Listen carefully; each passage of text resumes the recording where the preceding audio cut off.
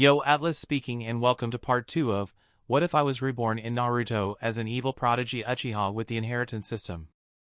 The playlist is above, and let the tale begin. Chapter 41, Kyuubi's Warning. It was noon. Kakashi and Uchiha Tunan sat in the restaurant, waiting for Minato. Uchiha Tunan looked at the layout of the restaurant. However, it was ordinary and a bit unsophisticated. As for what netizens said in the previous life, Ichiro Otsutsuki and the like, Uchiha Tunan did not have any intention of searching. Soon, Minato arrived at the Ichiraku noodle house with a female ninja wearing a green vest and red hair. Minato pointed to the kunoichi next to him and introduced, "Tunan, Kakashi, let me introduce you. This is Uzumaki Kushina." However, Kushina didn't hold back at all. She pushed Minato away, rushed to Kakashi and Uchiha Tunan, and looked them up and down curiously. Is this rumored new generation of Konoha's geniuses? Hello, I'm Uzumaki Kushina. Kakashi just nodded indifferently. Uchiha Tunan looked at Kushina and smiled. Hello, my name is Uchiha Tunan. I'm Minato-sensei's disciple. Minato smiled and scratched his head. Sit down. You guys are here. What do you want to eat? Kushina raised her hand and shouted, large portions of pork bone ramen. She took a look at Minato and added, 2 bowls. Uchiha Tunan didn't look at the menu. He only smiled and said, me too, but please add less seasoning. Personally like light food. Sorry to trouble you. Kakashi said lightly, I'm the same as him. Okay. The waitress nodded, put away the menu, and walked towards the kitchen. After a while, 4 bowls of pork bone noodles were placed in front of them. I'm going to eat first. Kushina couldn't wait to pick up her chopsticks and take the lead in eating. Suddenly, Kurama's voice sounded in Kushina's mind. Kushina. What? What's wrong, Kurama? I can sense that the little devil has a very heavy evil intention in his heart. Hearing this, Kushina's hand that was holding the chopsticks stopped, and then quietly looked at Kakashi. At this time, the Kyuubi in his body reminded him, it's not the white-haired one, it's that little brat Uchiha. Kushina looked at Uchiha Tunan, who was chewing slowly, and frowned. She replied in her heart. You're mistaken, Tunan looks as gentle as Minato. My perception is not wrong. His evil chakra makes me very uncomfortable. But compared to the evil intention in his heart, it is nothing at all. He looked over. What's wrong, Senior? Is there something on my face? He saw Uchiha Tunan staring at Kushina with a puzzled face, and at the same time, he took out a piece of paper and wiped it on his face. This kind of look was very strange. By the way, after Kushina died, could he inherit the ability of the Biju in her body? This was a problem. If he could inherit it, wouldn't he kill a few more people and he would be the natural Biju? If the cycle can be strengthened. Thinking of this, Uchiha Tunan looked at Kushina with a strange look in his eyes. He seems to have evil thoughts about you. Kushina's face slightly stiffened, and she changed the topic. Just now, I suddenly remembered that I often heard the villagers talking about you recently. Clang! Clang! Uchiha Tunan was stunned. The chopsticks in his hand fell to the ground. Then he lowered his head. With a dazed look, he said in a hoarse voice, is that so? At this time, Minato took a pair of chopsticks for Uchiha Tunan and handed it to him, saying in a gentle tone, eat it while it's hot, or it won't taste good. Uchiha Tunan nodded, picked up his chopsticks and began to eat the noodles, but his tears fell into the bowl one by one. Tunan, what's wrong with you? Kushina was stunned, not expecting such a big reaction from the other party. Uchiha Tunan raised his head, his eyes were red, and there were faint tears flashing. He forced a smile and said, ah, it's so delicious. I've never eaten such delicious noodles before. After saying that, he quickly lowered his head and continued to stuff the noodles into his mouth. Want another bowl? Namake's Minato reached out and patted Uchiha Tunan's back with a look of pity. Uchiha Tunan stood up with a whoosh. No need, I'm already full. I still have to tidy up the new house tonight. You guys eat slowly. Then, he walked towards Uchiha's house. After taking 2 steps, he sneakily reached out to wipe his tears. Namake's Minato reached out to say something, but stopped. Finally, when he saw Uchiha Tunan's figure about to reach the street, he shouted, "Remember to gather in front of the Hokage building at 8 o'clock tomorrow morning." Uchiha Tunan paused, nodded, and left without looking back. Kakashi expressionlessly put down his chopsticks, looked at Kushina coldly, and then said, "I'm also full." After that, Kakashi left. Minato looked down and saw that the noodles in Kakashi and Uchiha Tunan's bowl were basically untouched. This time, the two of them had no appetite. After a quick 2 bites, they left in silence. Along the way, Kushina felt that her brain could not work properly. "Minato, did I say something wrong? It shouldn't be too big of a problem. Just be careful in the future. It's so strange. I mean, the villagers are talking about him. Why is he so sad? How did the villagers discuss him? Genius, he graduated after a year in the ninja school. Shouldn't we discuss this?" Minato smiled, shook his head, and gently said, "So it was this matter. The 3 of us were wrong. Is there something special?"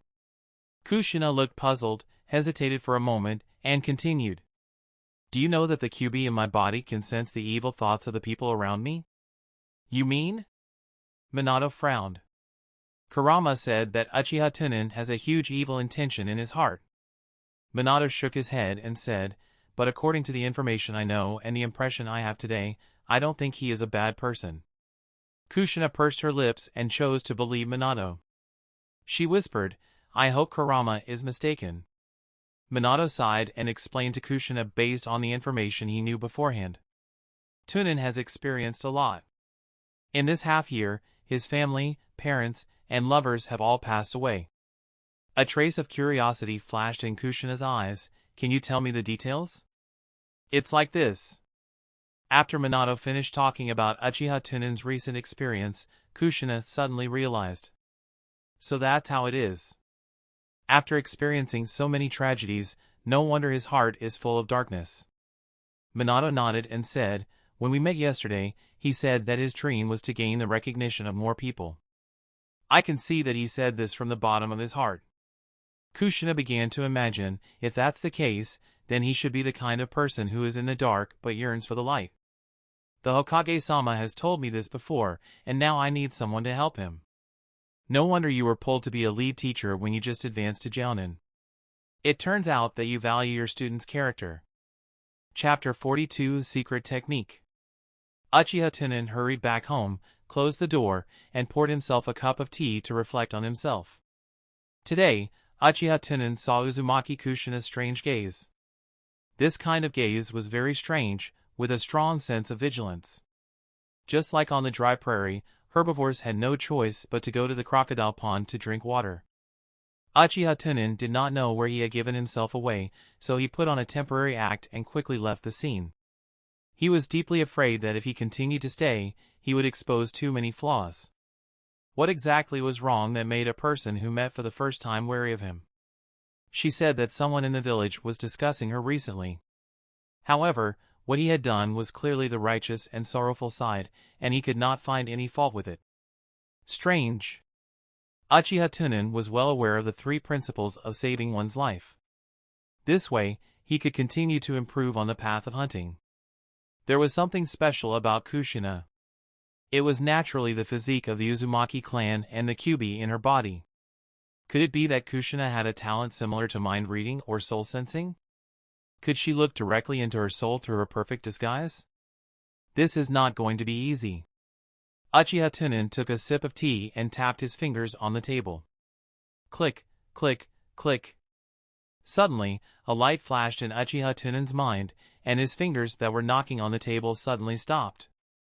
There is! Looking straight at the heart, right? Then I will add a disguise on the mind. The corners of Uchiha Tunan's mouth slightly curved up, and he came in front of the mirror. In his eyes, the 3 magatama spun rapidly. Illusion, hypnosis. I respect Kushina very much. I even treat her like a mother, seeking maternal love from her. She was like a bonfire in the dark night that lit up my heart. Whenever I saw her, the fire of my heart would ignite and disperse the darkness. Uchiha Tunan felt that his mind was in a trance. In the dark space of his mind, a flame bloomed. In an instant, tears of blood flowed out of Uchiha Tunan's eyes, and he had consumed a lot of his eye power. But the effect was also very obvious, and when he thought of Kushina, he felt a sense of closeness from the bottom of his heart. The prey is the prey after all. You can't escape. Hiss, this damn heartache. In the dark room, a low, magnetic voice rang out. In the evening, the great elder came to Uchiha Tunan's house and specially brought Uchiha Tunan to a place. The South Shore Shrine. This was the most core place of the Uchiha clan, and also the spiritual symbol of Uchiha. Only the clan leader and the grand elder could enter and leave freely. There were no electric lights here, and only oil lamps were used to illuminate the place. In the room, the green light swayed, pushing back and forth the shadow of the grand elder and Uchiha Tunan on the wall. Tunan, this is the origin of Uchiha's clan. Usually, if there were any major events, everyone would gather here. This time, I called you here for two things. The last time you provoked the higher-ups of Konoha was very good. Hiruzen Sarutobi was forced to give Uchiha a generous compensation. This portion belongs to you. As the great elder spoke, he pushed a brand new bank book in front of Uchiha Tunan. Uchiha Tunan glanced at the number on the bank book expressionlessly. 600,000. It was equivalent to the reward for carrying out an A-level mission. If it was for pork bone noodles, it would be 10,000 bowls. Seeing that Uchiha Tunan was not interested in this huge sum of money, the great elder admired Uchiha Tunan even more. This kind of compensation is already very good. After all, we can't find conclusive evidence. You are still young, and the family is afraid that you will lose yourself if you have too much money. Therefore, after some consideration, I only gave you 600,000. The rest of the money will be deposited in the family.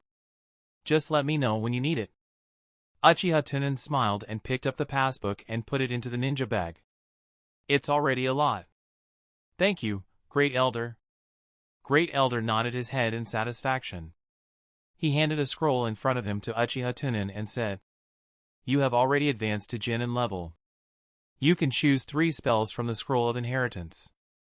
This time, the spell is more advanced than the last one. However, after discussing with Fuyue, I decided to give you the family's strongest secret. Uchiha Tunan had never heard of any powerful arts in Uchiha's clan. Could it be Izanagi? Uchiha Tunan spread the scroll open. The beginning of the scroll recorded the name of this arts. The technique of instant separation. This is, Uchiha Tunan was slightly startled. The corners of the great elder's mouth curled up slightly, and he began to introduce. The cultivation difficulty of this technique is beyond S-class, and it is classified as a physical illusion technique. However, because the difficulty is too high, the later generations have studied it and divided this technique into the body transformation and clone technique. Later, the second generation of the Hokage, Tobarama, borrowed this technique and created the body clone technique. Instantaneous clone technique, body flicker technique. Uchiha Tunan suddenly thought of a person in the original story. His body flicker technique was not a movement-type ninjutsu, but rather a lot of physical clones during battle. These physical clones would not disappear after being attacked like the shadow clones. It was a divine skill. Uchiha Tunan rolled up the scroll and said gratefully, Thank you, Great Elder. The Great Elder spread out a huge scroll in front of him and pointed at the scroll. Choose another technique. It is not that the clan is reluctant to part with more techniques, but this is the rule set by the ancestors. I understand. Uchiha Tunan was not greedy. Ninjutsu was not as good as more. Then, he looked at the scroll. The ninjutsu recorded on this scroll was obviously much more advanced than the last time he saw it. Most of the ninjutsu, jinjutsu, and other kinds of combination techniques. The difficulty of cultivation was very high, and the power and effect were not comparable to simple ninjutsu. In the end, Uchiha Tunan saw a tactic at the back of the scroll. His eyes lit up and he pointed at the spell. This is it. The Great Elder looked in the direction Uchiha Tunan pointed. Secret technique, Beast Devour. The Great Elder immediately narrowed his eyes and frowned. This spell is used on ninja beasts. Usually, you can use chakra to transform the physique of ninja beasts, and at a critical moment, you can let them go berserk. This spell was developed by Uchiha's ancestors using the insect devour of the Aburame clan. The actual combat effect is not too great.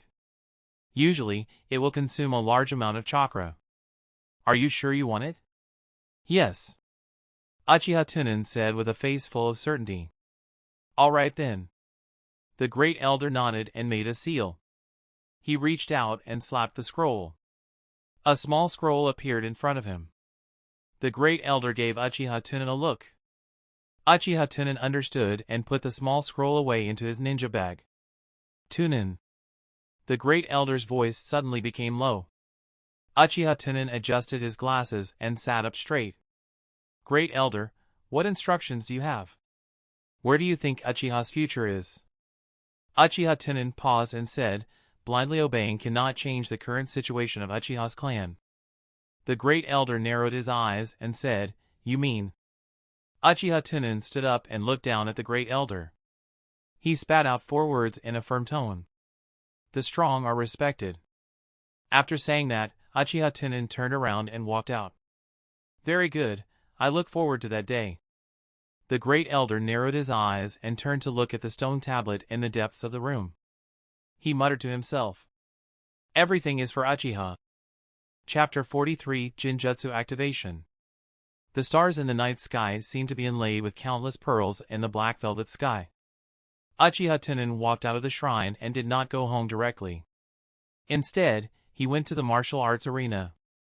It was extremely difficult to practice the instant clone technique. After all, it was an illusion technique. It was not something that ordinary geniuses could learn. Uchiha Tunan estimated that he would have to spend a long time. Perhaps he would have to eat a few more rations before his talent could reach the standard for learning. Relatively speaking, the beast devouring was much simpler.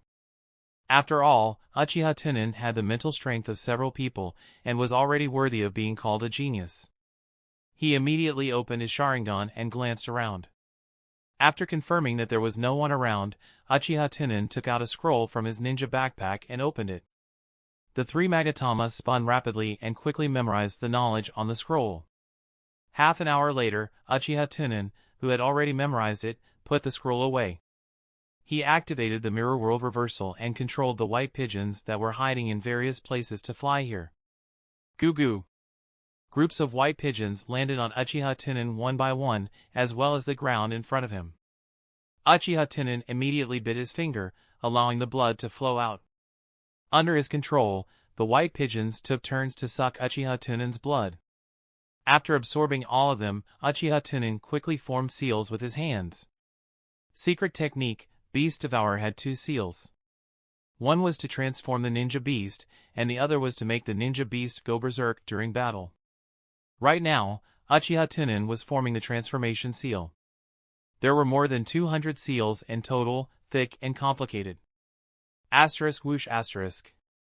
After Uchiha Tunan finished forming the last seal, he immediately reached out and slapped the ground. Secret technique, Beast Devour. Powerful chakra fluctuation gushed out and poured into the body of the surrounding white pigeons. The appearance of these white doves began to change at a speed visible to the naked eye. While the body expanded, the feathers on the body also changed from white to bright red. The soft beak gradually bent, shaped like the fangs of a beast, and became hard under the transformation of chakra. As time went by, the body of the white pigeon was still expanding, and its feathers began to turn red and black. It was just like another type of crow. At this time, Uchiha Tunan had already consumed more than half of his chakra. However, this initial transformation had to be completed in one go, otherwise, all his previous efforts would be wasted. Uchiha Tunan was expressionless as he squeezed the chakra in his body to his heart's content. 10 minutes later, the white pigeon successfully transformed. Its appearance also became like a black eagle, especially its beak that was suffused with a dark metallic luster. It made people feel extremely dangerous with just a glance. It revealed the aura of a fierce beast. Uchiha Tunan stopped casting and let out a long sigh of relief. He reached out to wipe the cold sweat on his forehead. These white doves immediately returned to their original appearance at a speed visible to the naked eye. Looking at these docile white doves, no one could imagine their previous savage appearance. The eyes of these white pigeons revealed a bit of humanity, and they kept rubbing against Uchiha Tunan intimately. Uchiha Tunan clearly felt that the connection between him and these white pigeons had deepened. Moreover, he was constantly sending chakra to strengthen their physique. Of course, the consumption of chakra did not exceed the speed of Uchiha Tunan's recovery. The corners of Uchiha Tunan's lips curled up, revealing a strange smile. He stretched out his finger and scratched the neck of a white pigeon. Next time I have a chance to open up meat for you. The next day, Uchiha Tunan got up and washed up. He cooked a bowl of porridge and ate it. After putting on the forehead guard, he packed up the ninja tools and headed to the Hokage building on time. When he reached the door of the Hokage building, he found that Minato and Kakashi had been waiting for a long time. Uchiha Tunan bowed apologetically, sorry to keep you waiting. Minato scratched his head and smirked. It's fine, it's fine. There's still a while before the appointed time. It's just that we came early. Uchiha Tunan nodded calmly. Seeing that the two of them had no intention of moving, he couldn't help but be puzzled. Are we going in now? Minato seemed to have remembered something bad. His expression stiffened slightly, and he said with a guilty conscience, wait a minute. The three of them waited for an hour before seeing Kushina trotting over. She was holding a white plastic bag in her hand, and there were 3 lunchboxes in the plastic bag. With one hand on her waist and one hand on her waist, she lifted the plastic bag and said, you definitely haven't had breakfast, right? This is the breakfast I specially prepared for you. Minato looked at the sky and breathed a sigh of relief, thank you so much. Kushina took out a lunchbox from the plastic bag and handed it to Uchiha Tunan. Come, Tunan, this is specially made for you. I remember that you like light-flavored ones. Uchiha Tunan did not reach out to take it, but just stared at the lunchbox in Kushina's hand. After a few breaths, he slowly raised his head and looked at Kushina. Just as the two of them looked at each other, the hypnosis in Uchiha Tunan's mind began to work on its own. Uchiha Tunan's eyes seemed to become a little crystal clear, and the look he looked at Kushina gradually became attached. Why are you looking at me like that? Kushina felt that the look in Uchiha Tunan's eyes was strange. Thinking of what Kurama said to her yesterday, she subconsciously swallowed her saliva. What is this little brat thinking about? He can't possibly want to kill me, right? Uchiha Tunan pursed his lips and pushed the lunchbox back. Then, he put his hands on his knees and bowed deeply to Kushina. Thank you for your kindness, Kushina-senpai. It's just that I have already eaten this morning, and I can't eat it now. Hearing this, Kushina's mouth twitched slightly, and she put on a fake smile and said, okay. She was roaring in her heart. Damn it, I made breakfast for you early in the morning, and you didn't even try it. If not for your pity, I would have let you have a taste of my fist. Minato naturally saw that Kushina was on the verge of exploding, and he did not dare to touch her. Haha, it's getting late. Let's go in and receive the mission first. After saying that, he quickly pulled Kakashi and Uchiha Tunan into the Hokage building. After the three left, Kushina stomped her feet hard, picked up the plastic bag, and threw it at the trash can not far away. I'm so angry. Kushina put her hands on her hips, took a deep breath, and shouted in her heart. Kurama, did that little ghost have evil thoughts about me again? No. No? At least he is sensible. It feels very strange. Not only did he suddenly have no evil intentions towards you, but he also seemed to have great kindness towards you. More kindness than what Minato had towards you. And this kind of kindness is very similar to that of your human children towards their mothers. Kushina was slightly stunned, and was dumbfounded. No way, is it because I sent him breakfast? Maybe, the thoughts of humans are too complicated. They change just like that. In the Biju space, Kurama closed his eyes. In reality, the corners of Kushina's mouth curved up slightly, and her eyes flashed with confidence. It seems that I am quite liked by children when I am gentle. Chapter 44 Level E Mission. In the Hokage building, Minato led Kakashi and Uchiha Tunan into the office. Hokage-sama, is there anything suitable for us? Hiruzen Sarutobi glanced at Uchiha Tunan, who was following behind Minato and looking at him with reverence. He silently nodded to him. Then he said to Minato, there is a very troublesome E-level mission here. Take them to familiarize themselves with it. E-class? Isn't the lowest level a D-class? Minato looked puzzled. Hiruzen Sarutobi coughed and said, Ahem, it's mainly because the client this time is one of the first civilian ninjas to join Konoha. This person was too old and his legs were paralyzed, so he asked someone to issue the task of cleaning the house. But he was only willing to pay 200 taels of commission. Since he was a senior, we could only accept it. So it's like this. Minato hesitated for a moment, considering whether he should accept this mission. After all, this mission was only 200 taels, and he had 3 people in his team. According to the rules, he would be given 100 taels, while Kakashi and Uchiha Tunan would be 50 taels each. And the pork bone noodles would be 60 taels. It was really too little. Hiruzen Sarutobi also saw Minato's doubts and sighed. This mission has been released for several days, and no one is willing to accept it. After all, the reward is too little. If you are willing to accept it, the mission level can be recorded as D level. Uchiha Tunan looked at Hiruzen Sarutobi's tightly knitted brows with a distressed expression. He pulled on Minato's sleeve and said, Minato-sensei, accept it. Minato saw that Uchiha Tunan had no objections. He immediately nodded and said, no problem, we accept it. Sure enough, it was Tunan who was considerate. Hiruzen Sarutobi smiled kindly at Uchiha Tunan and handed the task list to Minato. The 3 bowed to Hiruzen Sarutobi and left the office. The door of the office handed the task list to Uchiha Tunan. You understand the mission this time, right? I'll have to trouble you too then. Uchiha Tunan took the mission list and smiled. I'm willing to help Konoha's seniors do something trivial, even if there is no reward. Just as the 3 of them walked out of the Hokage building, they suddenly saw Kushina's half-body stuck into the trash can, leaving only her legs fluttering outside. Kushina, what are you doing? Minato's mouth twitched. Clang, Kushina seemed to be shocked, and she fell to the ground along with the garbage bin, burying it in the pouring garbage. Kushina jumped out of the garbage bin, feeling crazy, and stuttered. Ah, nothing, nothing. Before he could say anything, he screamed and ran away. I still have something to do, I'll go back first.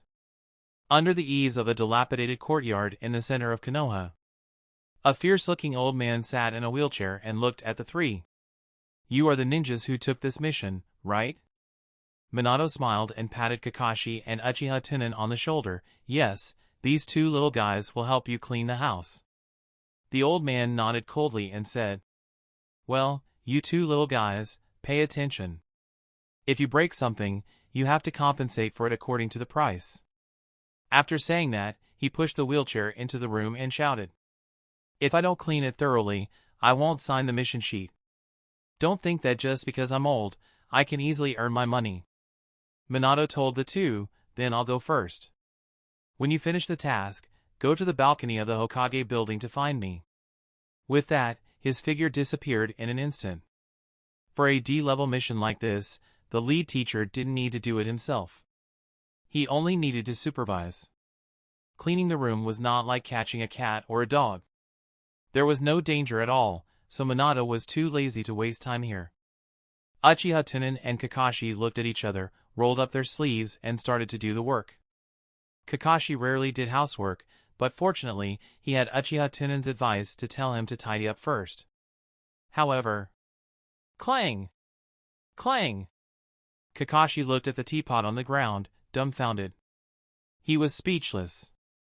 Just now, Kakashi wanted to put the teapot back into place, but just as he lifted it up, the handle directly broke. Damn brat, this is the teapot from the first Hokage. The old man who heard the voice rushed over angrily. Kakashi only replied indifferently, I will pay. Hearing that Kakashi took the initiative to compensate, the anger on the old man's face instantly disappeared. He took out a small abacus from his pocket and began to calculate. When I bought it back then, the price was 20 taels. Including the increase in the price now. You have to pay me 2,000 taels. Kakashi nodded and expressionlessly took out his wallet from his ninja bag. He began to count the money. Uchiha Tunan, who was placing the sundries into the drawer, quickly stood up and stopped Kakashi, who was foolishly giving money. He said to the old man, "Grandpa, go and buy a new teapot now. The most expensive is only 200 taels." Unexpectedly, the old man snorted coldly and looked at Uchiha Tunan with an unhappy face. "It has been so many years. This is already an antique. It is not expensive. What is expensive is the age and meaning. Can we discuss it?" Kakashi just picked it up normally. I didn't expect the handle to suddenly break. Kakashi did not want to waste time arguing over such a small amount of money. He pushed Uchiha Tunan's hand away and said, "Don't say any more. I will pay." The old man took the 2,000 taels that Kakashi handed over and stuffed it into his shriveled wallet. That's enough. You guys can continue." Uchiha Tunan sighed helplessly and said to Kakashi, "Kakashi, you go back first. I am better at cleaning the room." Kakashi did not want to do these garbage tasks in his heart, but he still whispered, "But this is my task." Uchiha Tunan smiled warmly and patted Kakashi on the shoulder. "This is our mission. As long as we complete it, it will be fine. Go back and cultivate properly. Increasing your strength is the greatest help to our team." Kakashi hesitated for a moment, but in the end, he nodded and said, "All right." The old man glanced at Uchiha Tunan and warned, "Little brat, you have already accepted the mission. You can't give up. After all, I have already paid." Uchiha Tunan smiled warmly and said, "Old grandpa, don't worry. I will do my best to clean up the room for you." After saying that, he continued to tidy up the messy items. Seeing that Uchiha Tunan was seriously tidying up, the old man felt relieved and went to the eaves to bask in the sun. Just as Uchiha Tunan was helping to tidy up the bedroom, he suddenly saw a short blade hanging on the wall. Uchiha Tunan narrowed his eyes slightly, took off the short blade and slowly pulled it out. The short blade was as bright as snow, faintly reflecting a cold light. Uchiha Tunan instantly recognized that this short blade was a precious chakra weapon. He quietly put the short blade back to its original place and buried his head in sorting it out. An idea emerged in Uchiha Tunan's mind. Chapter 45, Home-Cooked Meal. Under the eaves, the old man was drowsy under the sun. Suddenly, Uchiha Tunan's gentle voice came from the room. "Grandpa, were you also a ninja before?" The old man opened his eyes and shook his head. He became a little more awake and subconsciously said, "Have you heard of the Sana clan?" As soon as he finished speaking, he recalled something.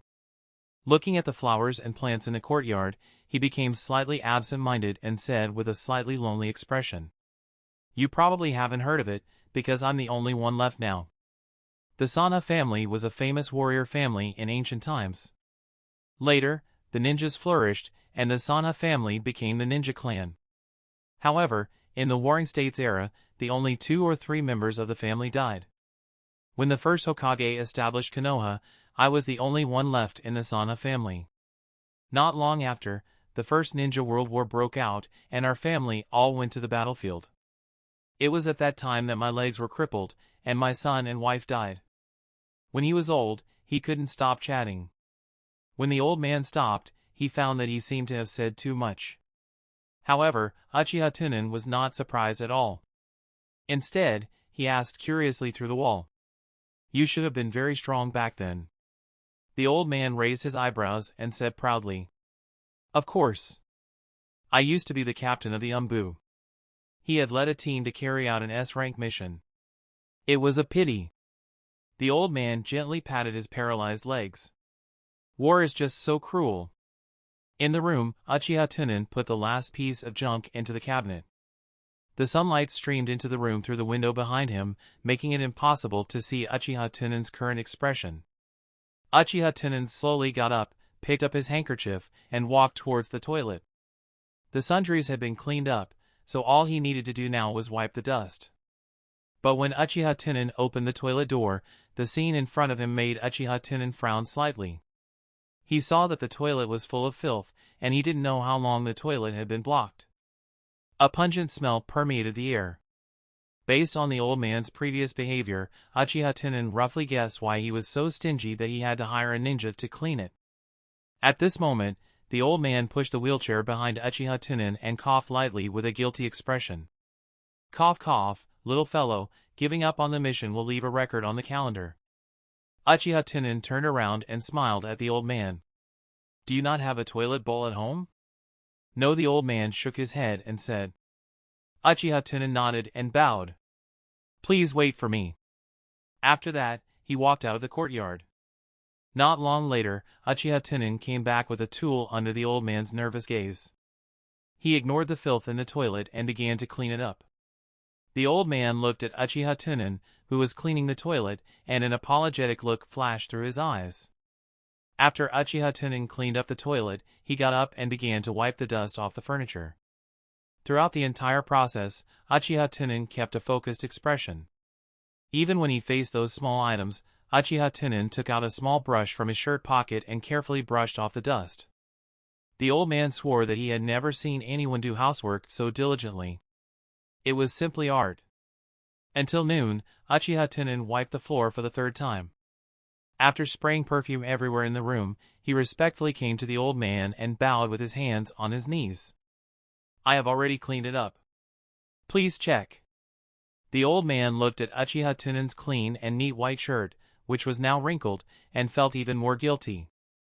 You did a good job.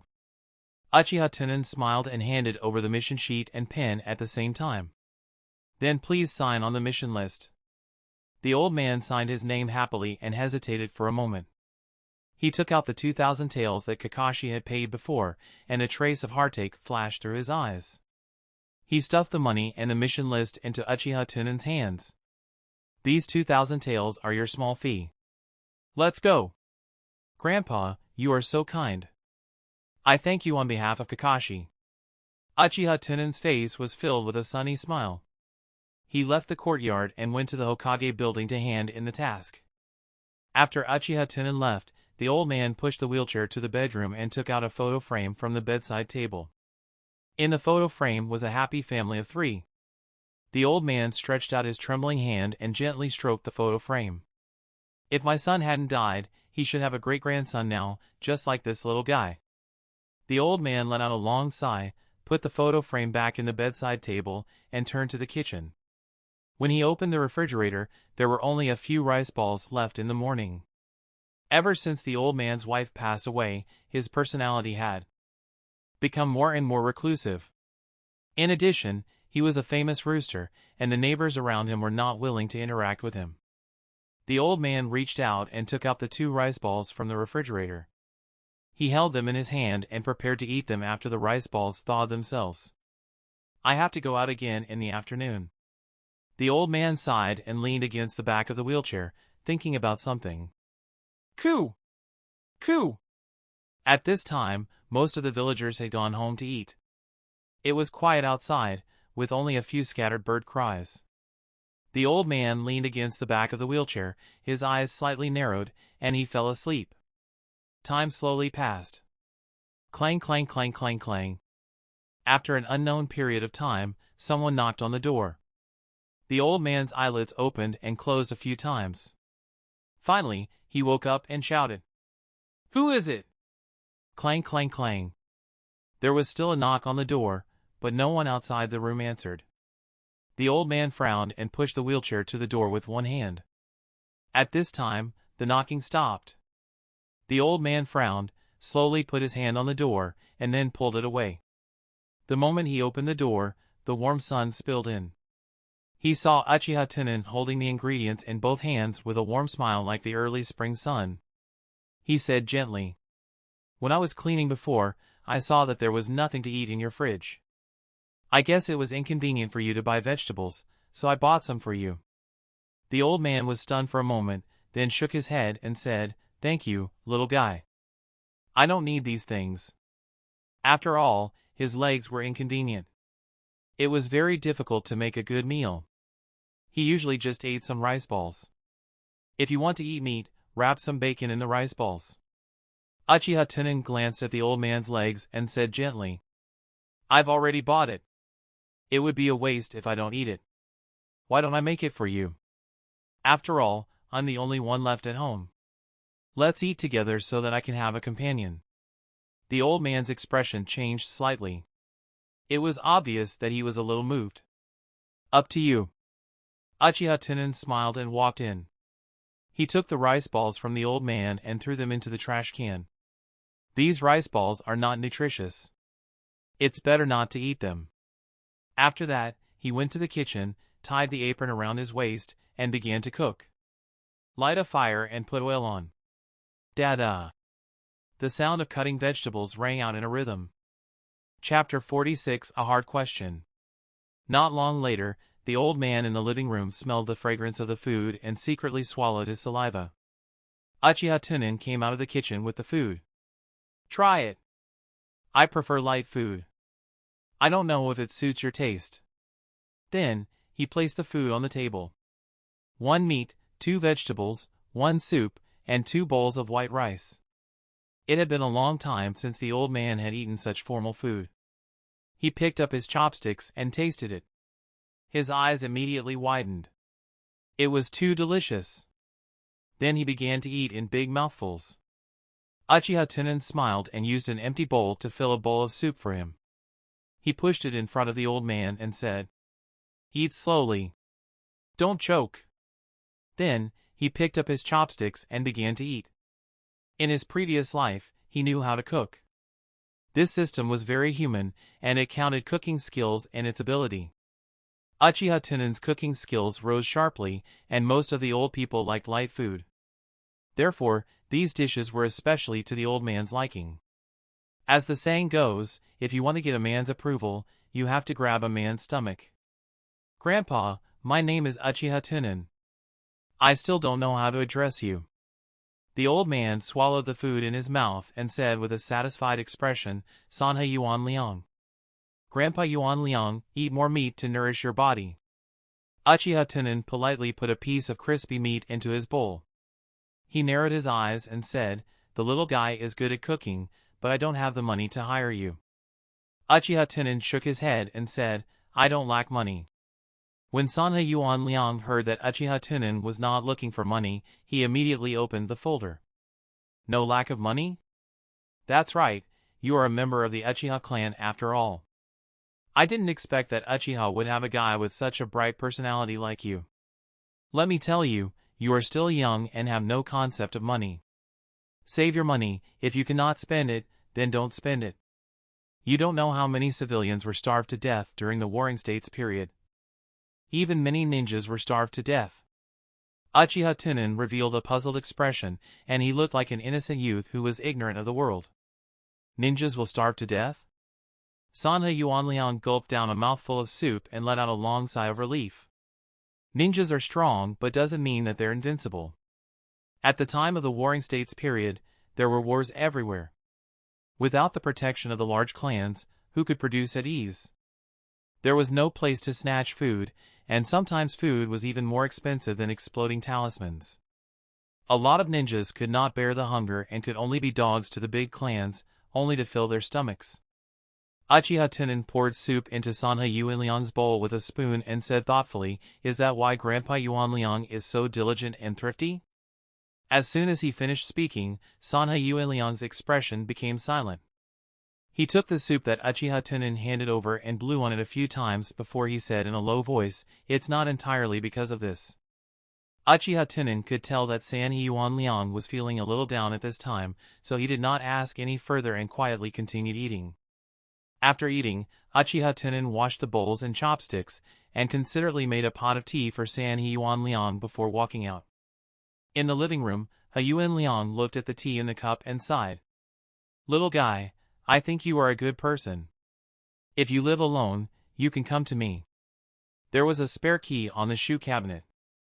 Uchiha Tunan stopped at the door, turned his head, and said in a happy tone, I have to train in the afternoon. I will move over tomorrow night. In the future, I would like to ask Grandpa Yuan Liang to give me some guidance. After saying that, he turned around and left. On the way to Kakashi's house, Uchiha Tunan was secretly calculating in his heart. This old fellow was a former captain of the Umbu in the past, so his strength should be very good. If he could get his approval, and then wait for him to die, who knows how many abilities he could get. Looking at his age, he should be not far from death. I just don't know how to inherit the ability when the time comes. If it is the ability before death, then it can only inherit knowledge. If it is to inherit the ability at its peak, then it is very impressive. You have to know that there are many old people in Konoha, and they can survive so many wars, they must be strong. It was not a joke to be old and mature, most of the people left behind were elites. Was this proper way to use the system? No wonder it was called the inheritance system. Uchiha Tunan felt that he had discovered a new exploit. He reached out and adjusted his glasses, his footsteps much lighter. The next day, before dawn, Yuan Liang woke up from his sleep. When he was old, his sleep became very light and he woke up early every day. Looking at the empty room, Yuan Liang couldn't help but think of Uchiha Tunan. That little fellow should be out on a mission in the morning. If he had to train with the lead teacher in the afternoon, he should be moving over at night. Sanha Yuan Liang climbed up from the bed with difficulty into the wheelchair and pushed out of the bedroom with both hands. However, just as he pushed open the bedroom door, he was stunned on the spot. He saw that the originally incandescent lamp in the living room had been replaced with a warm tone of the fluorescent light.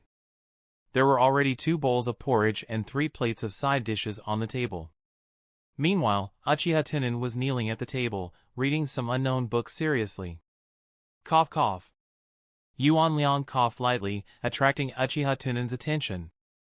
Uchiha Tunan raised his head and quickly ran behind Sanhe Yuan Liang, helping to push the wheelchair to the dining table.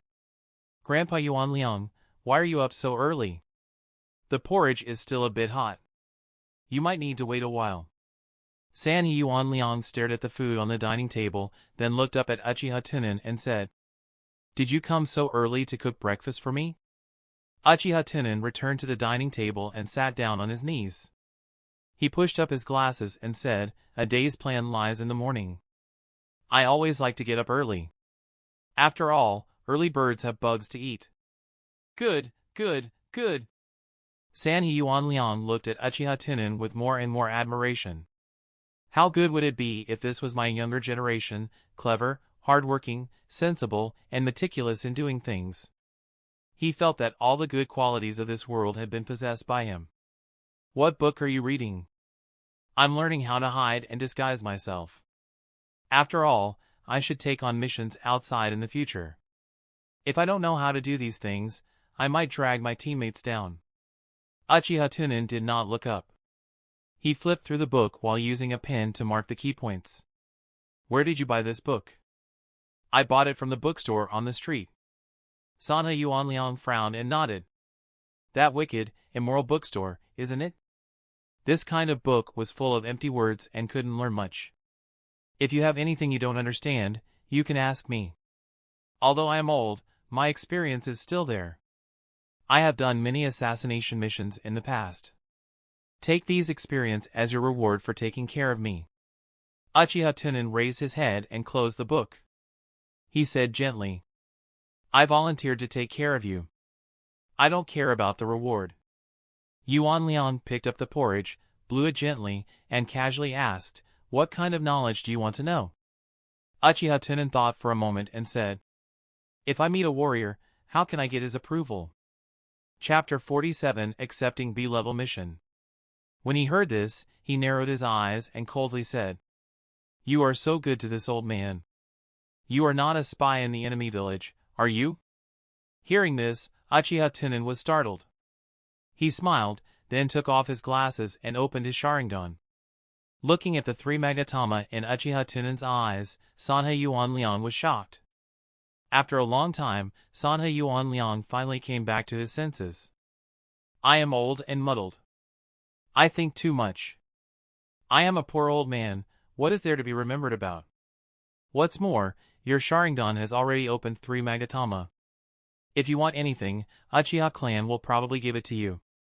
Sanha Yuanliang laughed at himself. While drinking the porridge, he explained to Uchiha Tunan. It is not easy to obtain the recognition of warriors. Warriors are a group of stubborn and religious people. You need to understand what a warrior spirit is. In fact, the warrior spirit refers to. Uchiha Tunan chewed the food while listening attentively to Sanhe Yuanliang talking about the warrior spirit. Because Uchiha Tunan basically gave up on using his emotions to win the recognition of Tsukumo. After all, Tsukumo had Kakashi, and his feelings for his own son were always first. Uchiha Tunan could only think of ideals. After all, Grand Elder Uchiha's recognition of him was most likely due to his ideals. He felt that he was the future hope of the Uchiha clan and that he would be nurtured as an heir. As for the recognition of strength, it would probably only be useful if he met a true warrior. Sanhe Yuanliang only briefly talked about the warrior spirit. He said that he would talk about deeper content after Uchiha Tunan digested it. After the two of them finished eating, Uchiha Tunan washed the bowls and chopsticks. He found a woolen blanket and covered Sanhe Yuanliang. Sanhe Yuanliang looked at the woolen blanket on his body in confusion. Why are you covering me with this?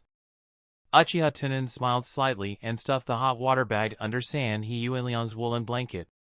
It's cold outside. It's too stuffy for you to stay at home all day. I'll push you out for some fresh air. All right. The two of them were like grandfather and grandson, walking through the streets and alleys of the Konoha village. Sanhe Yuanliang could no longer remember how long he had not gone out for. Even if he went out on normal days, he would at most go to the grocery store on the streets to buy some daily necessities. Along the way, the villagers on both sides began to point at Uchiha Tunan and talk about him. This scene also made Sanhe Yuanliang see it, and he couldn't help but ask. Are they talking about you? Uchiha Tunan pushed his glasses and said lightly. Yes, recently the village has been talking about me everywhere. This time, Sanhe Yuanliang became interested, and even his tone became a little lighter. I didn't expect you to be so famous. Tell Grandpa what it is. A stiff smile appeared on Uchiha Tunan's face. He pursed his lips and said in a low voice, let's talk about it next time.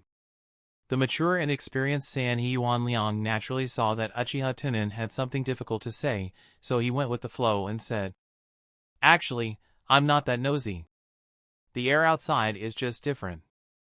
Just like that, Uchiha Tunan pushed Sanhe Yuanliang along the mountain path to the top of the Hokage rock to watch the sunrise. The gentle sunlight made the two of them look golden. Sanhe Yuanliang felt a sense of satisfaction that he had never felt before. He seemed to be a little younger. The village has changed a lot these years. Uchiha Tunan stretched out his hand and straightened up the velvet blanket that was about to curl up into a ball on Sanhe Yuanliang's body. He said in agreement, the changes in the future will be even greater. A kind look appeared on Sanhe Yuanliang's face. He asked like he was talking in his sleep. Tunan, do you know your chakra attribute? Uchiha Tunan looked at the gradually bustling Konoha village under the Hokage rock and said indifferently, why is Grandpa Yuanliang asking this? It's just a simple question. Uchiha Tunan nodded and said casually, no formal test, but I seem to have thunder, fire, water, and earth chakra. Sanhe Yuanliang frowned and said, no wind attribute? Behind him, the corners of Uchiha Tunan's mouth slightly curved. I think so. I see, Yuanliang seemed to be considering something. Grandpa Yuanliang, I will be having a meeting in half an hour. I will send you home first. All right. In the following days, Sanhe Yuanliang had completely accepted Uchiha Tunan, and the two of them were like grandfather and grandson. Sanhe Yuanliang even expressed that he wanted to pass on his ancestral Sanhe Fierce Wind Slash to Uchiha Tunan. However, Uchiha Tunan rejected him on the grounds that he was too young and his Sharingan had not been fully developed. Every morning, Uchiha Tunan would complete the task with Minato and Kakashi. In the afternoon, he would either go to Kakashi's house to practice, or cultivate some basic courses with Minato.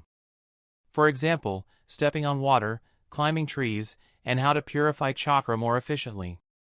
During the weekly party gathering time, Kushina would also come to visit him, and also show some concern for Uchiha Tunan. Every night, Uchiha Tunan would lock himself in his room to learn the instant clone technique. The cultivation difficulty of this profound technique was too great. Not only did he have to meet the requirements for the 3 forms of incandescence, but he also had enough talent and knowledge. For such a long time, Uchiha Tunan did not even enter the door.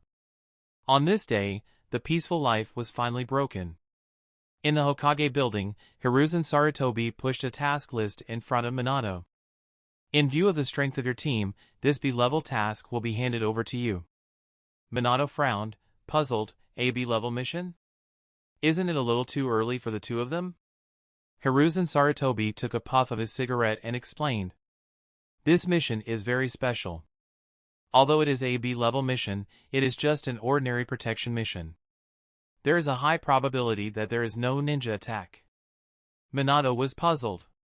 If there are no enemy ninjas, then shouldn't this mission be a C-rank mission? Hiruzen Sarutobi smiled and pointed at the mission list with his finger. It meant that the money was in place. The employer of this mission is the Fire Temple. Master Jigo of Fire Temple is going to Unoji Temple to debate the Dharma. You have to protect his personal safety. Although this mission wasn't dangerous, he couldn't let down his guard. After all, Master Jigo had a high status and was very likely to become the next abbot of the Fire Temple. I mainly saw how fast your Flying Thunder God was improving. If anything unexpected happens, you can also protect Master Jigo well. No problem. Minato put away the mission list and the proof of leading the village, and then turned to Kakashi and Uchiha Tunan behind him and said, After all, the mission this time is a long journey. You guys go home and pack up first, and meet at the village entrance at 1 o'clock in the afternoon. Uchiha Tunan nodded, and before leaving, he quietly exchanged a glance with Hiruzen Sarutobi. Then he left the Hokage building with Minato and Kakashi. Chapter 48 Preparation for Departure. After leaving the Hokage's building, Uchiha Tunan first went to Uchiha's place. He bought enough ninja tools and military grain pills from the ninja store. Then he quickly rushed back to Sanha Yuanliang's home. At this time, Sanha Yuanliang was drinking tea in front of the stone table in the courtyard. Who? Yuanliang took a light breath, and the tea fragrance from the cup mixed with the fragrance of the flowers in the courtyard, entering his nose. In the smell, there was a trace of bitterness and sweetness. Yuanliang took a light sip of tea, closed his eyes, and held the cup with a face of enjoyment. High-grade tea leaves really taste different.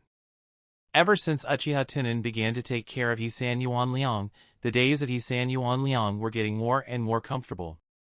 Not to mention serving tea and pouring water, he took care of all kinds of housework. The flowers and plants in the courtyard were trimmed by Uchiha Tunan every few days. Clothes, tea leaves, all kinds of strange tonics were brought home every day. Most importantly, all of this was from Uchiha Tunan's own pocket. In the beginning, Sanha Yuanliang refused. He felt that Uchiha Tunan was spending money randomly. Now, hiss, so fragrant, Sanha Yuanliang pecked again, his eyes narrowed, and he muttered. This little guy is really filial, but I don't know if he has no wind attribute chakra. If he had, hee. At this moment, Uchiha Tunan hurriedly walked in from outside the courtyard. Sanha Yuanliang woke up and said with a smile, Tunan, why are you back? Are there no missions today? Uchiha Tunan smiled and picked up the teapot on the stone table. He poured tea into his teacup and said gently, I received an escort mission today. I need to leave the village for a period of time. So I came back to pack up. After that, Uchiha Tunan walked into the house and began to pack his things. When Sanha Yuanliang saw this, he placed the teacup in his hand on the stone table and pushed the wheelchair to the door of the room. Since it is an escort mission, you have to perform well. This is your first C-level mission. Uchiha Tunan tidied up the room and replied, this mission is not C-level but B-level. When Hisan Yuanliang heard this, he was shocked. Anger rose in his heart, and he said in a deep voice, You have just become a genin. Why did that bastard Sarutobi arrange a B-level mission for you? Let's go, take Grandpa to him. Grandpa will uphold justice for you. Isn't he asking you to die? Uchiha Tunan smiled, his hands moving non-stop. It's not dangerous. It was originally only a C-level mission, but the employer is rich and overbearing, and the money he gave has reached the standard of a B-level mission. So the level of the mission also rose. Hearing this, Sanhe Yuanliang suddenly relaxed and smacked his lips. That's good. You're lucky to have met an employer with a lot of money. Uchiha Tunan walked around the room, fiddling with his things, and casually replied, You can't say that. He's just spending money to buy a peace of mind. Sanhe Yuanliang stroked his beard and thought for a moment. That's true. You and that brat Kakashi are both geniuses. Their strength is not something that ordinary genin can compare with. Moreover, that yellow-haired brat that lead you also has some skill and speed. The money spent by that employer is not a loss. What are you doing at home? Do you have so many things you need to bring? Uchiha Tunan wiped the sweat off his forehead, his hands still moving. I've prepared everything on the road. By the way, the microwave is on the stool for you. When you need to heat up the food, just open it directly. I will lower the daily necessities for you so that you can take them easily. After saying that, Uchiha Tunan went to the kitchen and opened the refrigerator. The refrigerator was full of things. Seeing this, Uchiha Tunan shook his head and said, We can't keep these ingredients. He then tied the apron around his waist, took out all the ingredients, and put them on the chopping board.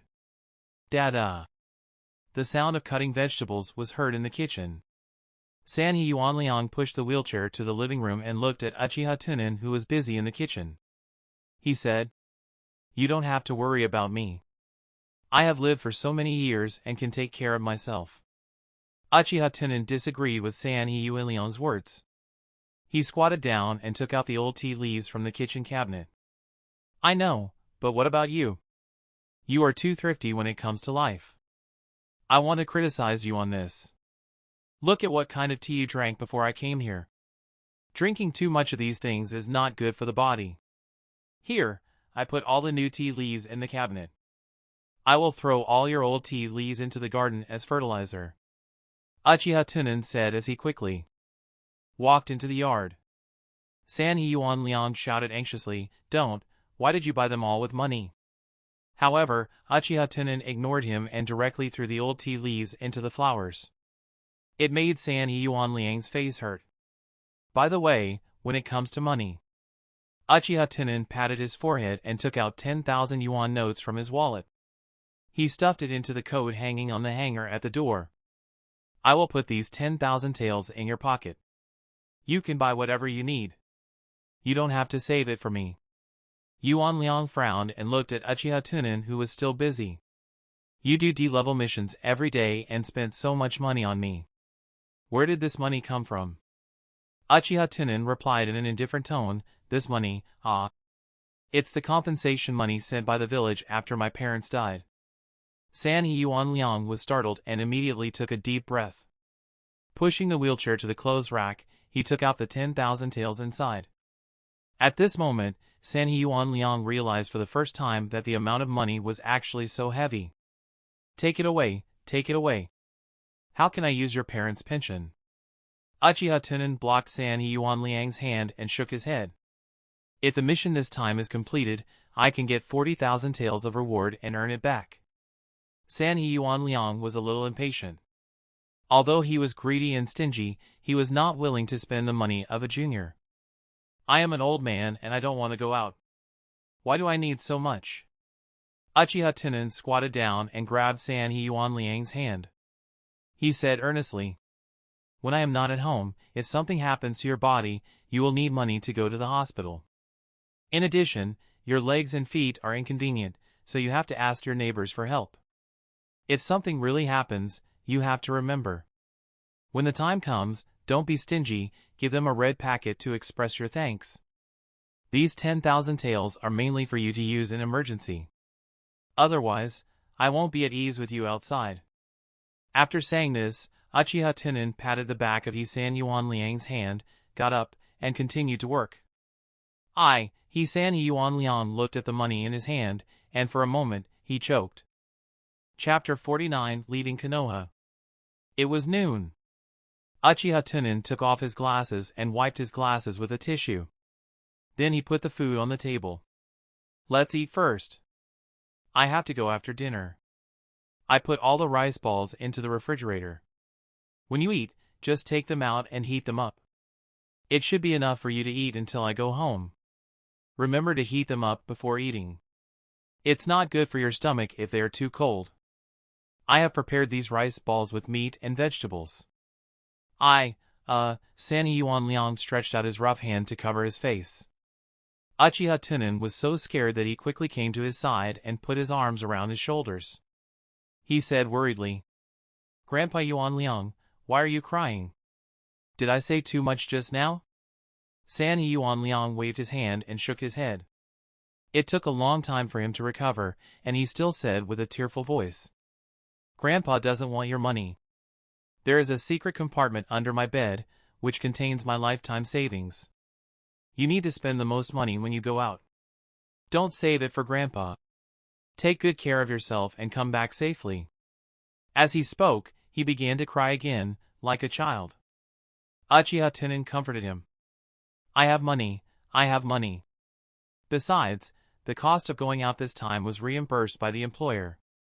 You can keep your savings for yourself. Saving money is your hobby after all. Then, okay. Yuan Liang heard this and sobbed a few times. He was still a little reluctant to use money. I've thought it through. I've been digging for my whole life and I can't bring this money underground.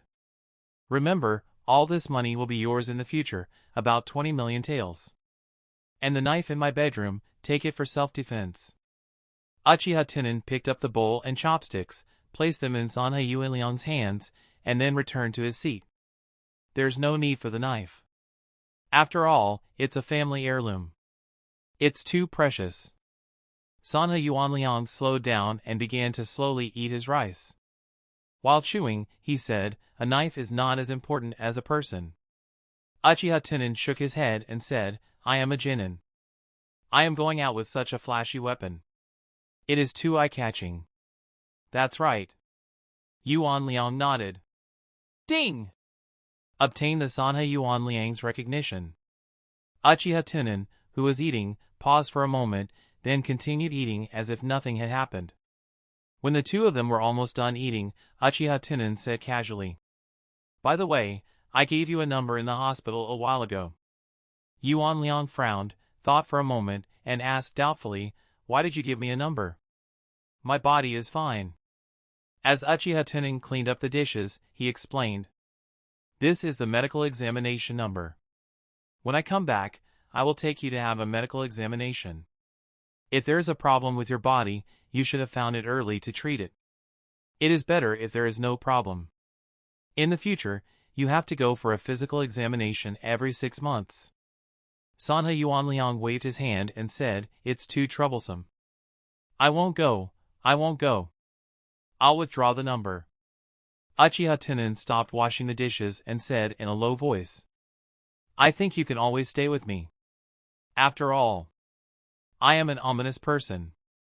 A trace of reluctance flashed through Yisan Yuan Liang's eyes. He sighed and said, "Okay, I will wait for you to come back and go for the physical examination together." After saying that, he pushed the wheelchair to the courtyard and looked at the neatly trimmed flowers and plants in the courtyard. No one knew what he was thinking. After a short while, Uchiha Tunan put on his ninja backpack and set off. When he passed by Sanny Yuan Liang, finally, he instructed, "You can put the clothes that you usually need to wash together. When I come back, I will wash them together for you." After that, he strode out of the courtyard. Yuan Liang nodded. Looking at Uchiha Tunan's back, he pursed his lips. Then, he pushed the wheelchair and chased after Uchiha Tunan, shouting, "Child, be careful. If there's anything you don't understand, just ask your teacher. Eat more outside, don't make yourself suffer." Before he finished speaking, Uchiha Tunan had already walked out of the courtyard. At the boundary of the village entrance, Uchiha Tunan arrived 10 minutes earlier than the agreed time. Minato and Kakashi had been waiting here for a long time. Even Kushina took the time to send them off. "Sorry to keep you waiting. Uchiha Tunan bowed to the three with an apologetic face. Minato scratched his head with a silly smile. Ha ha, I'm not late. You don't have to apologize. Kushina put her hands on her waist and walked in front of Uchiha Tunan. She patted him on the shoulder and said casually, "Little Tunan, you don't have to be so polite with us. It will seem very foreign." Uchiha Tunan nodded obediently and said, "I will pay attention. Next time, Kushina-senpai." Kushina smiled and tried to be gentle and kind. She bowed slightly and said, "Little Tunan, have you brought all the things you need to prepare when you go out? For example, kunai, the sword in your hand, and the military grain pills."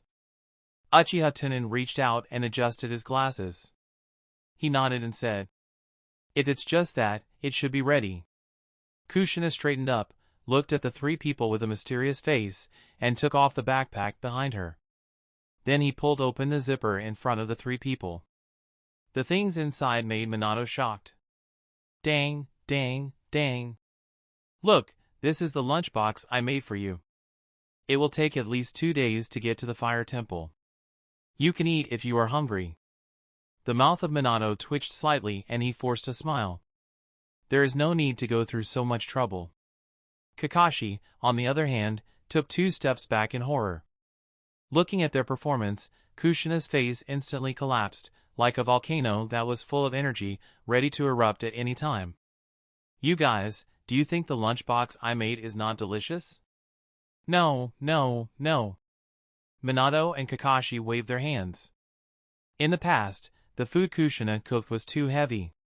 But ever since she met Uchiha Tunan, in order to take care of his light taste, Kushina developed a habit of not putting salt. But for Minato and Kakashi, it was simply hard to swallow. Although the grain pills had no taste, they could be eaten in one bite. However, these bentos needed to be chewed one bite at a time. There was no taste, and he could not swallow it even if he wanted to. Just as Kushina was about to explode, Uchiha Tunan had a face full of joy, and he put his hands together and said, "Kushina-senpai prepared so much for me? Thank you so much." Kushina's anger was instantly extinguished, and she looked at Minato with a proud face. She pulled her backpack and stuffed it into Uchiha Tunan's arms. "Tunan is the most knowledgeable." Minato smiled awkwardly and quickly changed the topic. "It's getting late, let's register and set off." In this way, the three of them went to the village registration office to show their mission sheet and leave the village, and then left Konoha together. Behind them, Kushina kept waving her hands and saying goodbye. "Be careful, come back early." Chapter 50 Ominous Scheme. At the same time, the famous mansion of the Wind Nation. The famous name of the Wind Nation knelt behind the curtain, and the advisors sat on both sides. The latest information is that Master Jigo of the Fire Temple is going to the Unoji Temple to discuss Buddhism. What do you think? A deep voice came from behind the curtain. Below, an old man kneeling at the front thought for a moment and said, "The situation is very bad." This seemed to be an exchange of faith in Buddhism, but in fact, the Fire Country was offering an olive branch to the Tang Country. Hearing this, the old man was slightly stunned and asked doubtfully, "Mr. Gongsi, why do you say that?" Gongsi narrowed his eyes and stroked his beard.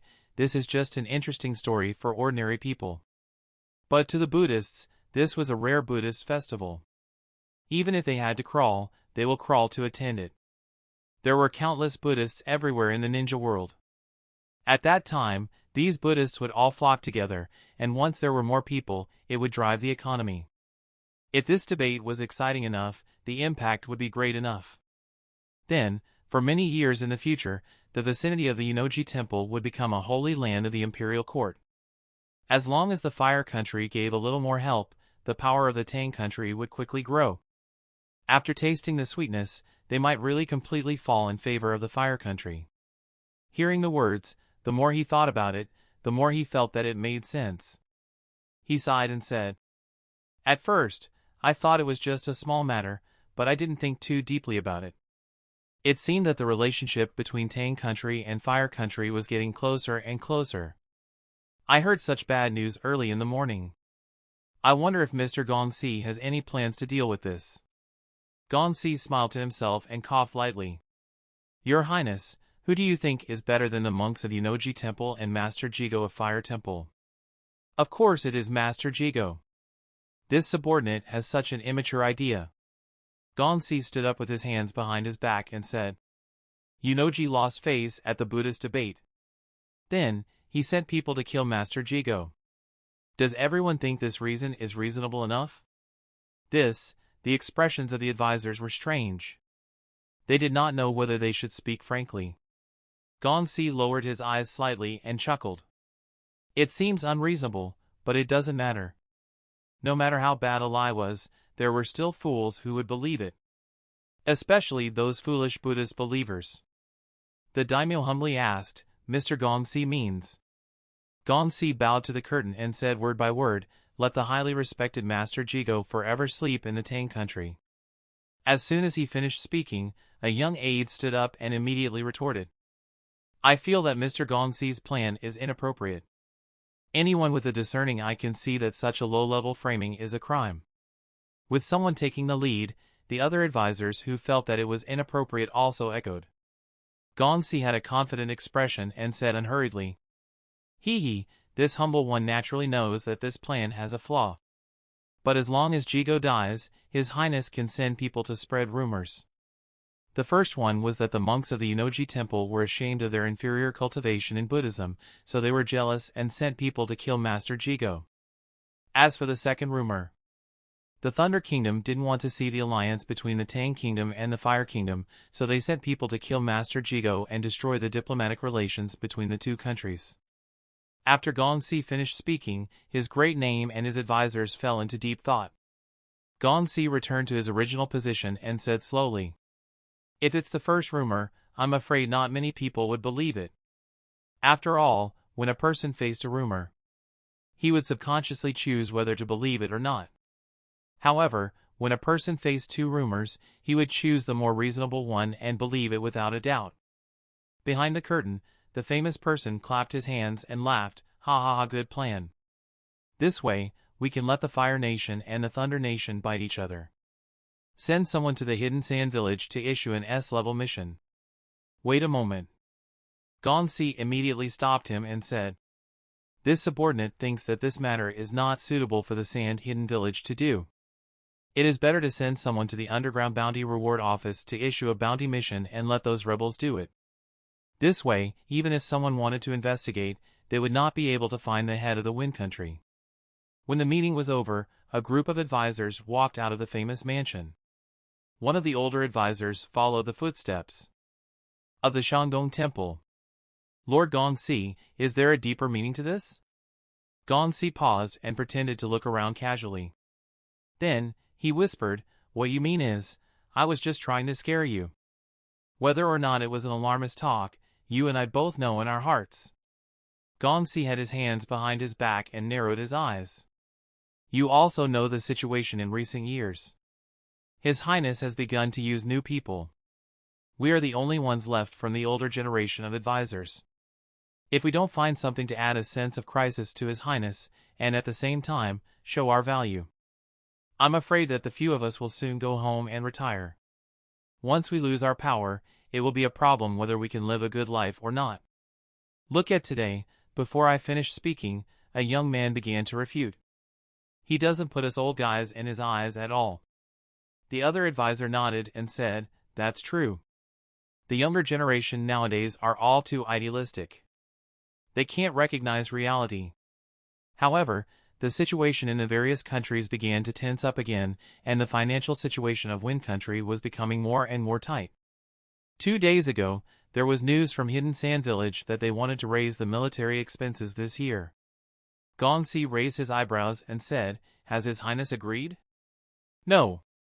Gonsi nodded and leaned his head close to his ear, whispering, Help me do something. I don't like that young man today. Tell Hidden Sand Village that he is corrupt and accepting bribes, and get a few reliable ninjas to help investigate. As long as there is conclusive evidence in front of me, I will personally donate 500 million taels to supplement the military funds. After Gonsi finished speaking, he gently patted the other person's shoulder and turned to leave. After taking 2 steps, he seemed to think of something and turned back. By the way, it doesn't matter if the evidence is real or fake, as long as it can prove that he is guilty. 2 days later, Minato and his group arrived at the fire temple. At the gate of the temple, the sweeping monk saw the three of them and immediately put his hands together and said, "The three of you are ninjas sent by Konoha." Minato nodded and took out the mission list from his ninja backpack. "Yes, this is the mission proof." The sweeping monk handed the mission sheet back to Minato and nodded. "Master Jigo is meditating in the meditation room. Come with me." The group followed behind the young monk to the meditation room in the backyard of the fire temple. At this time, Jigo was meditating and chanting sutras in the meditation room. Suddenly, Diwu frowned and suddenly opened his eyes. He muttered to himself, "Such pure evil thoughts." As soon as he finished speaking, there was a knock on the door. "Sensei, Konoha's ninjas are here. Bring them in." Minato and the other two entered the meditation room and bowed to Sensei. "Greetings, Master Jigo." Jigo had a smile on his face as he put his palms together and said, "There is no need to be so polite. I will have to trouble you all along the way. This is our mission. You can rest in Fire Temple for a night. We will set off tomorrow morning." "Okay." At this time, Jigo shifted his gaze to Uchiha Tunan and took out a Buddhist scripture from his bosom. He smiled slightly and said, "This little guy with glasses, I have a Buddhist scripture for you. If you are interested, you can have a look. It can cleanse one's soul." Uchiha Tunan quickly put his hands together and respectfully received the Buddhist scripture. "Thank you, Master Jigo. I will take a good look when I get back. What does this old man mean? He gave me Buddhist scripture for no reason. Is it another Kushina?" Chapter 51 Reaching the Capital. On the other side, in the underground bounty office of the Tien country, Kakuzu had just completed a bounty mission and was happily counting the money in front of the counter. For Kakuzu, the happiest thing was to listen to the crisp sound of the money. Suddenly, Kakuzu paused, took out a note and handed it to the staff next to him. "This money is a bit old. Change to another one." "Okay, Sir Kakuzu." The staff quickly changed a new bill for him. At this moment, the person in charge of the bounty office came out from behind and whispered to Kakuzu with a mysterious face. "Lord Kakuzu, I just received news that there is a new S-rank mission." Kakuzu's eyes lit up. The S-rank mission represented a lot of money. "How much?" he asked immediately. 15 million taels. Kakuzu hurriedly put the money back into the box. "Leave the task to me." A trace of embarrassment flashed across the face of the person in charge, and he whispered, "This task is a top-secret mission. As long as you see it, you must take it. Moreover, the employer requested that each bounty can only arrange for one person to take the mission. Then I will take it. You should understand my strength." The person in charge nodded and took out a mission list from the safe. He handed the relevant information to Kakuzu and said, "The target of the assassination is Master Jigo of the Fire Temple." The employer had the time to request that the other party could only be assassinated after they left Inoji Temple. Moreover, the other party could not be allowed to enter the borders of the Kingdom of Fire. Kakuzu said with a puzzled expression, "You spent so much money just to kill a monk?"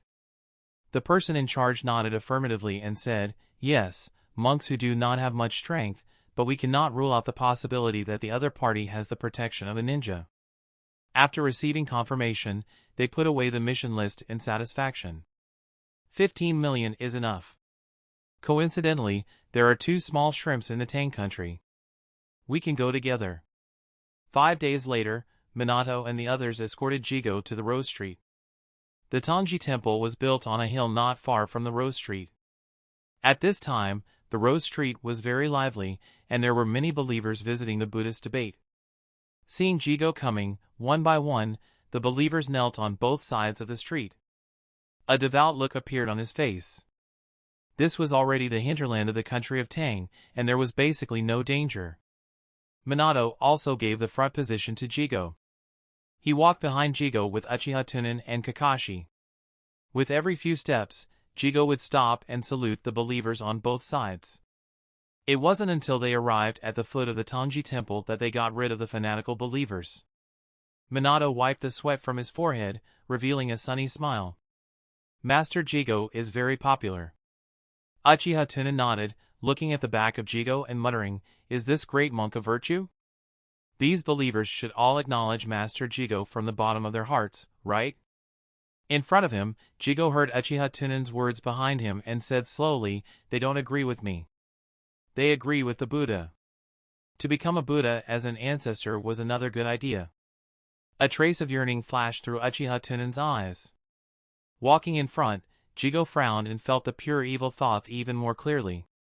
He immediately turned back to glance at Uchiha Tunan and said softly, "Little fellow, have you ever thought about what kind of person you will be in the future?" Uchiha Tunan adjusted his glasses and thought for a moment. "Before my father passed away, he taught me to be a caring person, a person who is out of the low-level interest, and a pure person." Minato smiled and reached out to rub Uchiha Tunan's head. "I believe you can do it." Hearing Uchiha Tunan's words, there was a flash of uncertainty in the eyes of Jigo in front of him. This kind of spiritual perception ability was called the heart's eye. It was obtained from cultivation after the day after tomorrow.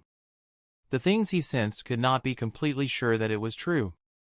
You have to take a look at the Buddhist scriptures I gave you often. If you feel confused one day, you can come to the fire temple to find me. The group of people had already arrived at the top of the mountain. They saw a group of monks from Tanji Temple holding their hands together to welcome Jigo. The head of Tanji Temple, Huizong, bowed to Jigo and said, "Greetings, Master Jigo." "Greetings, Grandmaster Huizong. Tomorrow is the Buddhist debate meeting. Please rest in the temple for a night, Master Jigo." "Very good." At night, Uchiha Tunan and Kakashi took turns guarding the safety of the Enlightenment. The first half of the night was Kakashi, and the second half was Uchiha Tunan. The crescent moon was like a small golden boat in the sparse branches. Jigo sat cross-legged in front of the Buddha statue and meditated. Meanwhile, Uchiha Tunan was sitting motionless in front of the door of the meditation temple. Secretly, he was distracted by controlling the white pigeon to conduct an investigation. In this world, he could not let down his guard at any time. The white pigeon hiding in various places opened its Sharingan. With the addition of the white Ibyakugan, everything in Rose Street was taken in. Uchiha Tunan clearly saw many people who possessed chakra. Most of these people were probably ninjas from the Tang country who had come to secretly protect the order. Suddenly, a figure was captured by the white pigeon and entered Uchiha Tunan's field of vision. This chakra. That was. Uchiha Tunan suddenly opened his Sharingan and activated Mirror World Reversal with all his strength, continuously closing his field of vision. A figure appeared in his pupils, and it was constantly enlarging.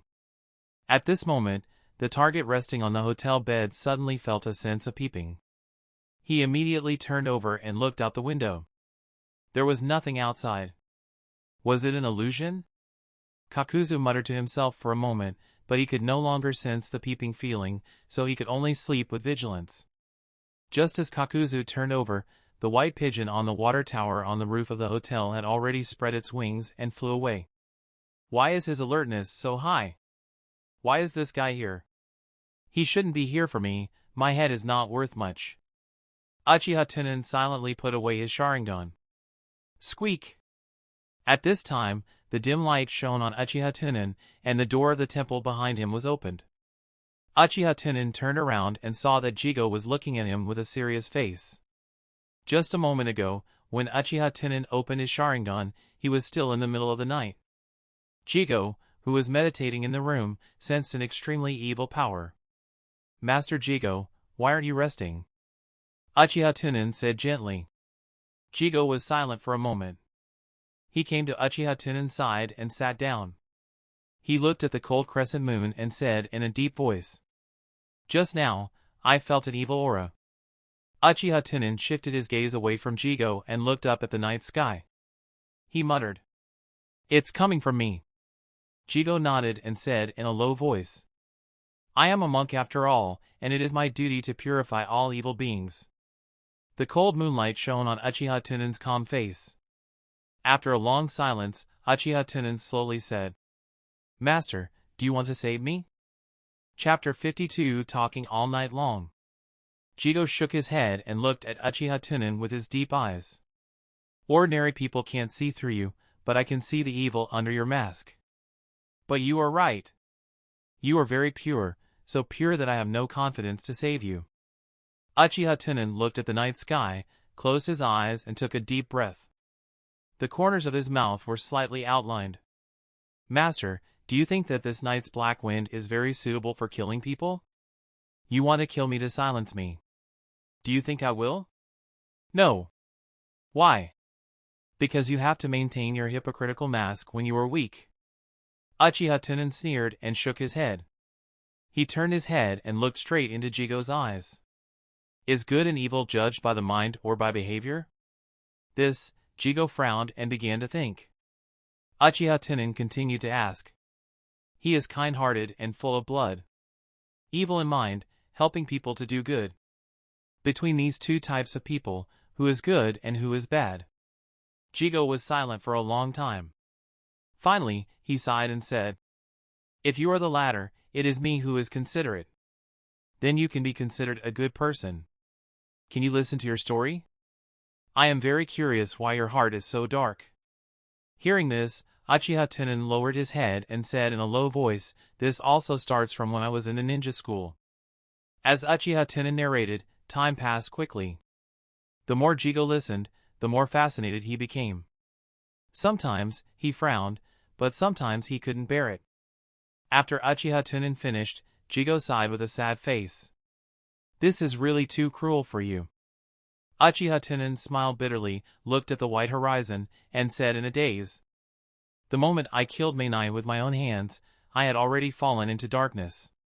But if I don't kill her, how can I face the dead Shiryu and the will of fire that I have always been holding on to?" Jigo looked at Uchiha Tunan's thin and small body. She could not bear to reach out and gently patted his shoulder, comforting him. "It is hard to resolve this evil fate. It is not your fault." Uchiha Tunan forcefully slapped Jigo's hand away. His entire body trembled as he roared in a low voice. "Since I'm not wrong, why are there always people who look at me coldly? Just like Master, you are always wary of me." Jigo was immediately stunned on the spot and said with a face full of shame, I didn't practice enough." Uchiha Tunan took a deep breath and waved his hand. "Sorry, I didn't control my emotions well. In fact, I have been reading the Buddhist scripture you gave me these past few nights." Seeing that Uchiha Tunan had restrained his emotions, Jigo said with a face full of guilt, "Has it helped you in any way?" Uchiha Tunan shook his head and said, "It's not much help. I just know what Buddha is." A hint of a smile flashed across Jigo's eyes. He did not think that Uchiha Tunan would be able to comprehend an ancient problem like what is Buddha just by reading an ordinary Buddhist scripture. However, he still asked curiously, "Can you tell me about the Buddha in your heart?" Uchiha Tunan said with a face full of sincerity, "Buddha is a symbol of wisdom and awareness. Your opinion is very unique." Jigo nodded and did not judge whether this statement was right or not. Uchiha Tunan struck while the iron was hot and said, "I saw a sentence in the Buddhist scriptures. Put down the butcher knife and become Buddha." Jigo smiled and explained, "It is said that this sentence was said by the great monk Shengyan, an ancient monk. He also asked the people of the later generations to spread it. It is said that the great monk Shengyan is the most close to the Buddha. However, countless monks wanted to understand the mystery of this sentence from the past to the present, but they found nothing. No matter how one thought about it. This sentence doesn't make sense." Uchiha Tunan nodded and said, "This sentence itself is a fallacy. It is used to deceive people." Jigo immediately stopped smiling and pretended to be serious. "Child, don't slander the ancestors of great virtue. How can this sentence be a fallacy? It is only because we are not proficient in Buddhism and have not comprehended it." Uchiha Tunan shook his head and said seriously, "The reason why this sentence is widely spread is to give the person holding the butcher's knife a reason to put down the butcher's knife. It is to save the person under the butcher's knife. If one person killed many people, he felt that he was unforgivable and could only continue to be wrong. But when he wanted to kill the next person, as long as he thought of this sentence, it was possible for him to stop killing. This was the wisdom of Master Sheng Yin. Hearing this, Jigo was stunned, and then fell into deep thought. But after thinking for a while, Jigo found a problem and asked Uchiha Tunan. What you said is very reasonable, but monks cannot deceive the world, otherwise they will go to hell. Master Sheng Yin is the first-generation monk, and the rules are set by him. How can he violate them clearly? So this does not make sense. This is the realization of Master Sheng Yin. Uchiha Tunan stood up and faced the sun in the sky. He opened his hands, as if he was trying his best to embrace the light. As the saying goes, if I don't go to hell, who will go to hell? Jigo instantly felt his scalp go numb. He muttered to himself like a madman. If I don't go to hell, who will go to hell? Wisdom, enlightenment, becoming Buddha. Facing the dim light of the morning sun, the corners of Uchiha Tunan's mouth gradually outlined. He said softly, "This world is very simple. If one's heart is in a mess, they will not be able to see this world clearly. The heavens have bestowed us a pair of eyes and a pair of ears. Why do we still have to go and waste our time?" Jigo quickly nodded and closed his mind's eye. The evil aura that had been lingering in his heart suddenly disappeared. The rising sun was dazzling. But in Jigo's line of sight, because of Uchiha Tunan's figure, the light was so soft. The night and day coexisted. When one side of the world fell into darkness, the other side must be light. The sky was bright. Ding! Obtained Jigo's recognition. When Uchiha Tunan heard the system notification sound in his mind, he tilted his head and smiled gently. The sunlight shone on Uchiha Tunan's face, making him look youthful and sunny. "Good morning, Master Jigo." Then, he turned around and left the place. Only Jigo was left sitting in the same place. After a long time, Jigo finally recovered and let out a long sigh. He got up and walked slowly into the monk's house, muttering non-stop to himself. Wisdom. Enlightenment. Become a Buddha. If I don't go to hell, who will go to hell? After returning to his room, Uchiha Tunan breathed a sigh of relief, and a smile appeared on his face. The reason why Uchiha Tunan would spend so much effort to fool Jigo. It was because when he opened his Sharingan before, Uchiha Tunan saw the deep and profound chakra in the monk's house through the ability of his eyes. He thought back to the plot in his previous life where he could blow up Kakuzu and send him flying. How could Uchiha Tunan not know that Jigo, who seemed to be on the verge of death, was actually a big shot?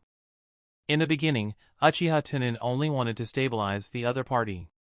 He was deeply afraid that Jigo would disregard everything and directly slap him to death. In the end, Uchiha Tunan found that the other party seemed to be fooled by him. He might as well put in more effort and trick the other party to close his mind while the other party was in a state of chaos. Then, he would gain the other party's approval in one go. Now, with a big shot like Jigo along the way, it seemed that he did not have to worry about a small character like Kakuzu at all. He even gained the big shot's approval. This mission, he earned a lot. Chapter 53, Buying Gift. The Dharma debate conference went very smoothly. Especially when Jigo talked about his understanding of Buddhism in the debate. Many words were not clear to outsiders, but in the ears of monks and Buddhist disciples, they were like words of truth. The entire debate conference lasted until evening. Jigo stayed behind with the enthusiasm of the monk in Tanji Temple and stayed for 2 more days before returning to Konoha. In the past few days, Uchiha Tunan observed Kakuzu's movements from time to time. He found that the guy was calm and stayed in the hotel. It seemed that he was waiting for something. It was obvious what they were waiting for in this situation.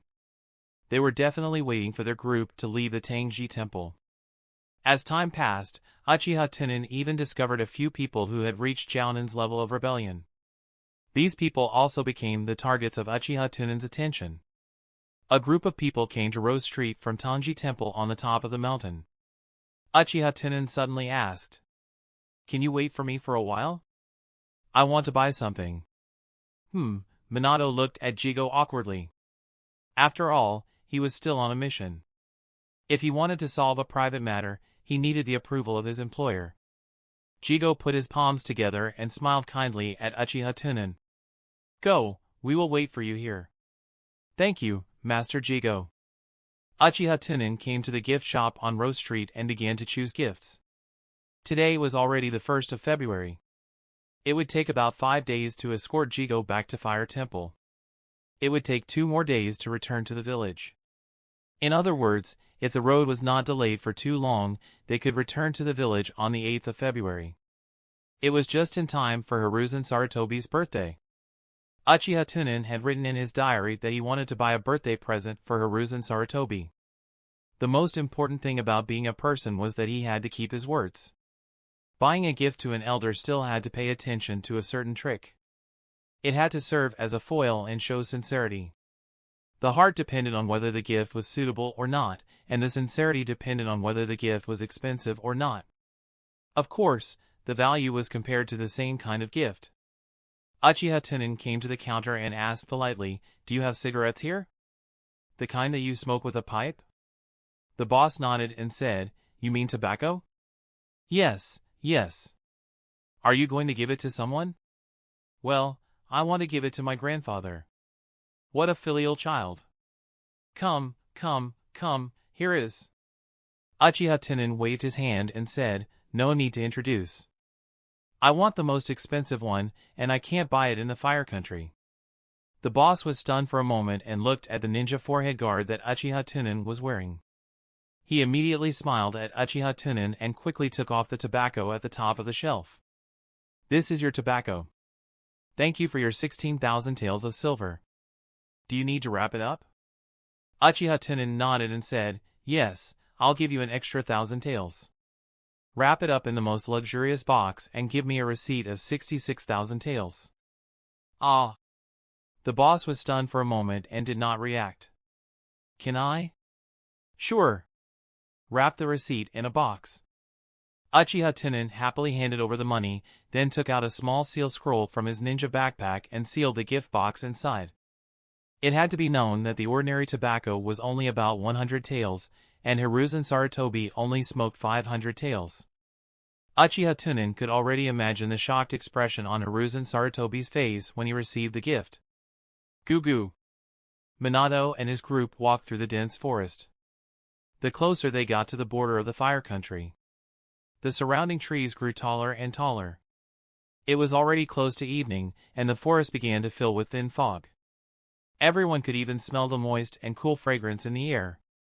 Every step he stepped on the soil would sink slightly. Obviously, it had just rained not long ago.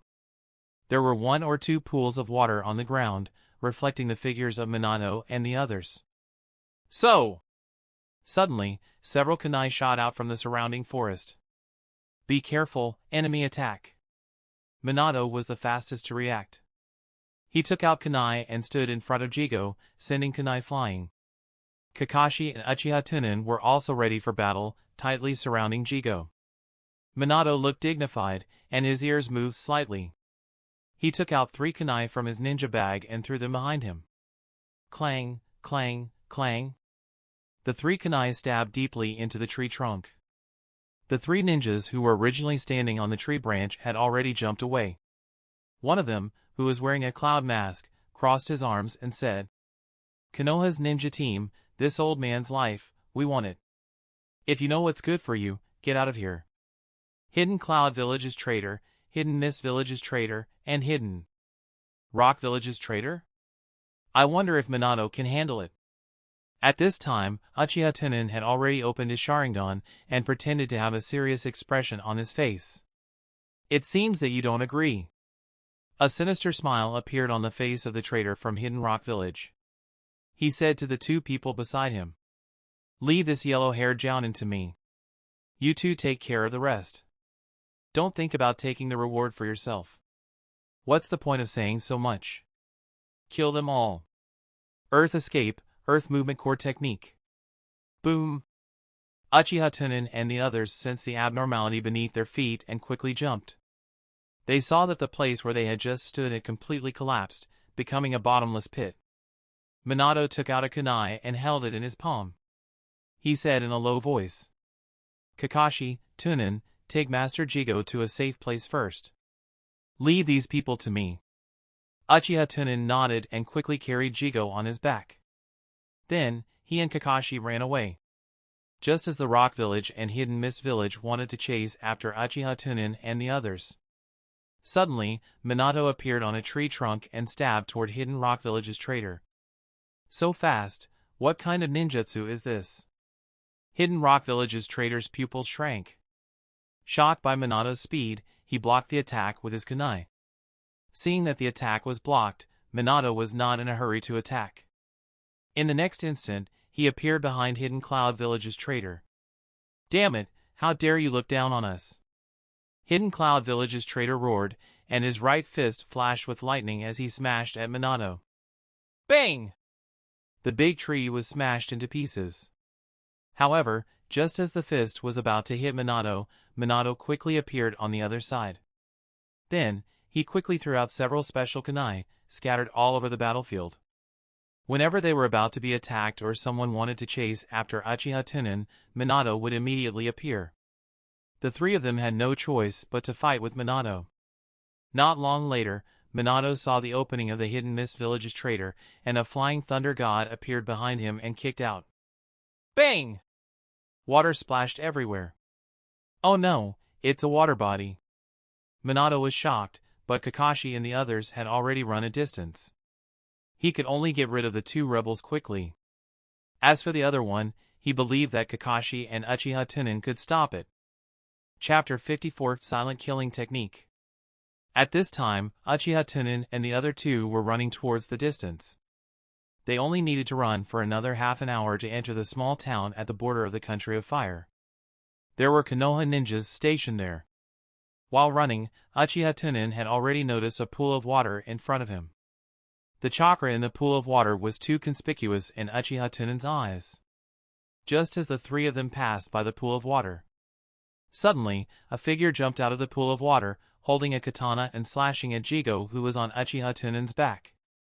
Just as the katana was about to land on Jigo's neck, Kakashi reacted quickly and took out his short blade to block the incoming katana. He immediately shouted coldly, "You go first." Then the two began to fight. Although Uchiha Tunan knew that it was impossible for Jigo to be killed by a district rebellion, he still felt pity in his heart. He ran away without looking back. Tunan, aren't you worried about your companions? Jigo, who was on Uchiha Tunan's back, said with a calm expression. Uchiha Tunan was silent for a moment before he calmly said, Kakashi is very strong. He will definitely be able to defeat his opponent. If he really died, Uchiha Tunan could only carve a wooden sculpture for him and pray every day. Jigo nodded and smiled. Your strength should be stronger, right? After all, you have awakened 3 Magatama. Actually, sometimes there is no need to hide your strength. Uchiha Tunan's heart skipped a beat. His expression did not change as he said, Kakashi is very strong. Jigo muttered, is that so? You're quite considerate of your companions. The two of them advanced like this for about 10 minutes, and the fog around them gradually became thicker. Through the vision of the nearby white pigeons, Uchiha Tunan saw the hidden Mist Rebel, who was waiting for a rabbit in front of him. At this time, Uchiha Tunan did not intend to hide in front of Jigo. After all, others had already seen through him. If he continued to hide, he would be like a clown. He immediately stopped and placed Jigo on a stone. Master Jigo, you take a rest first. Jigo nodded with a smile. Thank you for your hard work. When Uchiha Tunan stood up, the nearby fog had already become a milky white color. Silent Killing Technique. The 3 Magatama in Uchiha Tunan's eyes quickly turned, looking straight ahead. I like to kill people of Uchiha's clan the most. 3 Magatama Sharingan, huh? But in the thick fog, it is completely useless. I will personally dig out your eyes and soak them in wine. In the thick fog, the Mist Village rebel wanted to use words to destroy Uchiha Tunan's fighting spirit. However, he did not know that his every move was under Uchiha Tunan's eyes. He looked like a clown. Guess where I am? Swish! Uchiha Tunan bent his body to the side and dodged the blade that was sweeping over from behind him. At the same time, Uchiha Tunan slightly turned his head and looked at the Mist Village's rebel. Your luck is not bad. Did you manage to dodge it? Mist Village's traitor smiled cruelly and disappeared into the thick fog. In the thick fog, Mist Village's traitor was equivalent to having a range of perception and being able to know the enemy's every move. The surroundings were silent, and the warm moisture kept hitting Uchiha Tunan's skin, disturbing his senses. Misty Village's traitor seemed to have transformed into a beast in the dark forest, staring coldly at his prey. In this kind of environment, the mind would always be tense, worried that the sharp blade would suddenly appear in the next moment. This way, it would not take long for a person's mind to collapse. But for Uchiha Tunan, who had the ability to see through the eyes, all of this was meaningless. He quietly stood in place, waiting for his prey to take the bait. Time slowly passed, and the Mist Village rebel was somewhat surprised by Uchiha Tunan's willpower. He decided not to wait any longer and attacked again. The moment the Mist Village rebel waved his katana, Uchiha Tunan suddenly turned around and raised his kunai. Ding! The blade was easily held back by Tunan's kunai. In front of my eyes, you have nowhere to hide. The pupils of Hidden Mist Village's rebel slightly shrank, and he clearly saw the pair of slowly flowing Sharingan in the thick white fog. The attack failed, and the Mist Hidden Village's traitor quickly retreated. His face was ugly as he said, "How did you predict my attack?"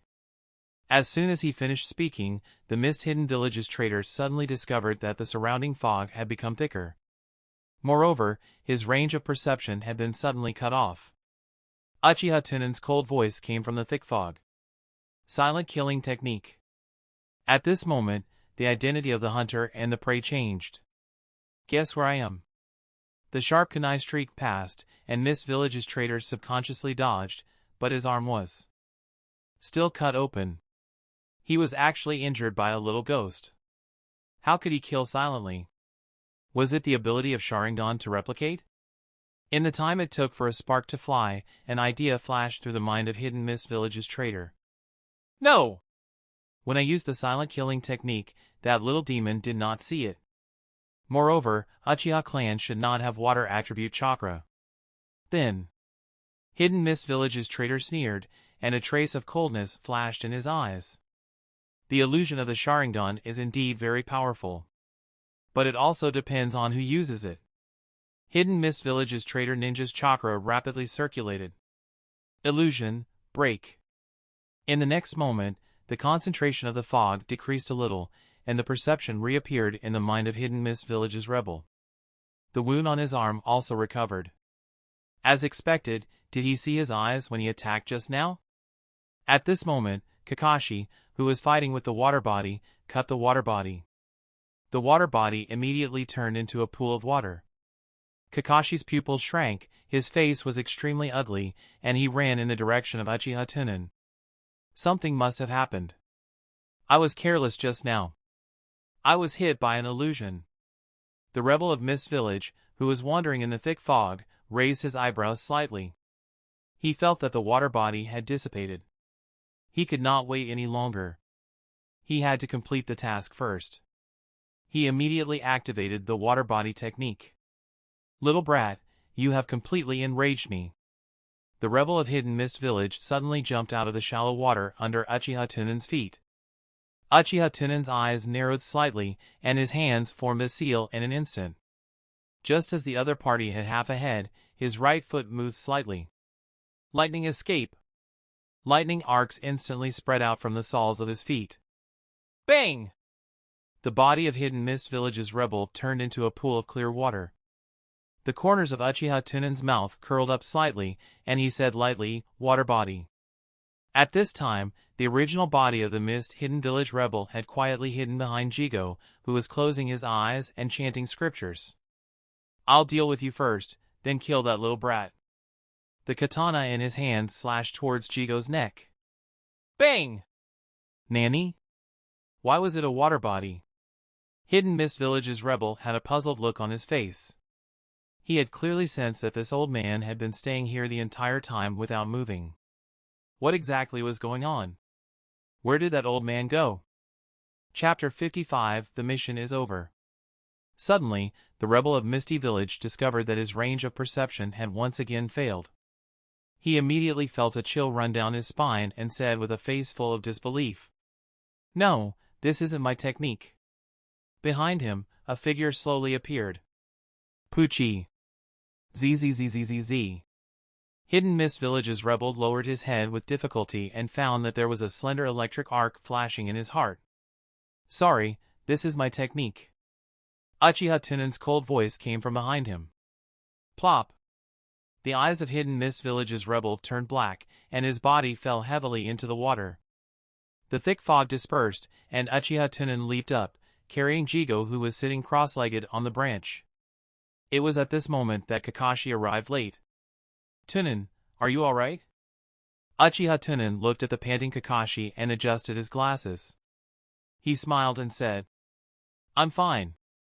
This rebel is a little weak. He even underestimated my eyes." "I see."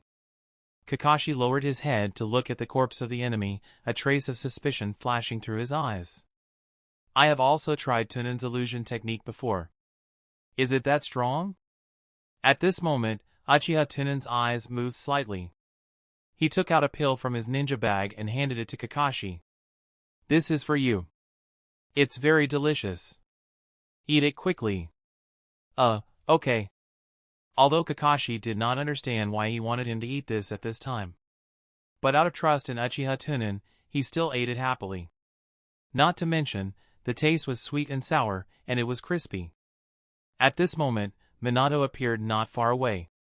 He saw Minato jumping up and down on the branches, and finally landed firmly in front of them. Seeing that the three were fine, he breathed a sigh of relief and said, "Fortunately, you are all right." Uchiha Tunan narrowed his eyes and smiled. He said gently, "Teacher, have the two rebels been dealt with?" Kakashi frowned slightly. Minato nodded.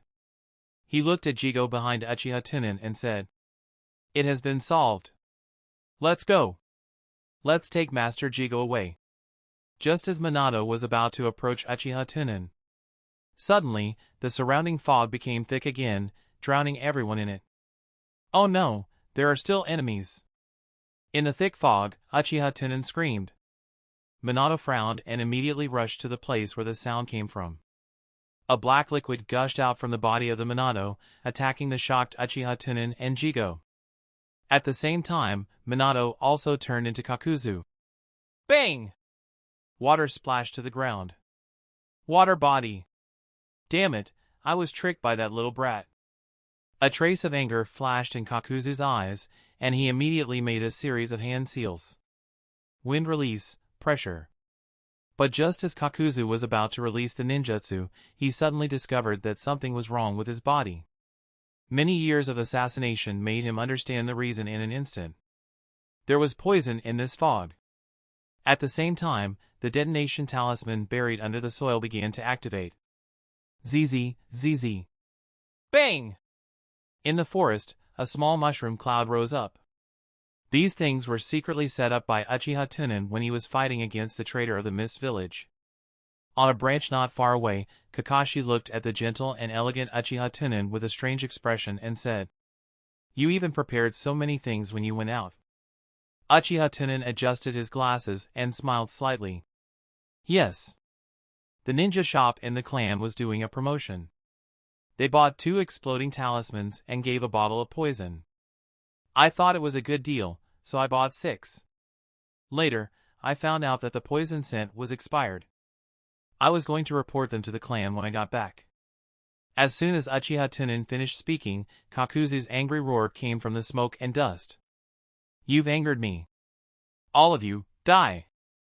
Before the smoke from the explosion had completely dissipated, a mass of black substance suddenly shot out and attacked Uchiha Tunan and the other 2.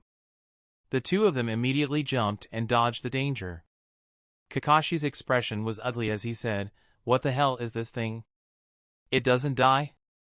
After landing, Jigo, who was on Uchiha Tunan's back, gently patted Uchiha Tunan's shoulder. As he got down from Uchiha Tunan's shoulder, he explained, "This is Kakuzu. He should be the rebel of the Hidden River Village, the famous bounty hunter, Kakuzu." Then, he stretched out his hand and pushed Kakashi and Uchiha Tunan behind him. Get out of the way. He is not someone you can deal with. Uchiha Tunan grabbed Jigo's hand and said with an expression of equanimity. Master Jigo, don't worry. You are our client. Even if we have to risk our lives, we will protect you. Seeing Uchiha Tunan like this, Jigo smiled and shook his head. You really have a root of wisdom. At this time, the smoke had already dispersed. Kakuzu staggered up, and next to him was a mass of black substance wearing a puppet mask. However, Uchiha Tunan knew that his method just now had killed Kakuzu's life. Kakuzu quickly made a series of hand seals. Fire style, head hardworking.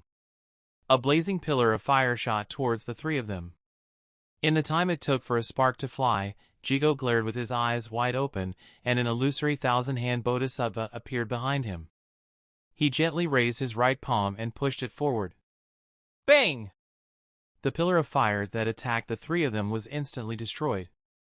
Jigo even sent Kakuzu, who had just revealed himself, flying dozens of meters away and breaking countless trees. When Kakashi saw this scene, he was stunned. A question flashed through his mind. Is this person we need to protect? The smoke and dust dispersed, and Kakuzu had already disappeared. Well, the enemy has been beaten away. Jigo put away his hands and said lightly. Uchiha Tunan looked at Jigo's back with a face full of reverence and bowed with his hands on his knees. Thank you, Master Jigo. That move just now didn't seem like a ninja art. Was it an immortal art or something else? At this moment, Uchiha Tunan wished he could immediately possess Jigo's ability. However, considering the disparity in strength between the two of them, he suppressed this little thought. Kakashi saw that Jigo was so powerful that there was no need for the two of them to protect him. He thought of Minato, who was still fighting, and could not help but ask. Are we going to help Minato-sensei? Uchiha Tunan pondered for a moment, then shook his head and said. No need, let's go to the town first. Even if Minato-sensei can't beat him, she can escape. If we go, we will only be a burden. After saying that, he took the initiative to carry Jigo on his back and ran towards the town. Soon after, Minato killed the Hidden Cloud Village's traitor. He was worried that Uchiha Tunan and Kakashi would not be able to stop the Mist Village's traitor, so after exchanging two moves, they escaped and chased after him. The surviving Rock Village traitor had already seen Minato's strength, but he did not dare to pursue him. 5 days later, the group finally safely sent Jigo to the Fire Temple. Thank you. After signing on the mission list, Jigo shifted his gaze to Uchiha Tunan. With a smile in his eyes, he said, Tunan, if you are tired of the life of a ninja in the future, you can consider coming to my Fire Temple. Uchiha Tunan clasped his hands together and said gently, Thank you for your kindness, but my dream is to gain the approval of the villagers and then protect them with my life. I will not leave the village. It doesn't matter. If you think it through one day, you can come at any time. Chapter 56 Hospital Checkup. The Underground Bounty. A group of staff huddled in a corner, shivering. Didn't you say that Jigo was just an ordinary monk? Kakuzu grabbed the collar of the person in charge with a gloomy face. Not only had he failed this mission, but he had also wasted 2 of his lives. If he hadn't run away quickly, he might have died there. Facing the furious Kakuzu, the person in charge trembled and said, Lord Kakuzu, this is how the information is displayed. Moreover, we have checked. That guy has never made a move to record it. Kakuzu still did not give up and said, Do you know that I almost died? The person in charge quickly replied, Regarding the problem of the information error, our bounty is willing to give Lord Kakuzu a reasonable compensation. Compensation. Kakuzu sneered with disdain and asked in a low voice. How much?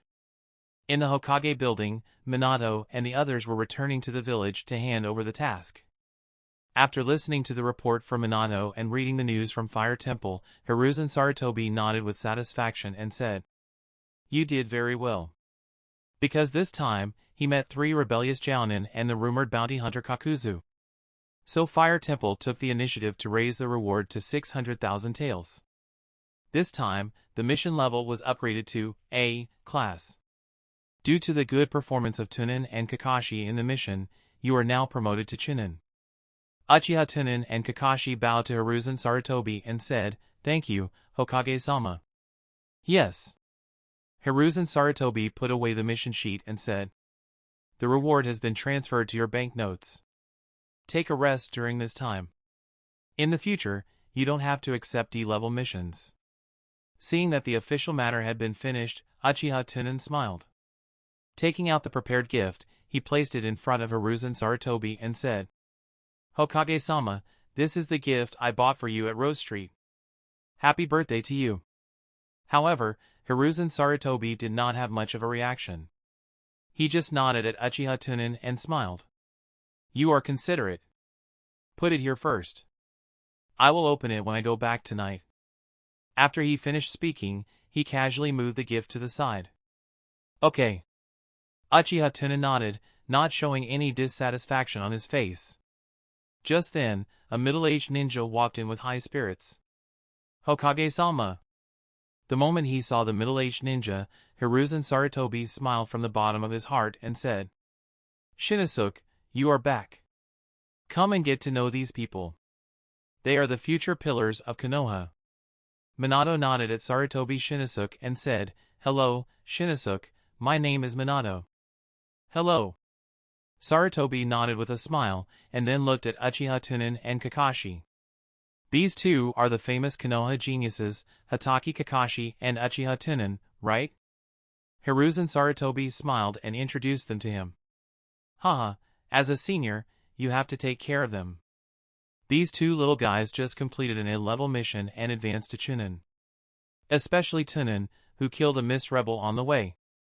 Sarutobi Shinosuke heard this and looked at Uchiha Tunan with a strange expression. "It's really great." Uchiha Tunan adjusted his glasses and smiled. "It's not worth mentioning. It's mainly because the other party was careless and fell into my illusion. I don't think I've seen you in the village before." Sarutobi patted Uchiha Tunan on the shoulder and said, "Haha. I have been staying by your side all this time, and recently I took a leave and came back to take a look." Uchiha Tunan nodded silently. Only then did Minato say, "Hokage-sama, then we will go back first."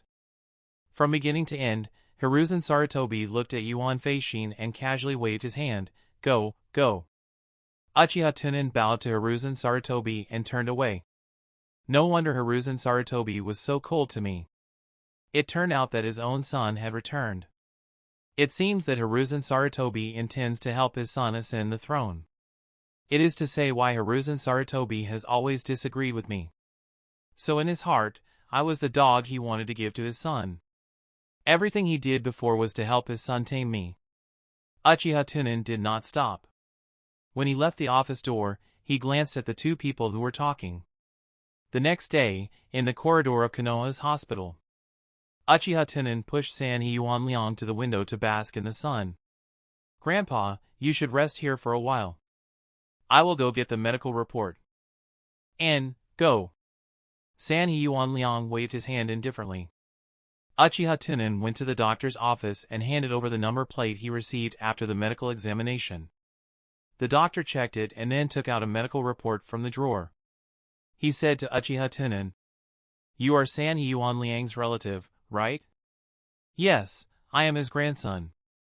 The doctor looked at the data on the medical report and said, "There is nothing wrong with your grandfather's body. It's just that he is getting older and his bodily functions will inevitably decline." Uchiha Tunan nodded and said, "If that's the case, will there be any problems with his body declining? It's just that his lifespan is almost up. After all, your grandfather is 71 years old this year. He is already very old. Can he accompany me until I become an adult?" The doctor smiled and handed the medical report to Uchiha Tunan. In his situation, if he maintains a happy mood, he can probably live for another 5 years. In addition, you have to pay more attention to rest and maintain sufficient sleep.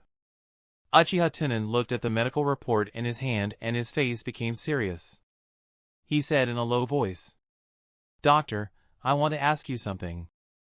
The doctor frowned and asked, "What is it?" Uchiha Tunan continued, Don't tell anyone that grandfather can live for another 5 years. No matter how he asks you, you have to say that he can live for 100 years. Grandfather has always wanted to see me marry and have children. I understand his personality. Once I tell him that he can only live for 5 years, he will not be able to take it easy. The doctor nodded in realization and said, "Okay, I promise you." Uchiha Tunan nodded solemnly and bowed. "Thank you, doctor." Then he crumpled the medical report into a ball and threw it into the basket. He put on a sunny smile again and left the doctor's office. "Okay, Grandpa, let's go home." "Why is it so long? Where is the medical report?" Uchiha Tunan said with a guilty face. "The doctor said that there is nothing wrong with your body. You can live for 100 years. You don't have to take the medical report." This made Sanha Yuanliang suspicious. "You didn't lie to me?" Uchiha Tunan smiled stiffly and said, "How could I lie to you? You can casually live to 100 years old and have a great-grandson." After that, he hurriedly pushed Sanha Yuanliang away. In the corridor, the doctor who just came out of the office saw the scene and could not help but praise. "I haven't seen such a filial little fellow in a long time." Chapter 57 Yuanliang's Suspicion. When Uchiha Tunan returned home, he immediately began to cook. In the past, he only cooked 2 or 3 dishes, but today, Uchiha Tunan was abnormal. He made 8 dishes in one go. At the dinner table, when Sanha Yuanliang saw this scene, his heart became increasingly uneasy. "Why are there so many dishes today? The 2 of us won't be able to finish them." As Uchiha Tunan served Yuanliang rice, he explained, "The doctor told me to give you a good meal to replenish your nutrition. If you have anything you want to eat, you can tell me. I will cook for you tomorrow." Sanha Yuanliang shook his head and said, "I'm not picky. Everything I eat smells good." After saying that, he picked up the bowl and started eating. But somehow, Sanha Yuanliang felt that he had no appetite today. The food tasted like wax. After the meal, Uchiha Tunan did not go to Kakashi's house to train. Instead, he stayed in the courtyard and chatted with Sanha Yuanshanhua. In the past, it was Uchiha Tunan who quietly listened to Sanha Yuanliang talk about his glorious past. Today, it was Uchiha Tunan who kept talking, as if he would not have the chance to say these words if he did not say them. After it was dark, Uchiha Tunan took the initiative to ask Sanha Yuanliang to wash his feet. He washed for more than 2 hours. He saw that Uchiha Tunan's eyes were dull, and his hands were constantly rubbing on Sanha Yuanliang's feet. Sanha Yuanliang, on the other hand, had a look of melancholy. In the end, it was Sanha Yuanliang who couldn't help but sigh, "Ai, don't wash it for too long. Even if you wash it, it will get dirty soon anyway." Uchiha Tunan nodded silently and poured out the feet washing water. Then, he supported Sanha Yuanliang to sleep. Late at night. Goo goo. Bird cries kept coming from outside the window. Sanha Yuanliang tossed and turned, unable to sleep. He had been thinking about what exactly was wrong with his body. To be able to make Uchiha Tunan make such a big scene. If there is still hope, Tunan will definitely force me to stay in the hospital for treatment. Since he did not leave me in the hospital, does that mean that the problem on my body is incurable?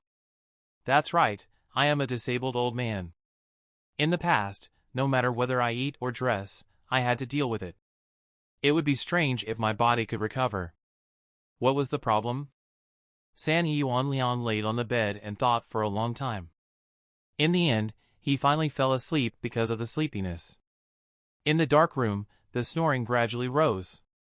Just as Sanha Yuanliang was about to enter a deep sleep. Suddenly, Sanha Yuanliang felt a slight gasp.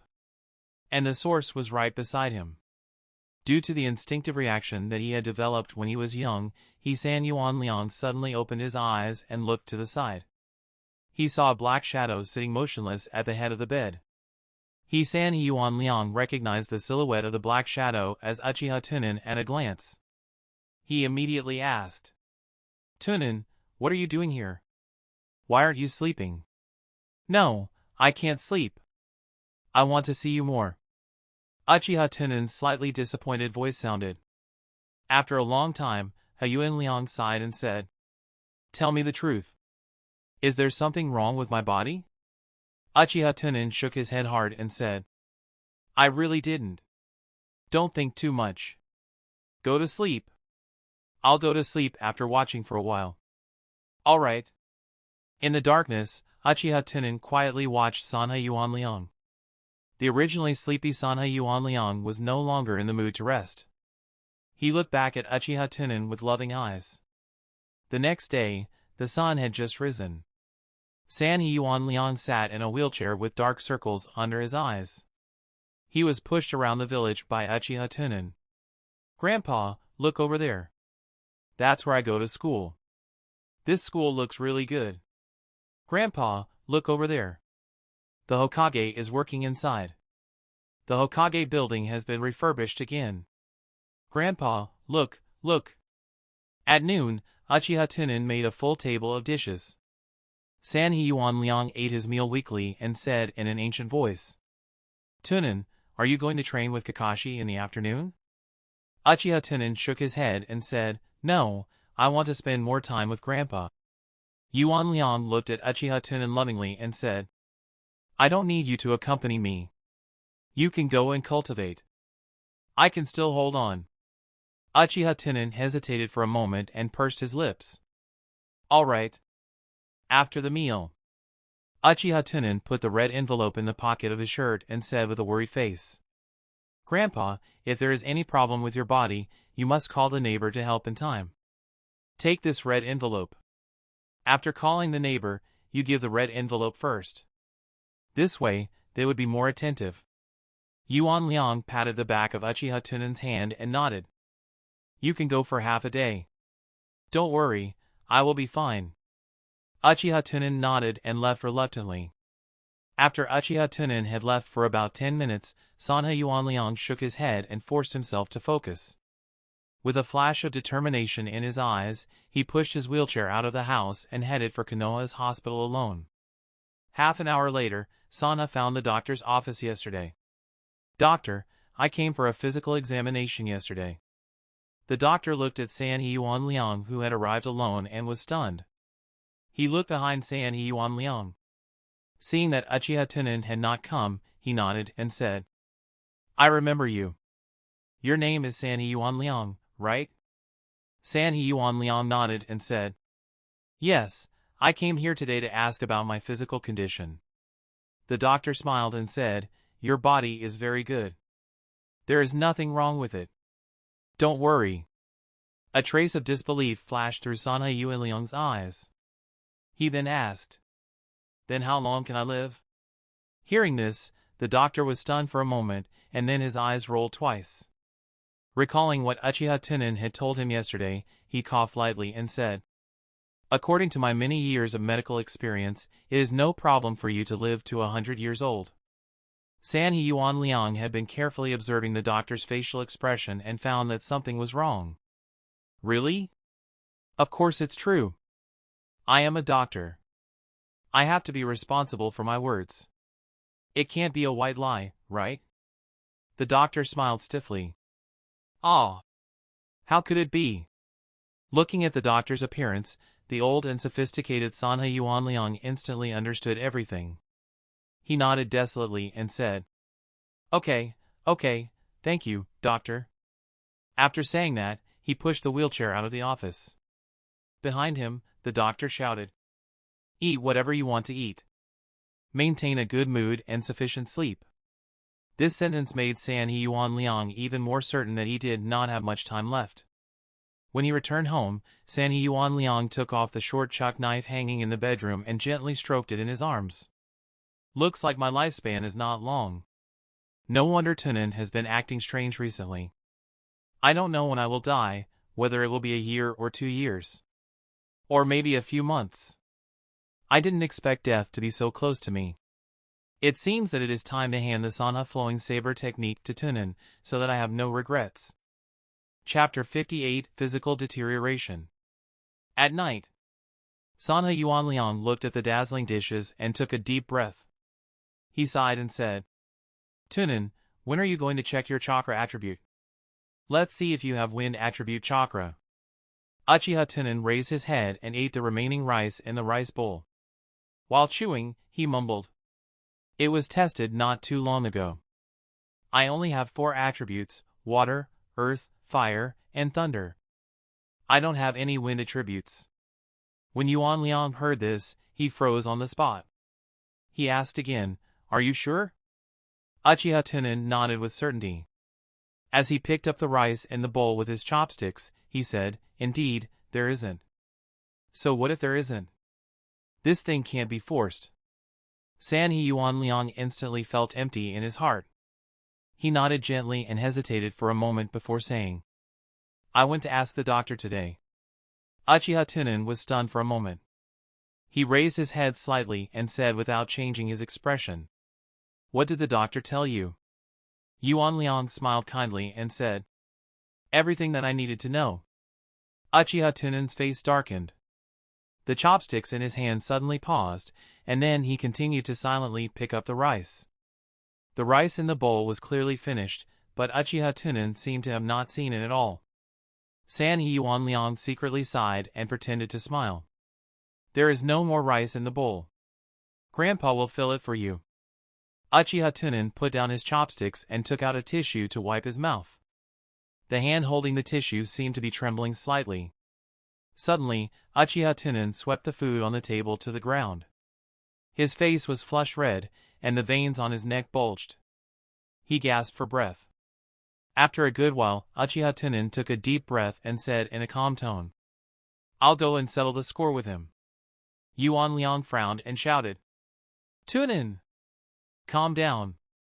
Uchiha Tunan pursed his lips, squatted down, covered his eyes with one hand, and his body twitched slightly.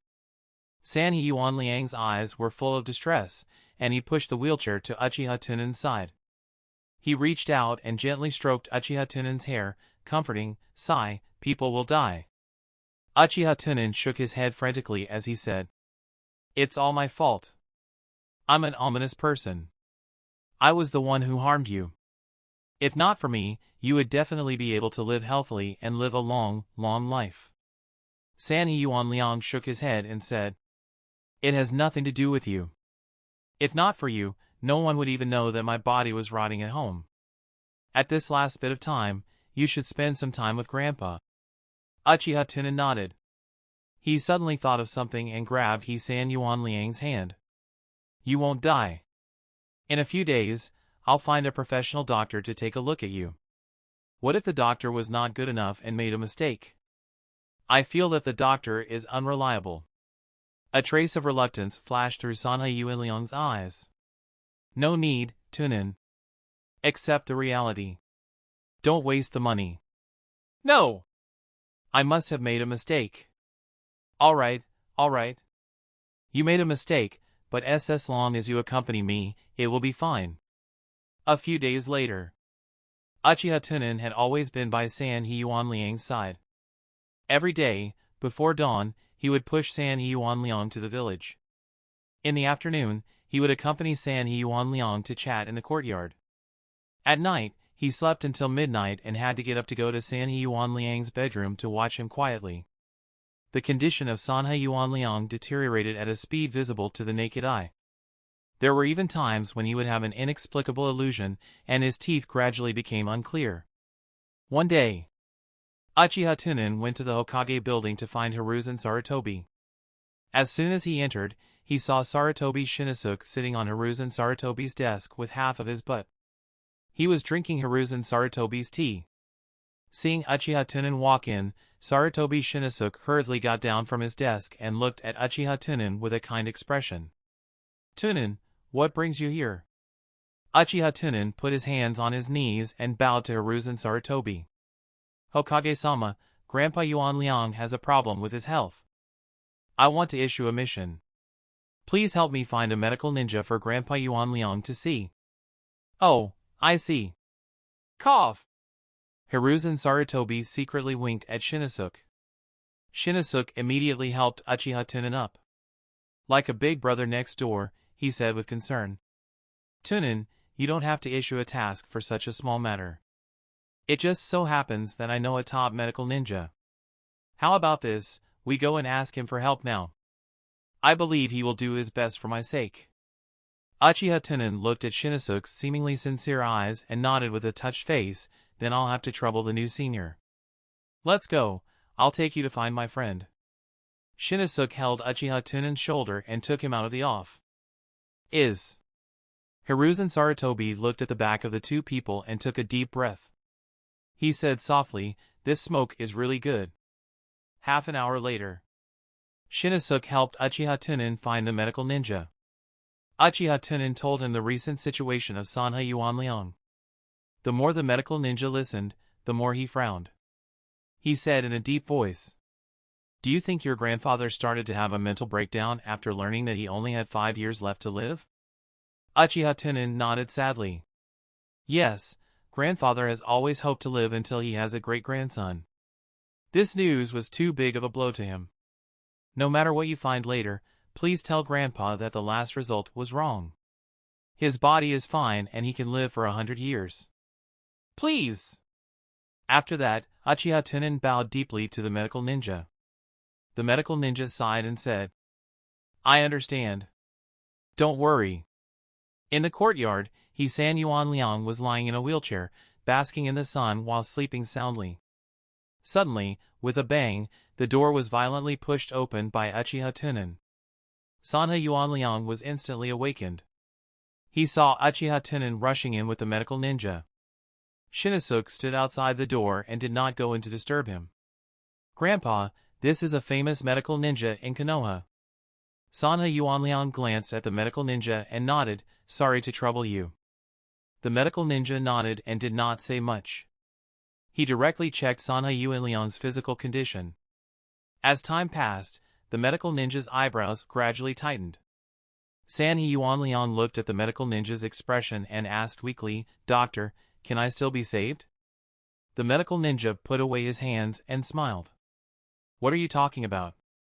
Your body is very good. According to my experience, living 100 years is not a problem."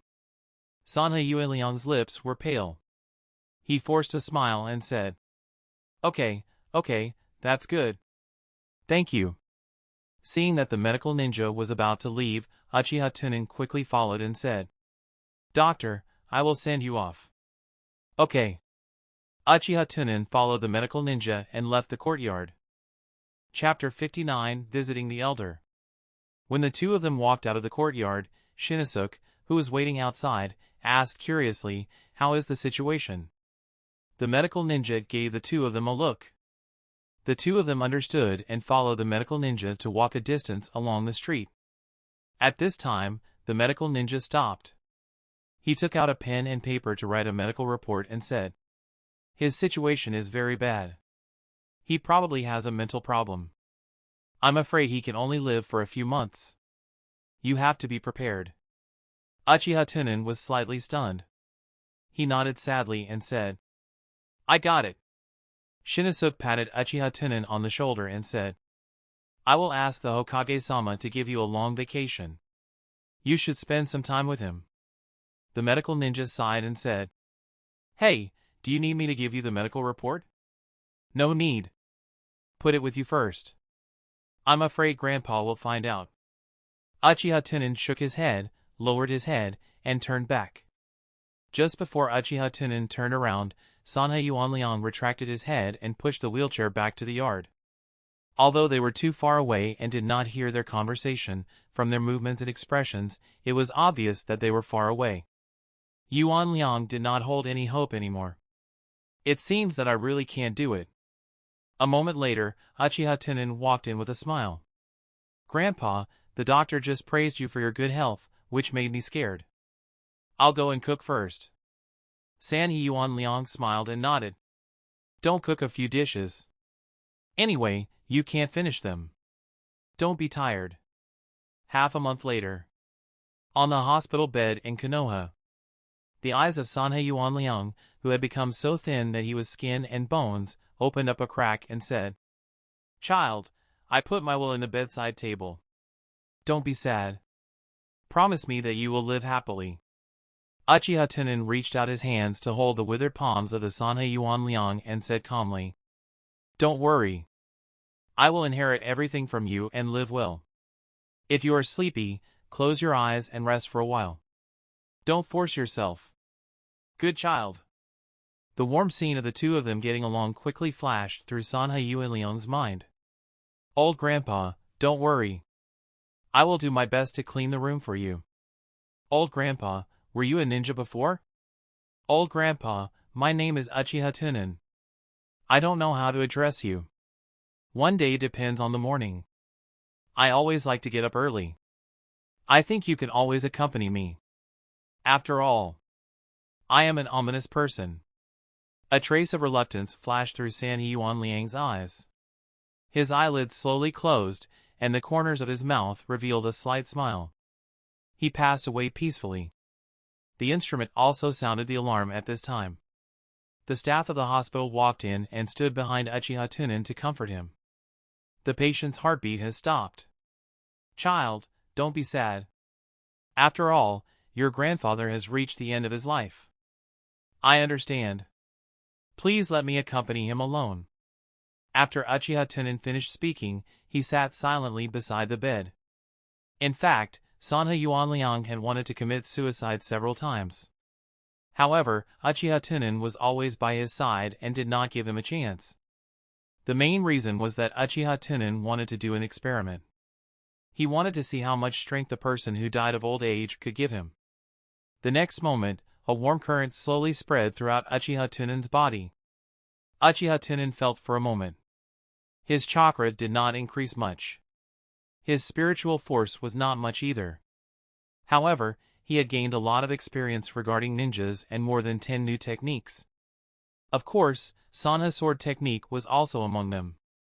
Although the effect was much worse than expected, it was still not bad. After all, having a certain amount of chakra would only increase the endurance of battle. If chakra could decide everything, then Edo Tensei would be invincible. In addition, if possible, he could start to consider obtaining large-caliber ninjutsu. In any case, with the system in his hands, as long as he was diligent in hunting, chakra would definitely not be a shortcoming. But then again, this old fellow had something when he was young. In Uchiha Tunan's eyes, there were several techniques that were as practical as forbidden techniques. Not to mention that even Konoha's Jounin could use this technique. Sanha Yuanliang also mastered the Shadow Clone technique and an S-rank ninjutsu called the Transformation technique. The Transformation technique was a special type of endurance technique. It could change one's height, appearance, and voice. However, it would take about 10 minutes to cast the Transformation technique. Moreover, one could not directly become another person. The advantage of this technique was that it would not be seen through. Moreover, it would not affect the battle. After the transformation, as long as he did not actively remove it, even the whites of his eyes would not be able to tell. Now, Uchiha Tunan had directly learned the flickering art and the shadow clone technique. These two ninjutsu could help him comprehend the instant clone technique. He believed that as long as he worked harder, it wouldn't be long before he would be able to comprehend this profound meaning and greatly increase his combat strength. 2 days later, Uchiha Tunan buried Sanha Yuanliang in glory. Of course, the deed of Sanha Yuanliang's house, the money, and the short blade of chakra also naturally belonged to Uchiha Tunan. After the matter of the 3-link Yuanliang was settled, Uchiha Tunan returned to Uchiha's clan.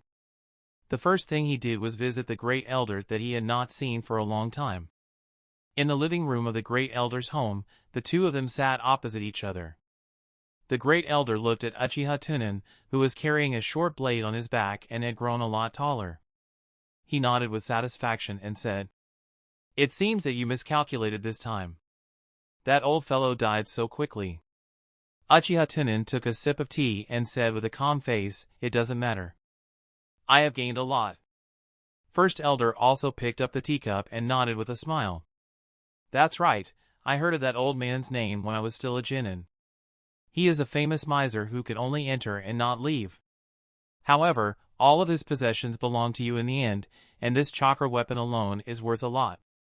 Uchiha Tunan shook his head and said lightly, "These are just worldly possessions. The biggest gain of this trip is still Senior Yuan Liang's careful guidance during this period of time."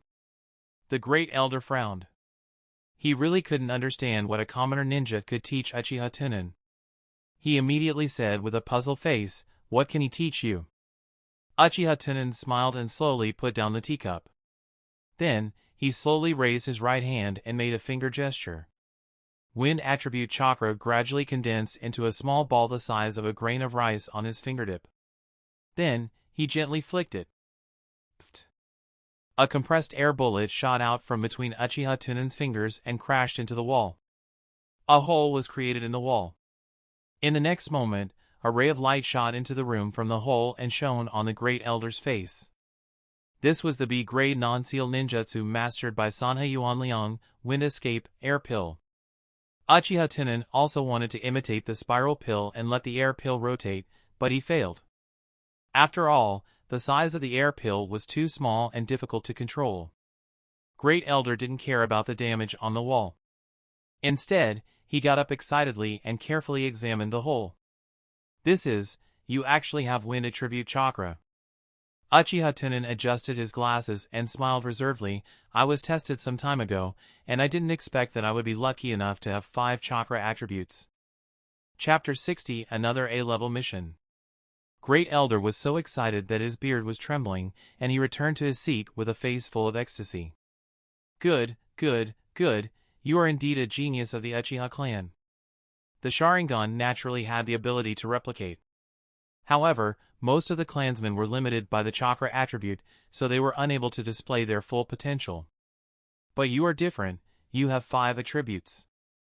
As long as you grow up slowly, I believe you can even surpass Hiruzen Sarutobi, who is known as a ninjutsu doctor.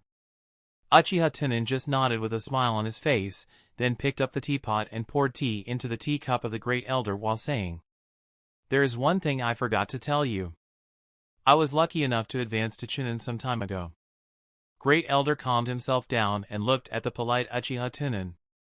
The more he looked at him, the more satisfied he felt. He immediately laughed and said, "I already knew about this matter. Originally, I thought that you were only a short time away from the last selection of ninjutsu. I was prepared to let you settle down for a period of time before coming back to choose. But I didn't expect you to have 5 elements. In that case, you can learn as many low-level ninjutsu as you want. As for high-level composite ninjutsu, have you learned the instant cloning technique?" Uchiha Tunan shook his head and said lightly, "I'm still studying hard. I think it won't be long before I succeed." The first elder nodded and said, "Don't be too impatient.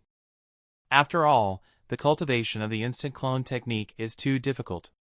However, I believe that with your talent, you will definitely be able to successfully cultivate it. Therefore, I suggest that before you succeed in cultivating it, you should not learn any more advanced level ninjutsu, in order to avoid wasting too much energy." Uchiha Tunan lightly smiled and said, "I will follow the Great Elder's arrangements. Wait for me." The Great Elder stood up and walked into the storage room. A moment later, the Great Elder returned to his seat and handed a scroll of seal to Uchiha Tunan. This scroll records all the low-level ninjutsu of the clan. Except for Thunderfire attribute ninjutsu, other ninjutsu are relatively rare. It doesn't matter, it is already enough. "Oh right, Great Elder, there is something I want to ask of you. I want to buy a piece of land in a beautiful place in the village and build a welfare institute." "Welfare institute?" The Great Elder frowned. Uchiha Tunan nodded slightly and said, "The orphanage and the nursing home are included." The first elder thought for a while and knew what Uchiha Tunan was planning. Although he did not think that this method would work, the first elder chose to respect Uchiha Tunan's decision. "How big are you going to build?" "Let's build one that is about the same size as the ninja school first. If it is not enough, then expand." The Great Elder heard this and frowned, as if he was thinking about something. After a long time, he let out a long sigh and said with a troubled expression, "Tunan, you also know that although I am in charge of the finances of the clan, the financial reports of each month have to be passed to the elders." Uchiha Tunan shook his head and said with a calm expression, "I do not intend to ask the clan to pay. Now that I have already inherited Senior Yuan Liang's inheritance, I have about 20 million taels. However, after Uchiha Tunan finished speaking, the Great Elder's expression became awkward. Not enough? Uchiha Tunan asked doubtfully. The Great Elder sneered and shook his head.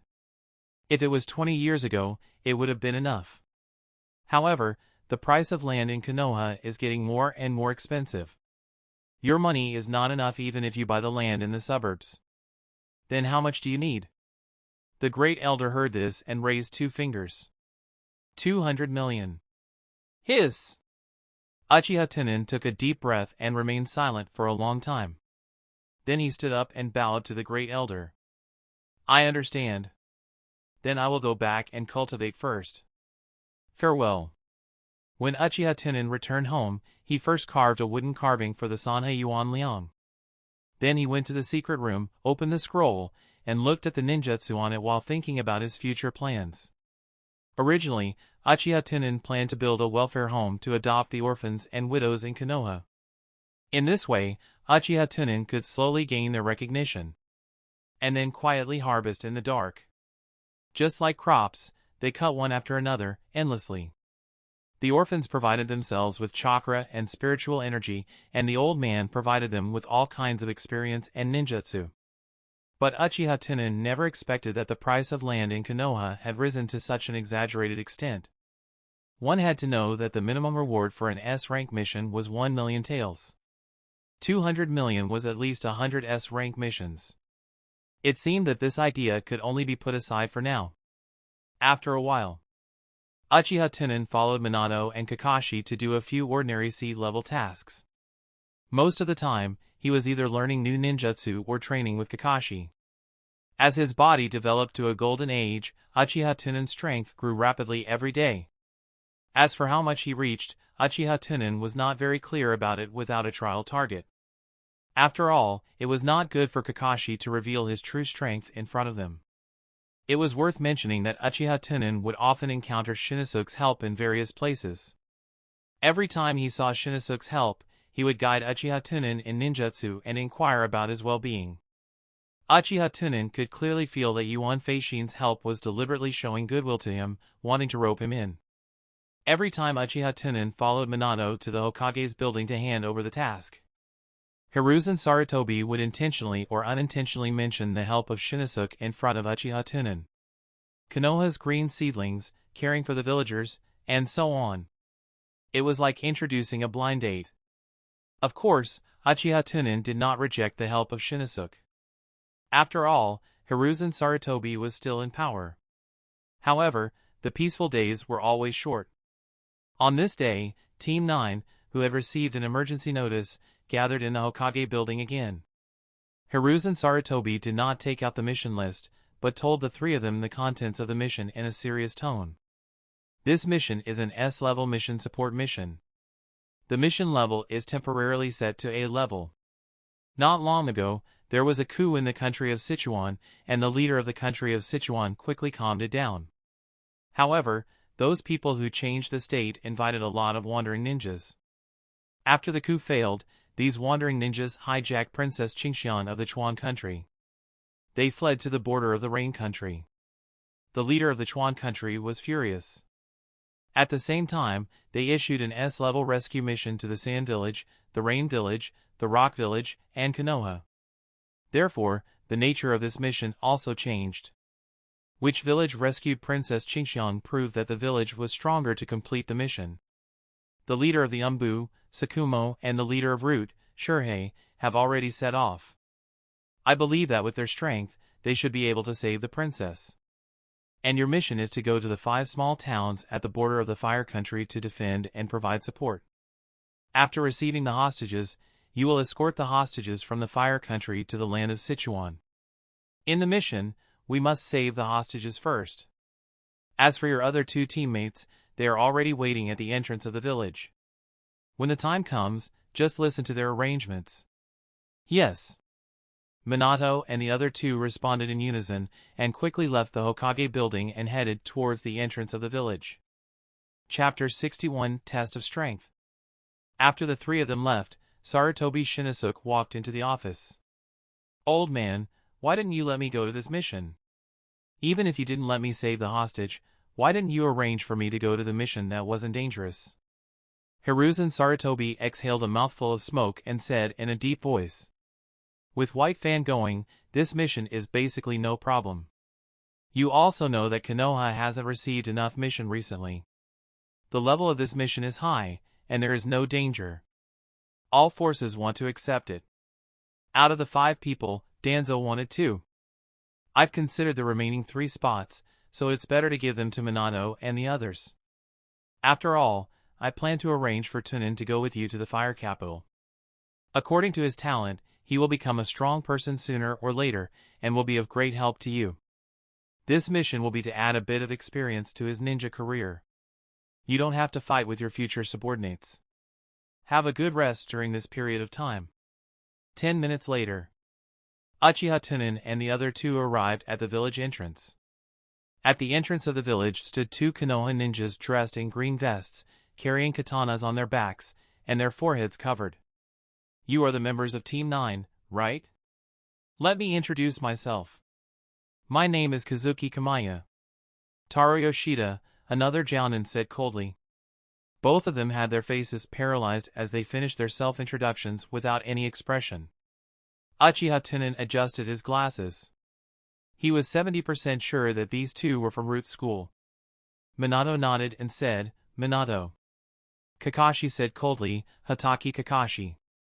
Uchiha Tunan, on the other hand, put his hands on his knees and bowed very politely. Uchiha Tunan, please take care of me. Is this mission object that Danzo-san assigned? A stiff smile appeared at the corner of his mouth. First register out of the village, and then I will arrange a place to defend according to your strength. The 5 quickly registered at the village entrance registration office. Out of the village, Kazuki took out a stack of maps from his ninja backpack. There are a total of 5 stationed in the town, and the chances of each town receiving 2 adults are different. The 3 of you first display your specialty ninjutsu. I need to have a general understanding of your strength. Minato scratched his head and said, My ultimate move is Flying Thunder God. Don't talk nonsense, hurry up and show it. Taro Yoshida coldly shouted with a zombie face, not giving Minato any face at all.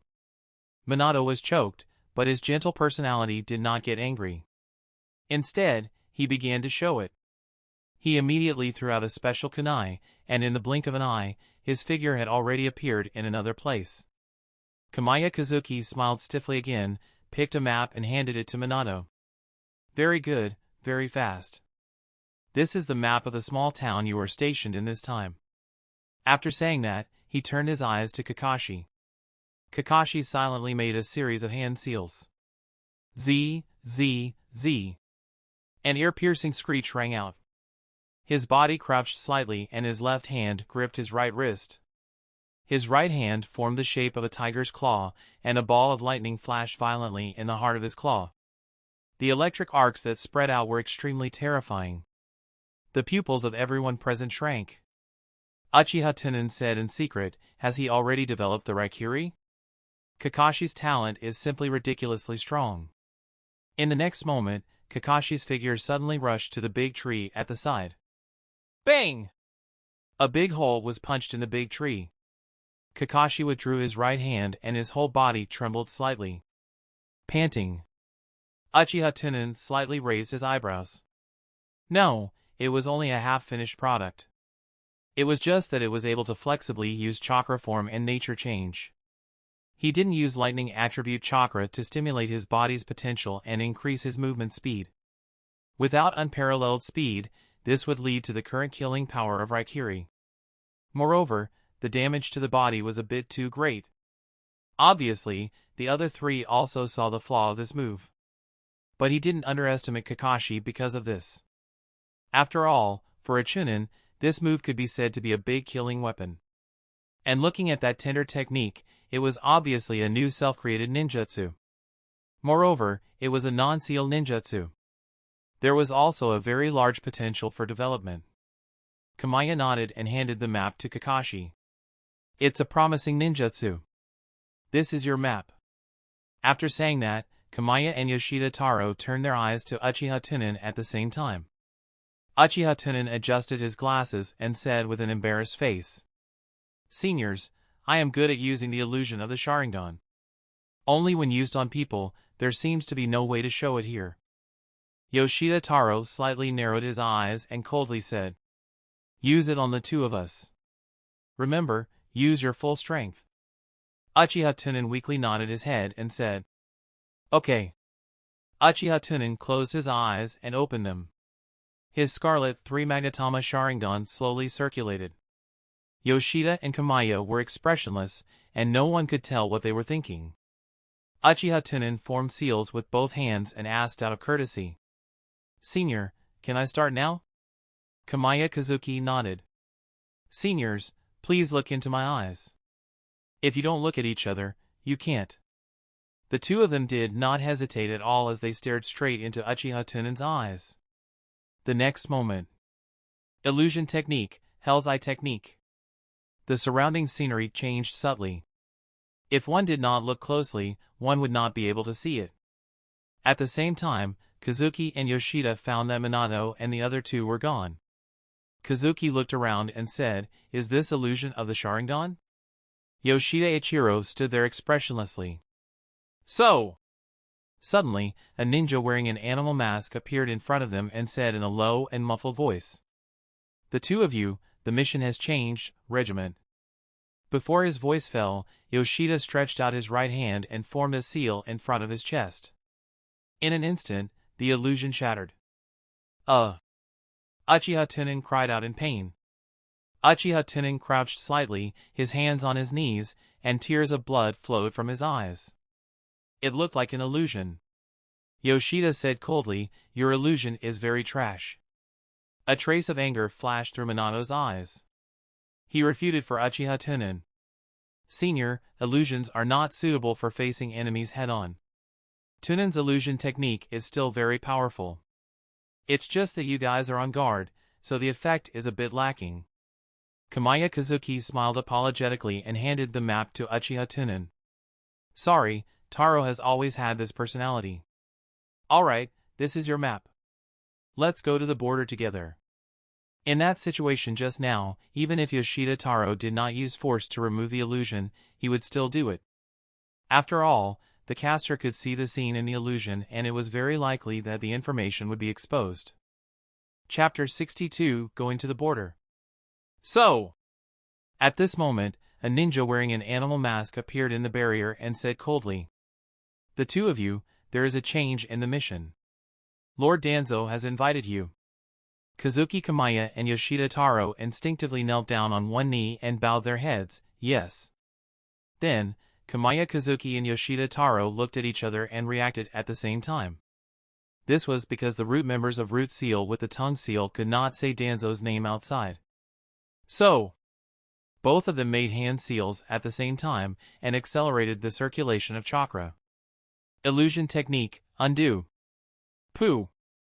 At the same time when the illusion was removed, Uchiha Tunan spat out a mouthful of blood and his eyes automatically withdrew from the state of Sharingan. But there were still tears of blood at the corner of his eyes. Minato and Kakashi instantly ran to Uchiha Tunan and supported him. Seeing that Uchiha Tunan was on the verge of death, Kakashi glared at Kazuki and Yoshida Taro. His other hand had reached into his ninja bag and held kunai tightly. Minato, who had always been gentle, was also angry at this time. He coldly said to the two, it's just a test. Why do you want to violently remove the illusion? Uchiha Tunan quickly waved his hand and said with a weak face, it's fine. I wasn't considerate enough. I forgot to tell the seniors to stop the test. This is the only way for them to remove the illusion. Kamaya Kazuki wanted to make an apologetic expression, but he did not know what to do with his poker face. He could only bow to Uchiha Tunan and apologize.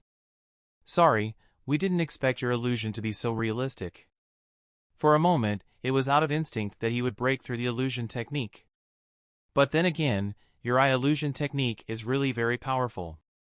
A smile appeared on Uchiha Tunan's pale face. He shook his head and said, Senior, you flatter me. If the enemy is on guard and closes his eyes, I have no other way. When everyone heard this, they couldn't help but raise their eyebrows.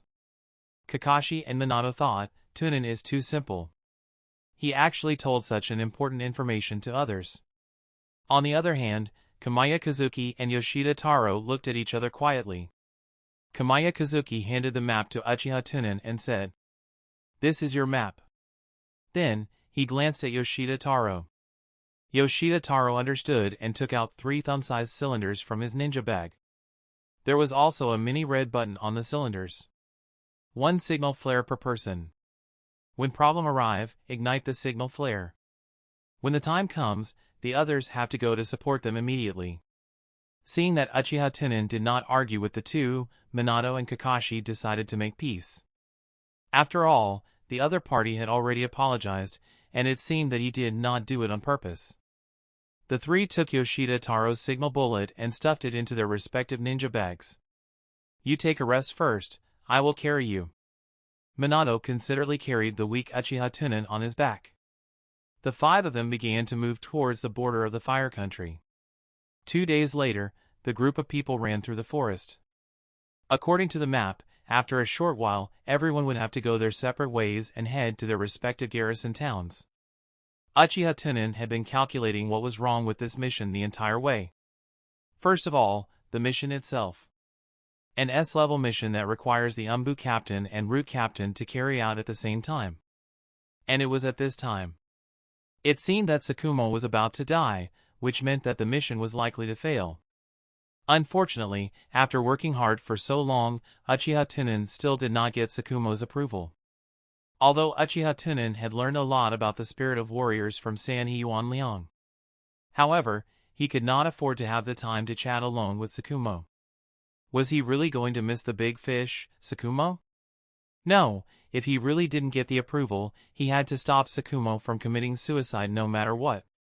After obtaining the recognition, it shouldn't be too much trouble to kill him with the help of Tsukumo's glass heart. There was another point that was not right, which was the 2 unfamiliar teammates on this mission. Previously, Uchiha Tunan had cast the Hell's Eye on the 2 people to see through their fear.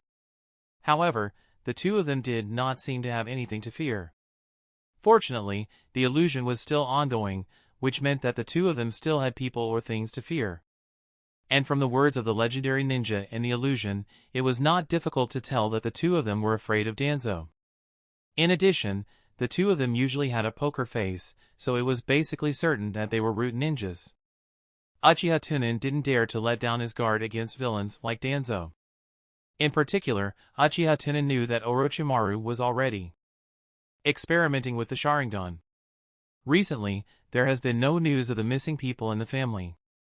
Presumably, Danzo is very short of Sharingan. The ninjas of the Uchiha clan basically joined Konoha's garrison. If the village wasn't easy to hide, wouldn't he become the best target to hunt? 3 hours later. The group was already close to the border of the Fire Country. The 5 of them began to move according to the map in their hands to the town. Uchiha Tunan was careful and sent a few white pigeons to follow Kamaya Kazuki and Yoshida Taro from afar. After about half a day, Uchiha Tunan came to the small town. This small town near the border was not prosperous. Most of the civilians were engaged in farming and some simple business activities. Of course, there were also soldiers stationed in the Fire Country and some of the Genin who had received a sea-level mission. Most of these Genins were older and did not have the potential to advance. Although the reward for a sea-level mission like this was not too high, it was more stable for a long time and had a certain amount of profit. Uchiha Tunan briefly met them and then moved into a hotel under the arrangement of the captain on duty. He poured the tea leaves he carried with him into the teapot, mixed them with water, and boiled them on the stove. Next, he waited patiently. After all, no matter how strong Tsukumo was, he should have entered the Rain Country not long ago. Counting the distance and the inevitable battle on the way to rescue the hostages, it would take about 7 or 8 days. There was no need to hurry. Moreover, Uchiha Tunan knew about the original story. Tsukumo failed this time. He just didn't know who Tsukumo chose to give up the task to save. It shouldn't be Kakashi and Minato. After all, the one who was saved in the original story was also accusing Tsukumo, excluding the 3 root members involved in this task. Well, now that Tsukumo had yet to get his approval, should he get rid of the 2 members at the root first? In this case, the mission might not fail, and he still had time to slowly plan. Thinking of this, Uchiha Tunan smiled, got up, picked up the teapot with white smoke from the gas stove, and returned to the table. Chapter 63 Fled to the Forest. Just as Uchiha Tunan was thinking about whether he should kill the other two in advance. Suddenly, through his pigeon's perspective, Uchiha Tunan saw that the two simply greeted the people stationed in the town and then sneakily left the town. The corners of Uchiha Tunan's mouth curved slightly. He poured the brewed tea into a cup and took a sip. He seemed to have thought of something funny and could not help but chuckle. He muttered, "Isn't it good to be alive and well? Why did you provoke me?" Time passed by bit. The sky gradually darkened, and all the civilians in the town returned home to rest. There were only a few dim street lamps on the street outside that dispelled the darkness. Not long later, it started to rain in the sky. Because this place was close to the country of rain, it would usually rain from time to time. The drizzle was like sticky and wet spider silk, weaving into a soft net that covered the entire town. Under the rain, the cries of insects and birds disappeared, as silent as a cemetery. At this moment, two black shadows silently appeared at the edge of the town. Have you entered the range of perception? I have sensed it. He is in that hotel. His position is probably locked on the second floor. This kid's illusion is still a bit powerful. Just to be safe, when we fight later, once he opens his Sharingan, we will close our eyes. As long as they didn't look at each other, there was nothing he could do. The two of them looked at each other and sneaked into the town. As for the soldiers and the guards in the town, they naturally could not find any trace of them. Rumble. Along with the sound of thunder, the thin curtain of rain suddenly fell on the ground. The corridor on the second floor of the hotel was originally dark. Bolts of lightning rolled in the dark clouds. The corridor was dark and bright. Vaguely, two human figures could be seen hanging upside down on the ceiling, and they were located at both ends of the corridor. Yoshida Taro formed a hand seal and sensed Uchiha Tunan's specific position. The two of them stepped on the ceiling and quietly walked from the two ends of the corridor to the middle. The sound of the rain mixed together, covering up the sound of sleeping in the hotel room. The two of them walked to the door of a room one step at a time. Then, they turned around and faced the door. Yoshida Taro gave Kamiya Kazuki a look. The two of them simultaneously pulled out their sword. Kamiya Kazuki stretched out his left hand and gently pressed it against the door. In the next moment, bang! The door exploded and it was pitch black inside. The two of them turned into shadows and rushed in.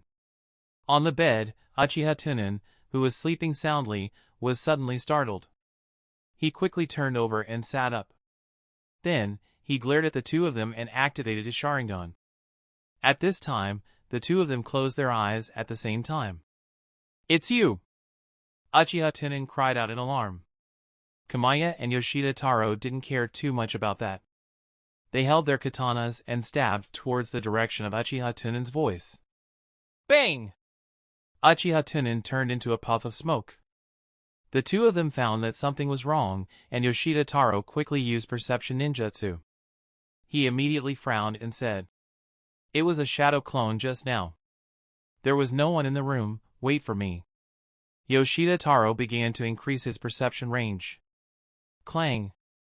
At this moment, the sound of a trash can being knocked down came from downstairs. The two of them opened their eyes at the same time. Kamiya quickly came to the window and looked down.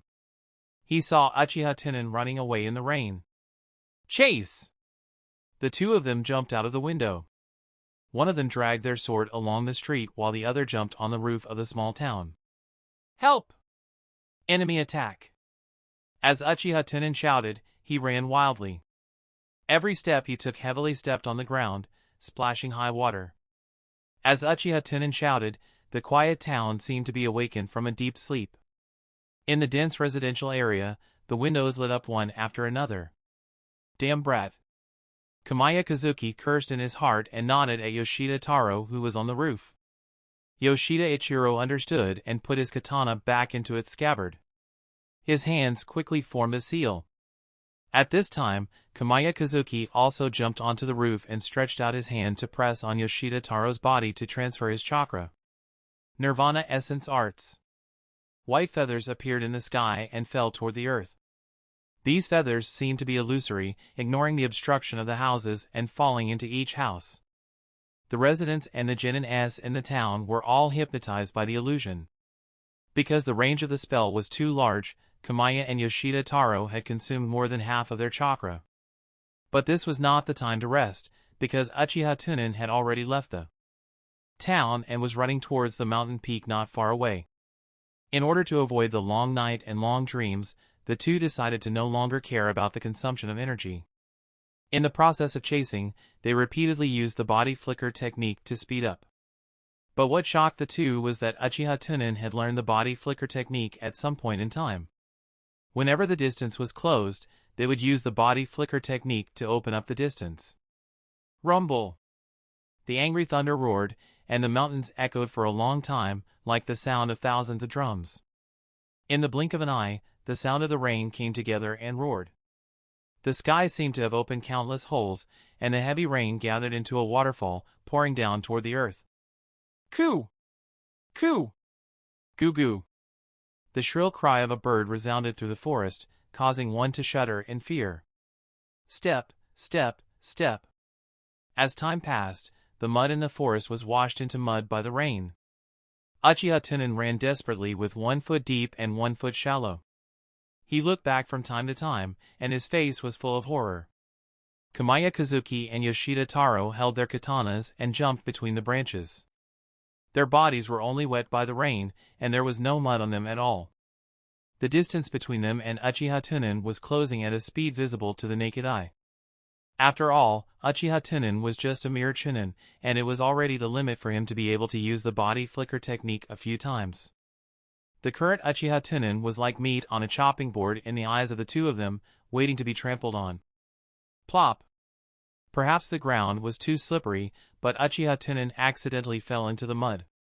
He was wrapped in mud from head to toe, looking extremely miserable. But in this moment of life and death, Uchiha Tunan couldn't care so much. He used his 4 limbs to climb up from the mud and continued to run forward. Suddenly, Uchiha Tunan braked abruptly and stopped dangerously.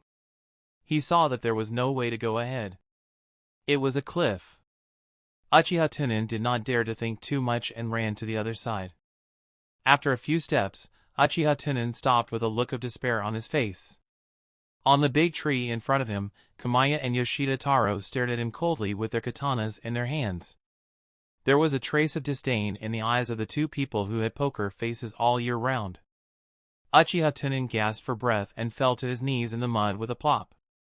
He slammed his head on the ground and begged for mercy. "Senior, please let me go." Chapter 64 Controlling the White Pigeon.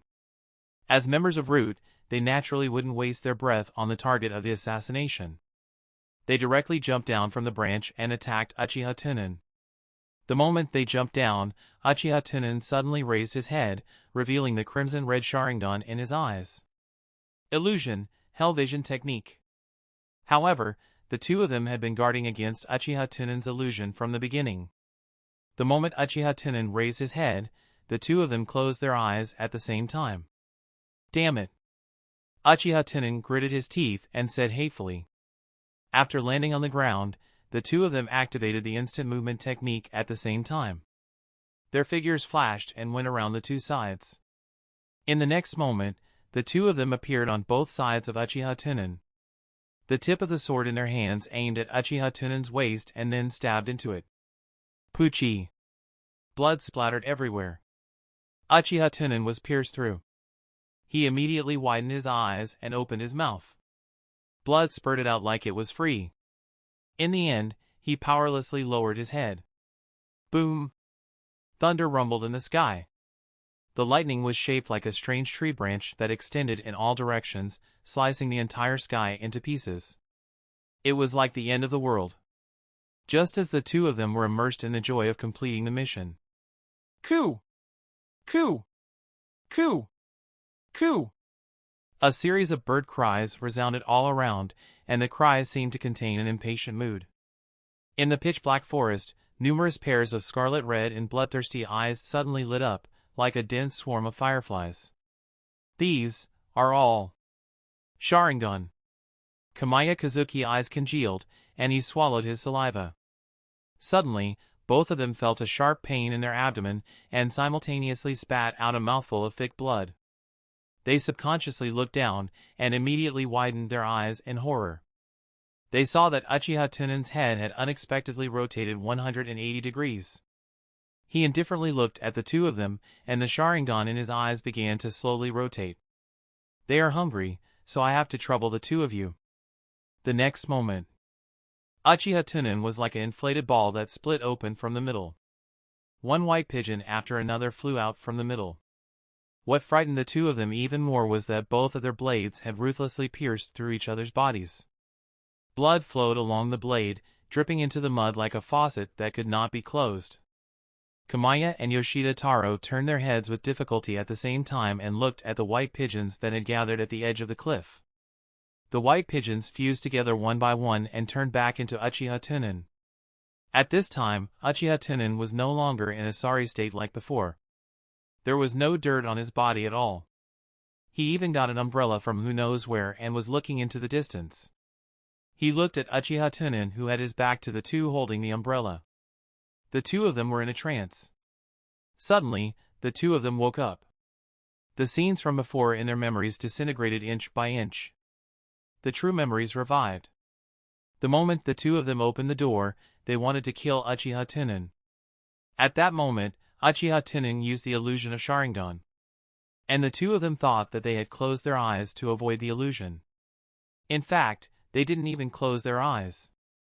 They didn't even know that they were trapped in the illusion. In the illusion, he even desperately released the Nirvana Essence Life technique, almost exhausting all of his chakra. Then, Uchiha Tunan leisurely held up an umbrella and walked out of the town with the two walking corpses. All the way here. He even controlled the two of them to attack each other. When Kamaya Kazuki spat out a mouthful of blood in disbelief. Uchiha Tunan slowly turned his head, his ice-cold and deep Sharingan slowly rotating. He smiled politely and said in a gentle tone, "When I was at the village entrance, I used an illusion technique to hypnotize the seniors. Don't the seniors really want to see my illusion technique? How is it? Isn't it very good? I have a better technique here." Immediately, he secretly activated his secret technique, Beast Devour. As Uchiha Tunan finished speaking, the white pigeon hiding in the forest let out a sharp cry at the same time. Its body suddenly expanded several times, and the feathers on its body turned pitch black, emitting a metallic luster. The soft beak turned into a hard ink hook. They all pounced towards the two people who were already at the end of their lives. Ah! In the forest, there were sounds of tearing and cawing. The rain came and went quickly.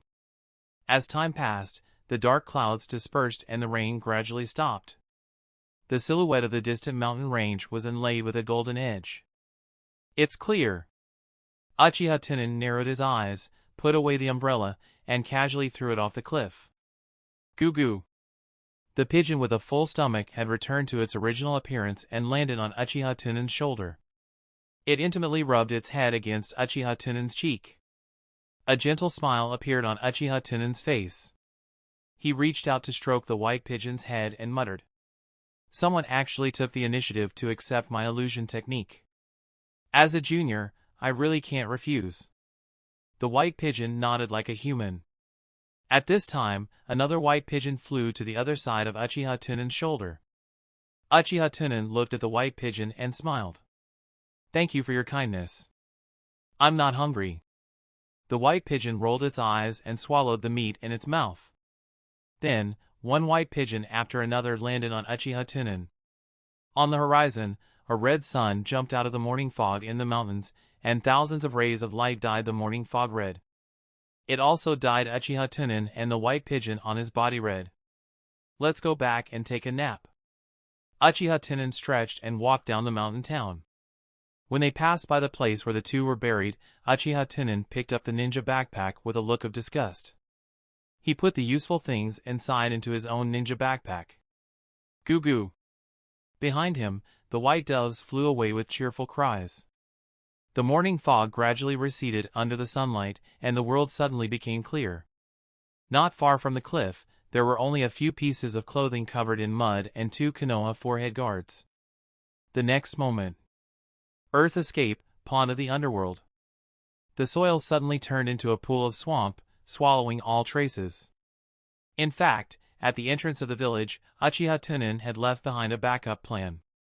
On one hand, he deliberately reminded the 2 of them that when he used the illusion of the Sharingan, if the other party closed his eyes, it would lose effect. On the other hand, he used the illusion of the Sharingan to hypnotize the 2 of them subconsciously. When the 2 of them violently broke through the illusion technique, Uchiha Tunan took the initiative to remove the illusion technique and played a trick on them. Originally, Uchiha Tunan thought that this trick would take a long time before he had the chance to use it. He did not expect it to come so quickly. When the 2 of them just broke in, Uchiha Tunan activated the illusion technique. Just when they saw Uchiha Tunan open his Sharingan, they subconsciously thought that they had closed their eyes. Just like this, the 2 of them directly received Uchiha Tunan's full power illusion. In this regard, Uchiha Tunan only had one word for the 2 of them. Fool.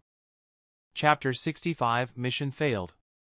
After returning to the small town, Uchiha Tunan casually ate something in the breakfast shop and went back to the hotel to catch up on sleep.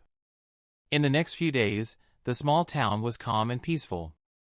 Uchiha Tunan stayed in the hotel all the time, constantly using the white pigeon to check if anyone was coming from the border. Time passed day by day. The more Uchiha Tunan waited, the more he felt that something was wrong. Based on Sakumo's strength, he should be back soon. Could it be that Sakumo and the others were in the town where the 2 rude ninjas were stationed? As a result, there was no one there, so no one released a signal flare to inform him? There was such a possibility. However, Uchiha Tunan did not intend to go and investigate. What if he really bumped into her? Was he going to say that he had a telepathy and guess that Jounin, who was stationed in that small town, was missing? On the late night of the 10th day, a red stream of light cut through the sky and flew towards the town. Uchiha Tunan quickly got up and went to the window to check. He saw the red stream of light fly above the town and explode like fireworks. So it's a signal bullet for the principle of tracking. Uchiha Tunan muttered to himself. Then he jumped out of the window and ran in the direction of the red light. In the past, God Valley Kazuki and Yoshida Tailang wanted to seize the Sharingan. He deliberately arranged for Uchiha Tunan to stay in the small town at the edge. This place was the furthest away from where the signal was sent. Uchiha Tunan ran for a full 5 hours. It was already dawn when he finally arrived at the place where the signal was fired. This place was also a small town in defense. He saw Kakashi standing at the intersection of the town. Seeing Uchiha Tunan arrive, Kakashi waved at him. Uchiha Tunan ran to Kakashi and pretended to be panting. He asked, "How is the mission?" "It failed." Kakashi shrugged indifferently. Uchiha Tunan frowned. "What's going on?"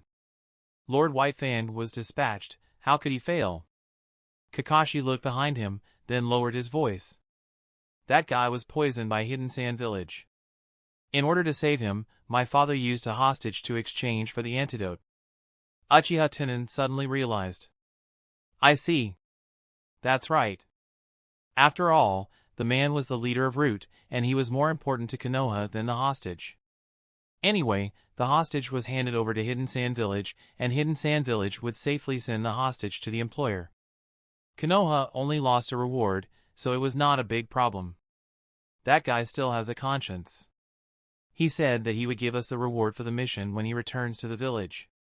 After saying that, Kakashi pointed to a tea shop in the small town behind him. Minato-sensei is here. Go meet them. I still need to wait for the other 2.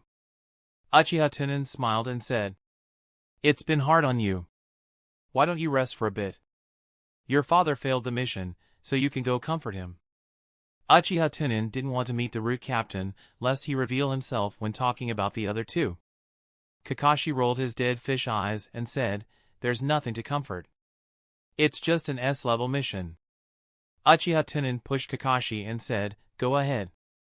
Anyway, you and I are the same. Kakashi couldn't persuade Uchiha Tunan, so he could only nod and say, "All right." Time passed slowly.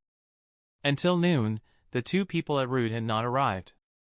Tsukumo, the route captain, Minato, and Kakashi all came to the intersection of the town.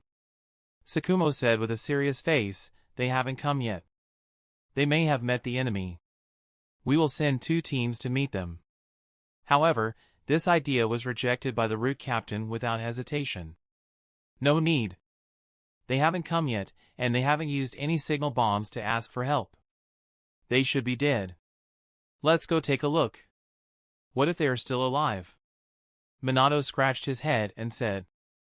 The route captain, Aburame Shurhei, expressionlessly said, "This kind of mission that was explained in advance, whether it was late or if they encountered danger and they did not release a signal flare. It was already a very serious crime. Even if they did not die, they had to be executed when they went back. This was the rule of route." When Tsukumo heard this, he sighed and nodded, "Then we won't wait. Let's go back to the village." In the Hokage building, Hiruzen Sarutobi looked at the 4 people in front of him, smoking a cigarette in frustration. "White Fang, you did the right thing. After all, the Aburame Shurhei is your companion and also route captain. Whether it is for you or for the village, it is much more important than an S-level mission. You should go back and rest for a while. After all, the mission process is quite hard." After everyone left, Hiruzen Sarutobi looked at the large reward on the mission list and could not help but sigh. If he had known earlier, he should have let White Fang go to the mission alone. At the same time, in the base camp of route, Danzo looked at the Aburame Shurhei, who was kneeling on one knee with a gloomy face, and said coldly, "Do you know how much effort I put into obtaining this mission opportunity? But what about your results? The hostage was handed over to Hidden Sand Village because of you. Failed to retrieve my Sharingan. Kazuki and Taro are also missing. Lord Danzo, this mission is indeed my fault. As for Kazuki and Taro, I suspect that they were found out. It is probably because of Minato." Danzo's eyes flashed with coldness. "You mean to say that the 2 trash were killed by Minato?" The Aburame Shurhei did not come to a conclusion with certainty. Instead, she spoke of another possibility. It could also be that little brat Uchiha. Danzo's eyes narrowed as he nodded. "We can't rule out this possibility. As long as an Uchiha have awakened 3 Magatama, he would basically have the strength of an elite Jounin. Although this little brat was still young, he was still in the golden stage of development. Last time, he was able to kill Ryosuke with a trap. This time, he might really have the ability to defeat the 2 Jounin alone. However, this possibility was a little too small. After all, before Kazuki and Taro set off, I already instructed them to pay attention to the little brat's illusion." After saying that, Danzo looked at Shurhei that looked like a robot and gave up on punishing him. He sighed and said, "You could leave first. We can talk about this later." "Yes." After Shurhei left, Danzo leaned back in his seat and muttered to himself, "Now, Orochimaru's experiment has completely stopped. We have to find a way to get a new Sharingan." However, no one from Uchiha's clan, who had 3 Magatama, left the village. Hateful evil clan. The people who had returned to the village thought that they would return to their usual calm. However, as soon as the news came from the land of Sichuan, the entire Konoha was thrown into turmoil. On the same day, Hiruzen Sarutobi aggressively came to Route's base camp. Danzo stood facing Hiruzen Sarutobi and said indifferently, "Hiruzen, why are you so free to come to my place?" Hiruzen Sarutobi threw the scroll at Danzo's feet and said with a serious face, "Take a look at this information yourself. Route needs to give the village an explanation." Danzo frowned and opened the scroll. Immediately, Danzo's pupils shrank. How could this be? Chapter 66 Danzo's Conspiracy.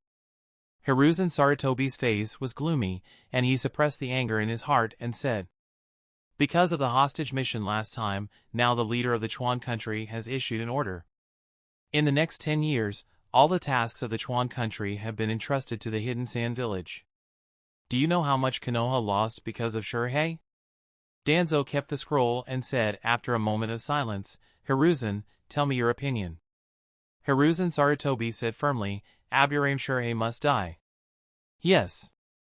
Danzo nodded without hesitation. Someone had to bear such a big responsibility. Since it was a problem with the tools, then destroy the tools. But Hiruzen Sarutobi was still angry and continued. Root's annual funds will be cut in half, and the personnel will also be reduced on a large scale. Danzo immediately shouted, Hiruzen, do you want to destroy Konoha? Hiruzen Sarutobi snorted and coldly said to Danzo. 3 days later, I will hold a meeting to invite the heads of various clans and higher-ups of Konoha to discuss it together. Prepare yourself. After saying that, he directly left Root. Danzo stood there silently for a long time. After a long time, the voice of Aburame Shurei rang out from the dark corner. Lord Danzo, this mission was my fault. I am willing to accept any punishment. Danzo sat in his seat, in the shadows, his fingers constantly tapping on the armrest. Duh. Time passed bit by bit. Finally, Danzo broke the dead silence. Send someone to spread the news. I want everyone in the village to know what happened before the sun rises tomorrow. Yes. Remember, you will go with me to the meeting 3 days later. You have to insist that you asked White Fan not to care about you at that time. It was White Fan who made the decision to give up the task. I don't believe that Hiruzen Sarutobi will be willing to punish White Fan. Only in this way can you save your life and save the Root. Yes. The next day, the whole Konoha village began to talk about this S-level mission. Did you hear?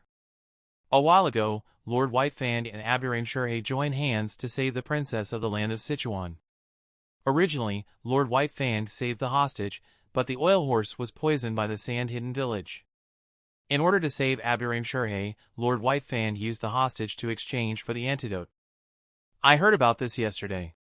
Now, in order to thank the Hidden Sand Village, the land of Sichuan entrusted all the missions for the next 10 years to the Hidden Sand Village. It's a big loss. These missions should belong to Konoha. Yes, the amount of missions that Konoha accepted now is not enough. My son has been resting at home for almost a month and hasn't accepted any missions yet. In my opinion, it's all because of that Aburame Shurei. It's really too useless. That's right. Why did Lord White Fan save him? Ninjas should focus on missions. I heard that Aburame Shurei is a member of the Umbu and is stronger than most of Jiaonan. Over the years, Aburame Shurei had completed many S-rank missions. If it was anyone else, they would also choose to save the Oil Dragon horse. People from the Umbu. They are comrades with Lord White Fan. No wonder. What do you think will happen in the end? I don't know. I heard that in 2 days, the higher-ups will hold a meeting to discuss how to solve this. Konoha has suffered such heavy losses. I think that Aburame Shurei will be executed. Naturally, Uchiha Tunan also heard about this matter in the clan. Immediately, he secretly said in his heart, "This is bad." Now, as long as Shurei stands out and says that this is the decision of Tsukumo himself, then the villagers will turn to Tsukumo. Even if most of them do not want Tsukumo to die, this matter concerns everyone's interests. Some unpleasant words will be vented. For some people, words did not have the slightest lethality. But for someone like Tsukumo, these idle words were like a steel knife. It seemed that he had to prepare well. Uchiha Tunan slowly pulled out his short blade and reached out his hand to touch the bright blade. In his mind, he repeatedly recalled the warrior spirit of Sanhe Yuan Liang. That afternoon, Uchiha Tunan came to Hataki House and practiced with Kakashi as usual. Tsukumo sat under the eaves and watched the two practice. From the outside, Tsukumo did not show any abnormalities. Perhaps it was because the villagers were not targeting him but Aburame Shurei. When the two of them finished sparring, Kakashi panted and said, "Tunan, you've become stronger again." Uchiha Tunan stood there calmly and stretched out his hand to adjust his glasses and said gently, "In order to let you practice to your heart's content, Kakashi, every time I try to be strong." "Really?" Kakashi's eyes were full of disbelief. In the past, Uchiha Tunan always said this. Kakashi also believed it. But today, Uchiha Tunan seemed especially fake. Uchiha Tunan shrugged and smiled. For us, real and fake are not that important. Kakashi was stunned when he heard that. The corners of his mouth under the mask curled up slightly, and his hands were in his pockets. He returned to his usual lazy appearance and deliberately changed the topic. These white pigeons are here again. A group of white pigeons landed on the court. Uchiha Tunan came to the front of the court and reached out to stroke the head of the white pigeons. They are now my ninja beasts. Ninja beasts? Yes, I am cultivating them. However, they don't seem to be very smart. I still don't know how to get them to help me. Kakashi thought for a moment and said, this kind of weak ninja beast can at most be used for investigation. Uchiha Tunan nodded and said, I have this plan, but no matter how much special fodder I give them, they won't communicate with each other. Kakashi hesitated for a moment and said, if you need it, I have a few psychic scrolls at home. You can choose a psychic beast you like. No, it doesn't matter even if they can't help me. Uchiha Tunan shook his head. After all, after raising it for so long, it has feelings. After saying that, Uchiha Tunan patted the white pigeon's body and said, all right, let's go. The other white pigeons spread their wings and flew away, but this white pigeon made two sounds and pointed its butt at Uchiha Tunan. Uchiha Tunan smiled dotingly. Why are you still angry after saying a few words? Forget it, I don't care about you anymore. Kakashi, I'll go back first. After saying goodbye to Kakashi, Uchiha Tunan walked towards the gate of the wooden house. When he passed the front yard, he bowed to Sakumo and said, Sorry to bother you, Sakumo-san. Sakumo smiled and nodded.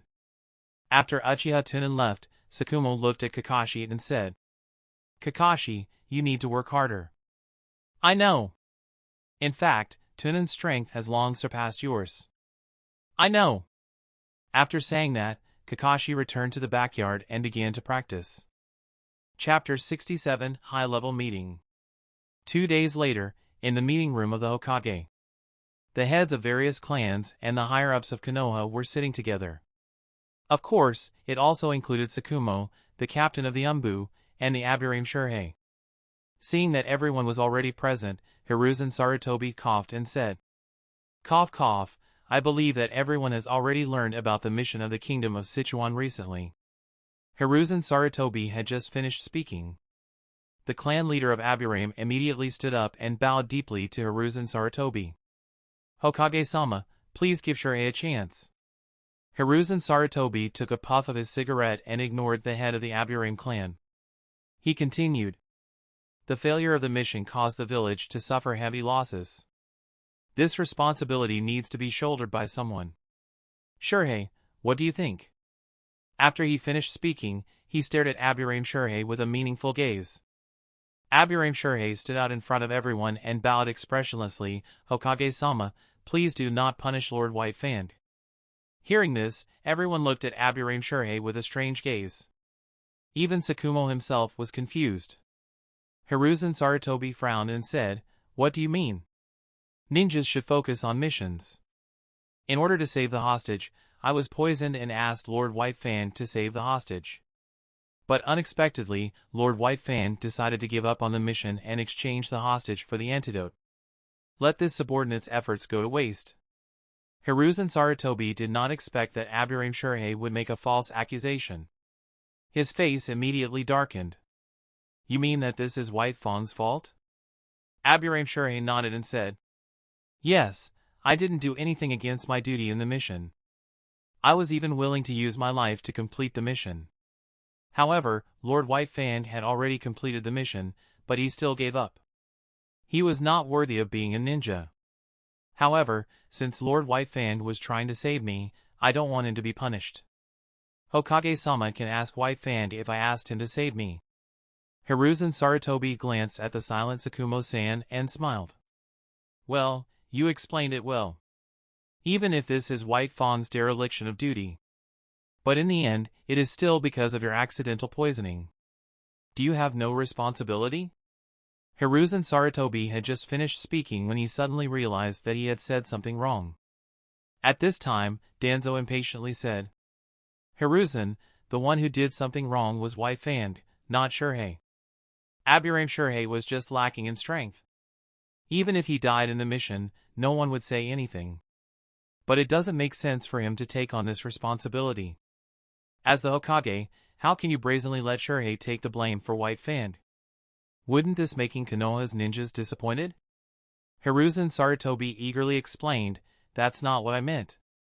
Danzo immediately snorted. "Even if you don't mean it that way, your words just now have admitted that this is White Fang's fault." Hiruzen Sarutobi took a deep breath and looked at the higher-ups and chiefs. Everyone should be able to see whose fault this is. However, the higher-ups of Konoha and the chiefs all thought that this matter had nothing to do with them. No matter what, they would offend people now. If it's Shurhei's fault, then they would offend Danzo and the Aburame clan. If he said that it was the fault of White Fang, then he would offend Hiruzen Sarutobi and Tsukumo. Seeing that no one spoke up to help Tsukumo, Danzo laughed in his heart. "Hiruzen, you still don't understand the human heart. Anyway, I can tell at a glance that it is White Fang's fault. As a ninja, it is wrong to not focus on missions. White Fang, do you want to explain yourself?" Danzo copied Hiruzen Sarutobi's method and let the person in question say it himself. However, White Fang was a reserved person and was not good at playing this language. He stammered. "I." Danzo sneered in his heart and pretended to be concerned. "You can explain why you gave up on the mission halfway as a ninja. Is your companion more important than the mission?" "Yes." Tsukumo nodded. When Danzo heard Tsukumo admit it, he couldn't help but smile and say to Hiruzen Sarutobi, "Ninjas are just tools. Missions are more important than anything else." This was the promise every village made to their employers. When the employer released the mission, did we have to tell them that if the mission was dangerous, we would prioritize saving our companions? As soon as Danzo finished speaking, Tsukumo immediately knelt down on one knee to Hiruzen Sarutobi and said, "Sorry, this mission is my fault. I am willing to accept the punishment." Hiruzen Sarutobi looked at Danzo angrily and said in a deep voice, "I object to punishing White Fang. After all, White Fang has done many S-rank missions for Konoha. His contribution could make up for this mistake." Danzo had achieved his goal, and it didn't matter whether Hiruzen Sarutobi punished Tsukumo or not. As long as someone took the responsibility. Danzo stood up and said in a victorious tone, "I don't want to continue the discussion. If you want to vote whether you want to save White Fang or not, just count my vote of opposition. Let's go, Shurhei. We have nothing to do here." Hiruzen Sarutobi looked at Danzo's back with a gloomy face and then looked at everyone present. However, everyone present chose to avoid Hiruzen Sarutobi's gaze. Hiruzen Sarutobi looked at Tsukumo, who was kneeling on the side, and sighed.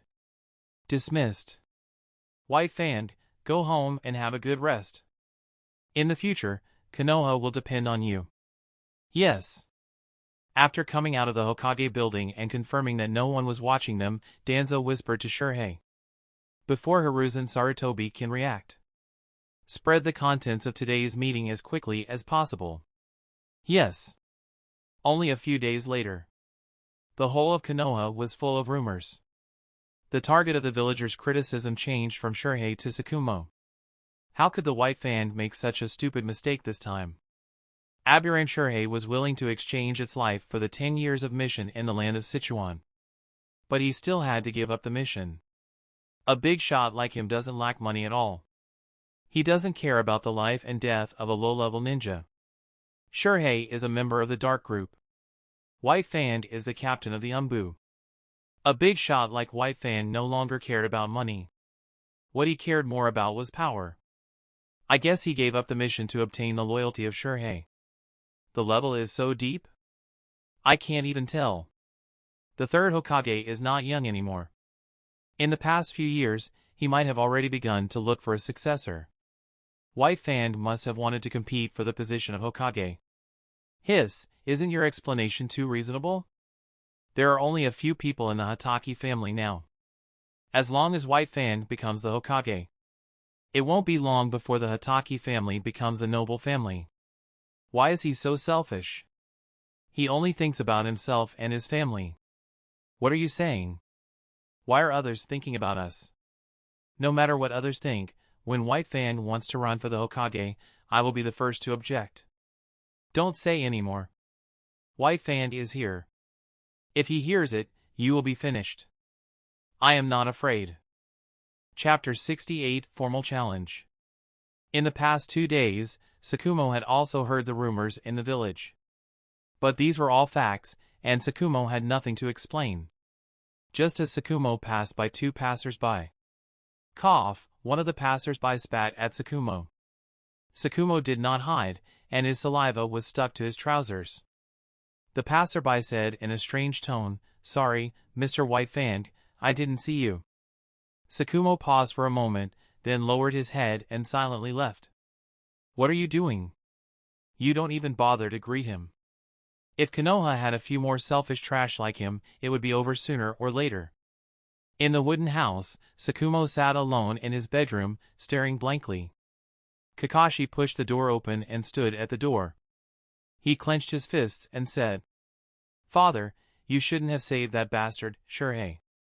When Sakumo heard this, he was slightly stunned. He turned his head to look at the angry Kakashi and said with a haggard face, "You also think that I shouldn't have saved my companions?" Kakashi lowered his head and was silent for a long time. He said in a low voice, "Didn't you always teach me that ninjas should focus on their missions?" There was a trace of disappointment in Sakumo's eyes. He nodded and said, "Sorry, Kakashi." Kakashi took a deep breath and slammed the door shut. He ran to the backyard and vented his anger on the wooden stake. His right fist had been scraped and blood flowed out. Clang, clang, clang. When Kakashi heard the knock on the door, his hand stopped. He looked at the sky and knew that Uchiha Tunan had come. Then, he lowered his head and went to the door, opening it a crack. He saw Uchiha Tunan standing outside with a calm smile on his face. "Kakashi, it's time for training. Why do you look so depressed?" Kakashi shook his head. "Tunan, I want to have a good rest these days. I don't want to train." After saying that, he subconsciously put his right hand that was bleeding behind his back. Uchiha Tunan looked down and then stared at Kakashi. He nodded slightly and said, "Well, then you should spend more time with Lord White Fang. He must be very sad at this time. Don't blame him. He did the right thing. It only affected the interests of others." After saying that, Uchiha Tunan turned and left. At night, in the barbecue shop, Minato, Kushina, and Uchiha Tunan chatted while eating barbecue. Kushina picked up a large piece of fat and lean meat and put it into Uchiha Tunan's bowl. "How is Kakashi recently? I called him personally, but he won't come." Uchiha Tunan smiled at Kushina and buried his head in eating the meat. "He has been staying at home and doesn't want to go out. Even he doesn't want to see me." Kushina reached out her hand to lift up the bangs on her forehead, holding her chin with one hand as she watched Uchiha Tunan eat. She used her chopsticks to continuously pick up meat for Uchiha Tunan. This can't go on. The village is full of people saying that White Fang is wrong. I don't know when this storm will subside. Minato said in a low voice as he picked up meat for Kushina. People are forgetful. It will be over in a few days. I am going to look for Kakashi tomorrow morning. The last time his ninjutsu was very interesting, which gave me a lot of inspiration. I can discuss it with him and help him. Kushina immediately gave Minato a cheering gesture. I support you. Then she picked up a piece of meat and put it into the bowl that was almost full of Uchiha Tunan. Come, Tunan, you are still growing. Eat more meat. Uchiha Tunan forced a smile and said, Thank you, Kushina-senpai. The hands under the table kept rubbing his bulging belly. In his heart, he was secretly thinking, tomorrow. The next morning, Minato came to Hataki's house and dragged the reluctant Kakashi away. At this time, in a breakfast restaurant at the corner of the street of the Hataki house. It's my turn. Uchiha Tunan said softly. He put down his chopsticks and slowly picked up a tissue to wipe his mouth. Then, he took out 1,000 silver note from his wallet and put it on the table. He got up and left. Hey, there's too much. The shop owner behind him rushed out and shouted at Uchiha Tunan's back. Just take it. Uchiha Tunan waved his hand without looking back. The shop owner looked at the money in his hand and could not help but sigh. Ninjas are really extravagant. Uchiha Tunan came to the door of the wooden house and saw that Sakumo had been staying in the house through the white pigeon that he left in the Hatake family last time. Uchiha Tunan was worried that Sakumo would commit suicide too quickly. He did not dare to roll his eyes under the eyes of Sakumo. He quickly knocked on the door. Clang, clang, clang. Right now, Sakumo was at the center of the storm. Uchiha Tunan's actions made the passers-by stop and watch. A moment later, the door was opened, and Sakumo stood behind the door without looking out. Sakumo's eyes were dull, and he forced out a smile. It's Tunan. Kakashi went out with Minato. Uchiha Tunan bowed to Sakumo with his hands on his knees. I'm here to look for you, senior. Sakumo was slightly stunned and shook his head. Sorry, I don't feel so good today. Please go back. After that, he was ready to close the door. However, Uchiha Tunan was quick to react. He pressed down on the door that was about to close, and a trace of determination flashed in his eyes. No, today is the right time. A duel between warriors cannot be avoided, senior. After saying that, Uchiha Tunan took back his hand and said to Sakumo with a serious face. The descendant of Sana's school, Uchiha Tunan, has officially challenged Sakumo-san. Sakumo was stunned and wanted to refuse Uchiha Tunan. But out of the spirit of a warrior, Sakumo nodded and said, Come in. Uchiha Tunan nodded heavily and followed Sakumo into the courtyard. Did I hear it wrong? That little devil wants to challenge White Fang. White Fang has made the heavens angry. It's normal for that little devil to hate him. I remember that little devil. He seems to be from the Uchiha clan. His name is Uchiha Tunan. So it's him. I was wondering why he looked so familiar. Although the people of Uchiha clan are annoying, this Uchiha Tunan is famous for his loyalty. I hope that Tunan can defeat White Fang and avenge the villagers. How is this possible? Although I don't want to admit it, White Fang's strength is definitely not something that Tunan can compare to. Say, will Tunan be alright? Probably not. White Fang will not be so useless to a junior. What can a scum like him do? No, I have to inform the garrison. I will inform the Hokage. If White Fang dares to hurt Tunan, I will. What can you do? I come to his house every night to pour dung. Chapter 69, Between Two Warriors. In the backyard of the wooden house, Sakumo took a wooden knife and walked to the open space. He said, Come on. Uchiha Tunan shook his head with no expression. He slowly pulled out the short blade on his back and said seriously, Senior, you should prepare what you should prepare first. This was an honor duel between the warrior sects. Today, you are not the one to die. Sakumo was stunned on the spot, looking at Uchiha Tunan, who was holding a short knife. Then he smiled and bowed to Uchiha Tunan. Okay, thank you, Tunan. After that, he gently folded the wooden knife in his hand, threw it into the corner, and then walked to the bedroom in the front yard. In the bedroom, Sakumo did not directly take the weapon, but first crumpled the wool on the table into a ball and threw it into the trash. He wrote a will on the spot and tied a white cloth to his forehead. Finally, he picked up the short blade and went to the backyard, standing opposite Uchiha Tunan. Sakumo slowly pulled out the short blade and said, This blade is called White Fang. Does your blade have a name? When Uchiha Tunan heard this, he held the short blade in his hand in front of him and stretched out his hand. I named it Warrior's Resolve. Sakumo looked puzzled. Warrior's Resolve? The benevolent are not worried, the wise is not confused, the brave is not afraid. This is my warrior spirit, and also my life's conduct. Sakumo was slightly moved and praised, Good name. Uchiha Tunan slowly closed his eyes, and then suddenly opened his Sharingan. Senior White Fang, can the duel begin? Sakumo nodded with a serious face and said, Come. In the next moment, Uchiha Tunan unleashed all of his firepower and disappeared in an instant.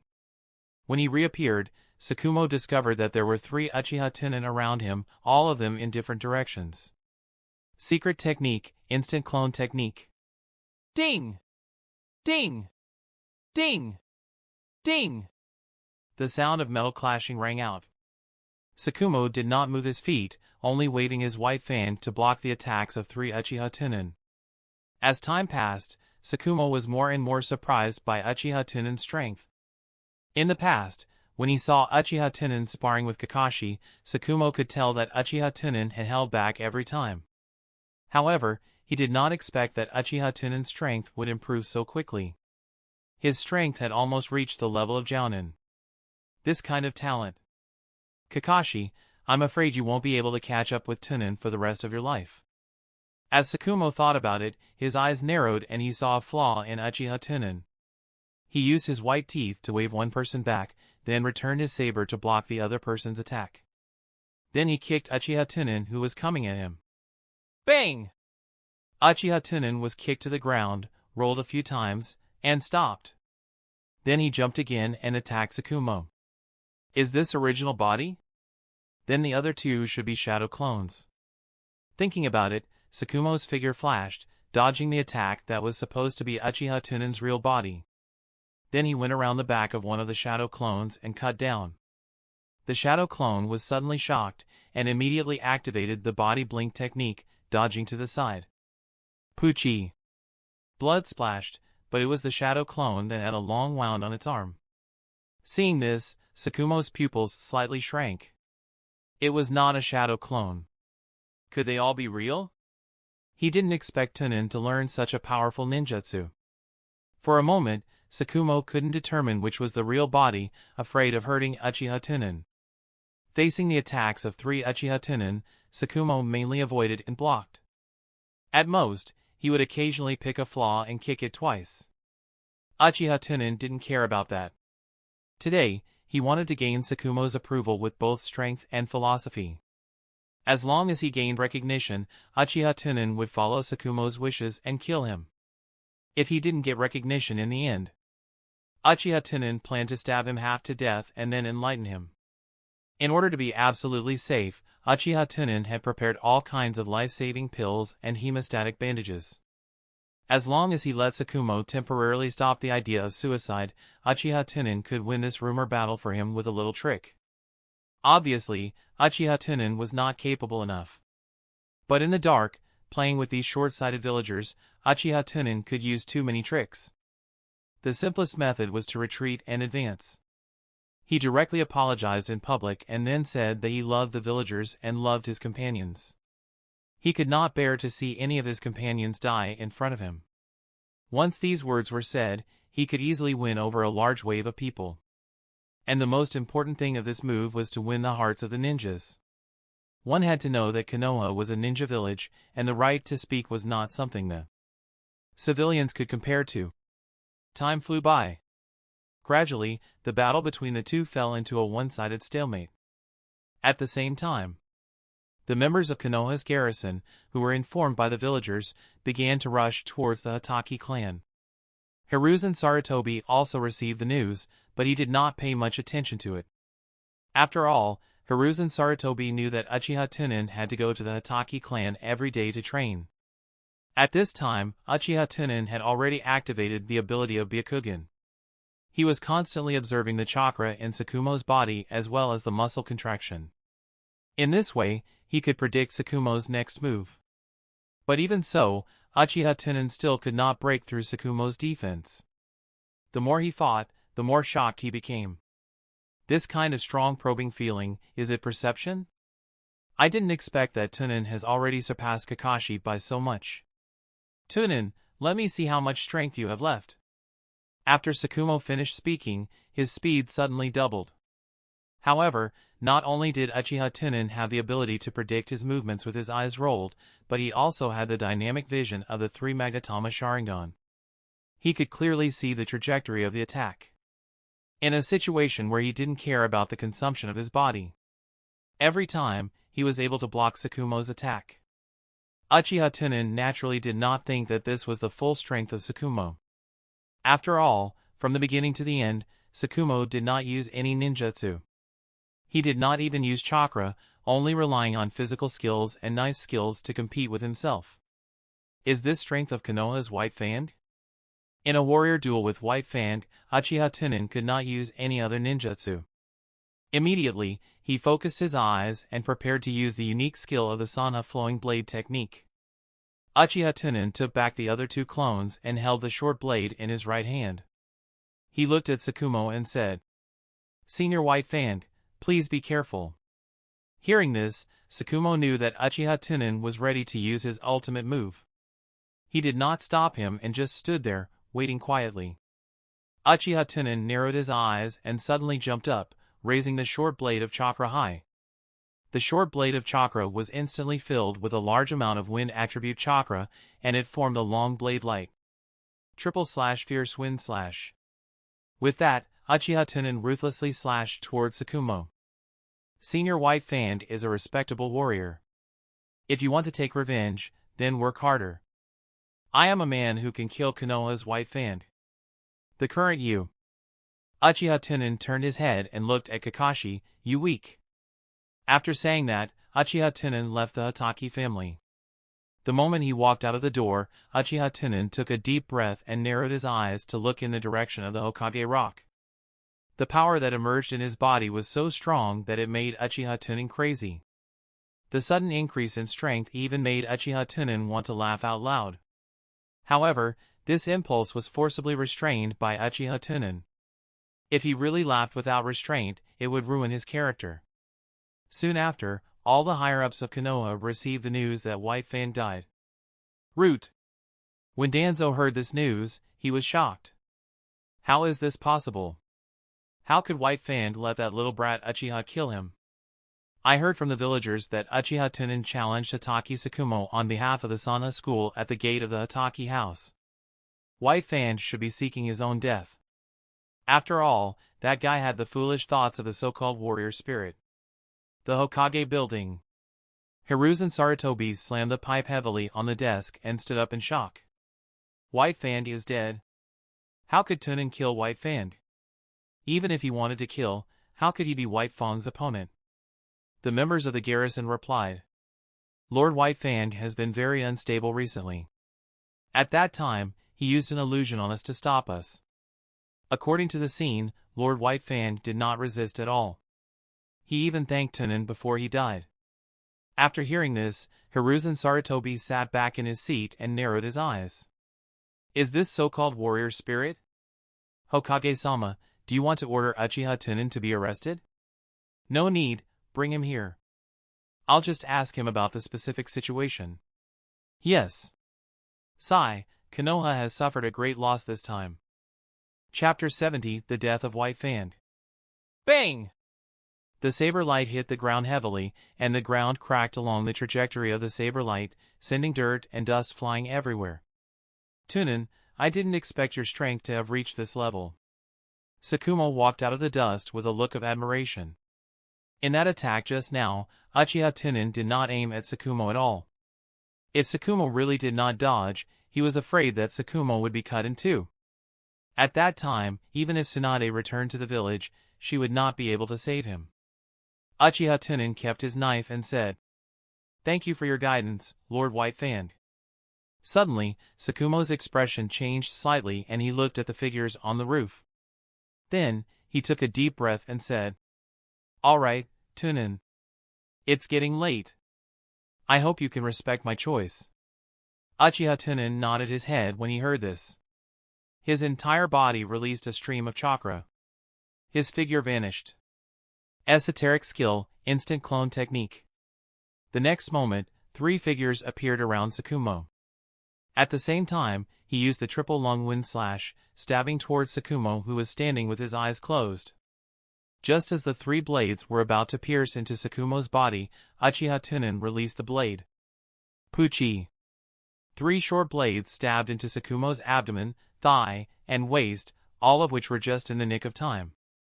Bang! The clone was removed, leaving only Uchiha Tunan in front. Tsukumo opened his eyes and coughed a mouthful of blood. You are still too kind. You held back at the critical moment. Uchiha Tunan pursed his lips and shook his head. No, I failed. Tsukumo smiled, a hint of relief flashing in his eyes. But you won. Uchiha Tunan looked a little sad. Senior, let me. Kakashi will be handed over to you in the future. I hope you can take good care of him for me. After Tsukumo finished, he sighed and said, It seems that I was wrong in this matter. Uchiha Tunan observed the degree of blood loss in Tsukumo's body with his eyes, and said firmly, No, you are not wrong. It's just that no matter whether it is right or wrong, there will be losses in this matter. Not only did you make the right choice, but you also took responsibility with your life. You are a true warrior. Is that so? Tsukumo's eyes lit up, as if the stone he had been suppressing in his heart for the past few days had become much lighter. Uchiha Tunan's left hand had already quietly reached into his ninja bag. At the same time, he said in a promised tone, In the same situation, if Kakashi is in danger, I will also give up the mission. Ding! Obtained the recognition of Tsukumo. Hearing the prompt in his mind, Uchiha Tunan was ecstatic. Sure enough, the one you love the most is your son. No matter what, you have to leave the inheritance to your son, but I made a promise to you. Do you see me as your son's guardian in your heart? Without hesitation, he pulled out his short blade. Puchi! Fresh blood spurted out, and Tsukumo fell to the ground. A moment later, the blood that was gushing out of the wound gradually became scarce. The eyelids of Tsukumo, who had lost too much blood, began to slowly close. Before he died, he did not forget to thank Uchiha Tunan. Thank you, Tunan. A smile flashed across the corner of Uchiha Tunan's mouth. He said lightly, No, thank you. Captain, what happened just now? You were hit by White Fang's illusion. Why did he? White Fang die. White Fang wanted to die, so he purposely died at the hands of Tunan. Then we have to arrest Tunan. Let's go and report to the Hokage. This matter is not Tunan's problem. White Fang himself is willing to do it. As soon as his voice fell, the members of Konoha's garrison on the roof left one after another. Ta! At this moment, Kakashi and Minato arrived at the backyard. Minato frowned and looked at the members of Konoha's garrison who had just left, a trace of understanding flashing through his eyes. Kakashi looked at Tsukumo, who was lying on the ground in shock, and suddenly rushed over. Father! Kakashi held Tsukumo's body in his arms and screamed. Father! Uchiha Tunan stood there silently, as if he was mourning for Tsukumo. Kakashi cried for a while and turned his head to look at the expressionless Uchiha Tunan. His eyes slowly moved down, staring at the short blade of chakra that was slowly dripping with blood, and absent-mindedly said, Why? Why are you doing this? A hint of viciousness flashed through Kakashi's eyes as he quickly formed seals with his hands. The ball of lightning in his palm flashed, and with the current expression on Kakashi's face, it was extremely terrifying. He immediately sent a lightning bolt towards Uchiha Tunan. Bang! Uchiha Tunan, whose strength had skyrocketed, kicked Kakashi away. He slowly put away his short blade and turned around with a cold face. He turned his back to Kakashi and said, Chapter 71 White Fang's Will. At this time, Uchiha Tunan had already returned home and closed his eyes to experience this powerful strength. The amount of chakra and spiritual force had only increased by several times. This was because the Hatake clan was outstanding in terms of chakra. The most important harvest was Tsukumo's terrifying secret technique. Not to mention those low-level ninjutsu and high-level ninjutsu. What Uchiha Tunan was most happy about were those few unique secret arts, and almost every one of them was extremely difficult to practice. Wind Escape, Windstorm. This was a perception ninjutsu unique to Tsukumo, and he could feel the air around him trembling, so he could perceive a certain range. He could even use the air to retract his voice and send a long-distance voice transmission. Ninja Art, Lightning Wind Flash. Using lightning attribute chakra to stimulate the cells of the body, and at the same time, using wind attribute chakra to control the air around the body to reduce the air resistance. This move could greatly increase the speed of the body, and it was even faster and longer than the instant movement technique. Lightning Style, Thunder God Soul. Using lightning attribute chakra to stimulate the brain acupoint, greatly increase the spiritual force for a short period of time, and also communicate with the ions in the natural world. It is said to be able to resist all spiritual attacks. But the drawback is that after casting the spell, the spiritual force will be overdrawn, and the situation of fainting will occur. Lightning Style, Lightning Tribulation Descent. This was a single-target ninjutsu that could only be released after activating the Soul of Thunder God. It was very similar to Kirin, both summoning lightning from the natural world to attack the target. But it was more convenient than Kirin, there was no need for so many preconditions, and the Soul of Thunder God could be released. Lightning Style, Myriad Thunder Lightning Prison. He also needed to activate the Soul of Thunder God, and he needed a certain amount of time and terrifying chakra to gather the lightning in the natural world. This was a large-scale killing technique, which was equivalent to multiple lightning bolts falling from the sky. It was the first choice to slaughter the village and destroy the city. The last one with value was Sakumo's blade technique. It was able to attach wind and lightning attributes to the short blade of chakra. It allowed the short blade to have wind attribute cutting attributes and lightning attribute paralysis attributes at the same time. From this point of view, it was already 2 streets ahead of the Sanha sword technique. Uchiha Tunan had just finished understanding these major abilities when the people of the Umbu arrived. Uchiha Tunan, the Hokage-sama wants to see you. Uchiha Tunan slowly got up and said, "Let's go." The Umbu came to Uchiha Tunan's side according to his previous experience, ready to take him away with the body flicker technique. Uchiha Tunan reached out to stop the Umbu and said slowly, "In the future, I don't need to trouble you." As soon as he finished speaking, Uchiha Tunan's figure had disappeared. In the Hokage's office, Hiruzen Sarutobi looked at Uchiha Tunan with a serious face and said, "Why don't you persuade White Fang? He is Kakashi's father." Uchiha Tunan said coldly, "I respect Senior White Fang's choice. He is a real warrior. For warriors, dying in a duel is the greatest honor." Hiruzen Sarutobi took a deep look at Uchiha Tunan, wondering why Uchiha Tunan was so cold to him today. He was no longer as clingy as he used to be. Could it be that his attention had been on Shinosuke recently, and he had been too cold to him? Or was it because he had been brainwashed by the so-called warrior? Now that Konoha had lost its White Fang, Tunan had become like this. What a headache. Thinking of this, Hiruzen Sarutobi got up and came to Uchiha Tunan. While stroking Uchiha Tunan's hair, he said with a concerned expression, "I think this matter has a lot of impact on you. Although Kakashi has a good relationship with you, after all, you did this in front of him. He may not be able to accept it for a short time. I will inform Minato to temporarily transfer you out of Team 9. You should rest well at home during this period of time. Don't think too much about anything. If you need anything, you can come to me at any time." Uchiha Tunan nodded silently. The next moment, he used the body flicker technique to leave. Hiruzen Sarutobi was stunned for a moment. He withdrew his hand and sighed before returning to his seat. After a moment of deep thought, he picked up the pipe at the side and muttered, "According to my understanding of Tunan, he shouldn't be dissatisfied with me giving him the cold shoulder. Could he really have been brainwashed by the warrior spirit? Although the spirit of a warrior was not foolish, loyalty was still important. The current Tunan was more like a tool. Perhaps this was not a bad thing. The only thing he had to worry about was that Tunan did not walk the same path as White Fang."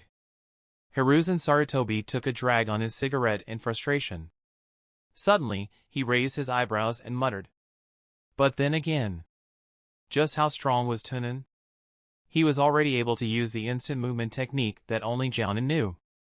Such talent. I have to tell Shinosuke so that he can pay enough attention to Tunan. What happened today was really too important."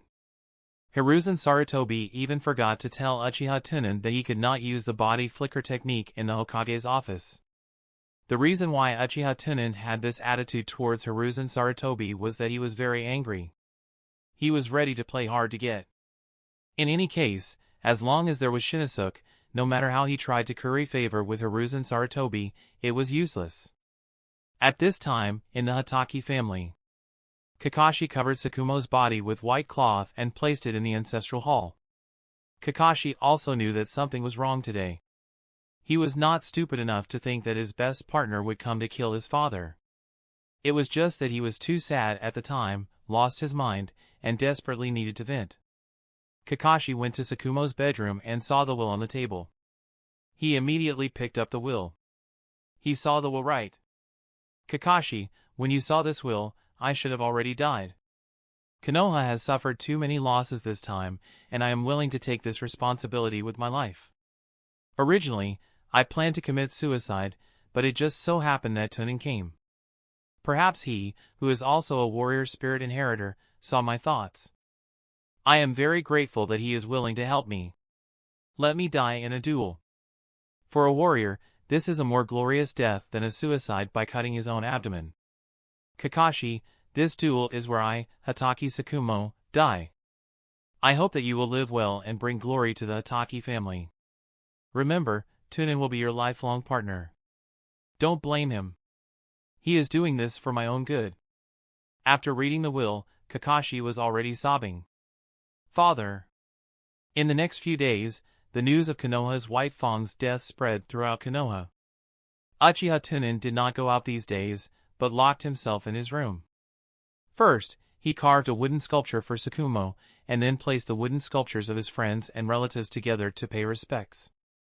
The rest of the time was either to experience new power or to reflect on themselves. As the successor of the Will of Fire, he had to always remember his 3 lives. He thought about what he had not done well and which words he had not been strict enough. Or perhaps he had not dealt with the aftermath well enough, and whether there was any sign of collapse in the people. If there was something lacking, how to remedy it and how to prevent improvement in the future. It was hard to be a person. It was even harder to be a pure person. It was even harder to be a pure good person. Chapter 72 Attending the Funeral. This day was the day of Tsukumo's burial. The sky was gloomy and was accompanied by a drizzle. No matter how many people in the village cursed Tsukumo in secret. But when they found out that Tsukumo was dead, almost everyone was worried. The hero who rose up in the Second World War was none other than the Sannin and Konoha's White Fang.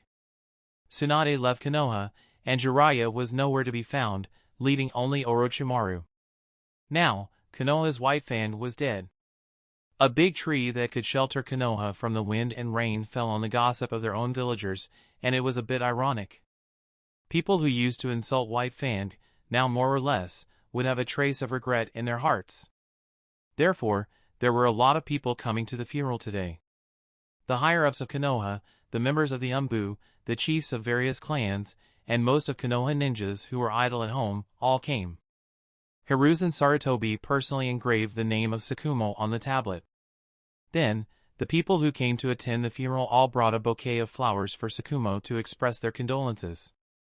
Kakashi knelt in front of the memorial tablet in a daze, his head lowered in silence. Suddenly, there was a commotion in the crowd. The crowd behind them spread out a path. Holding a black umbrella, Uchiha Tunan walked through the crowd expressionlessly and came behind Kakashi. He quietly watched the name on the tablet and did not speak for a long time. The crowd behind him, especially the ninjas who had fought side by side with Tsukumo, all stared at the back of Uchiha Tunan with unfriendly eyes. He is a coward, isn't he? Kakashi's eyes moved slightly. He recognized the shoes that Uchiha Tunan was wearing and said with a sad expression. Uchiha Tunan bowed to the tablet and said lightly, "You don't understand, Senior White Fang." Hearing this, Kakashi clenched his hands and growled. Just because the villagers said a few words, he chose to seek death. If he is not a coward, then what is? Uchiha Tunan's eyes narrowed slightly. He glanced at the trembling Kakashi and immediately threw the black umbrella aside. He grabbed Kakashi by the collar and shook it hard. Senior White Fang did not die in the gossip of the villagers. He was taking responsibility with his life. He made the choice in his heart and was also willing to take responsibility for this choice. He was an excellent ninja, a qualified warrior. He was a hero who placed responsibility first and did not even fear death. The summer drizzle caused thin smoke to rise from the ground. Just like at this moment, Kakashi's eyes were misty. Uchiha Tunan closed his eyes, took a deep breath, and then released Kakashi's collar. Kakashi's body seemed to become soft and weak, and he sat straight on the ground. Uchiha Tunan bent down and picked up the black umbrella. He patted the soil on the umbrella with his hand and sneered. I'm very doubtful if you can reach Hatake Tsukumo's level with your equipment. If that's the case, then my saber is too lonely. After saying that, Uchiha Tunan turned around and looked at Kakashi. Right, I won't come to your house to spar with you in the future. If you want revenge, you can challenge me at any time. But if you can't pull yourself together, then you will never be my opponent. As soon as he finished speaking, Uchiha Tunan fiercely inserted the black umbrella into the ground, just blocking the rain for Kakashi. Then he strode away.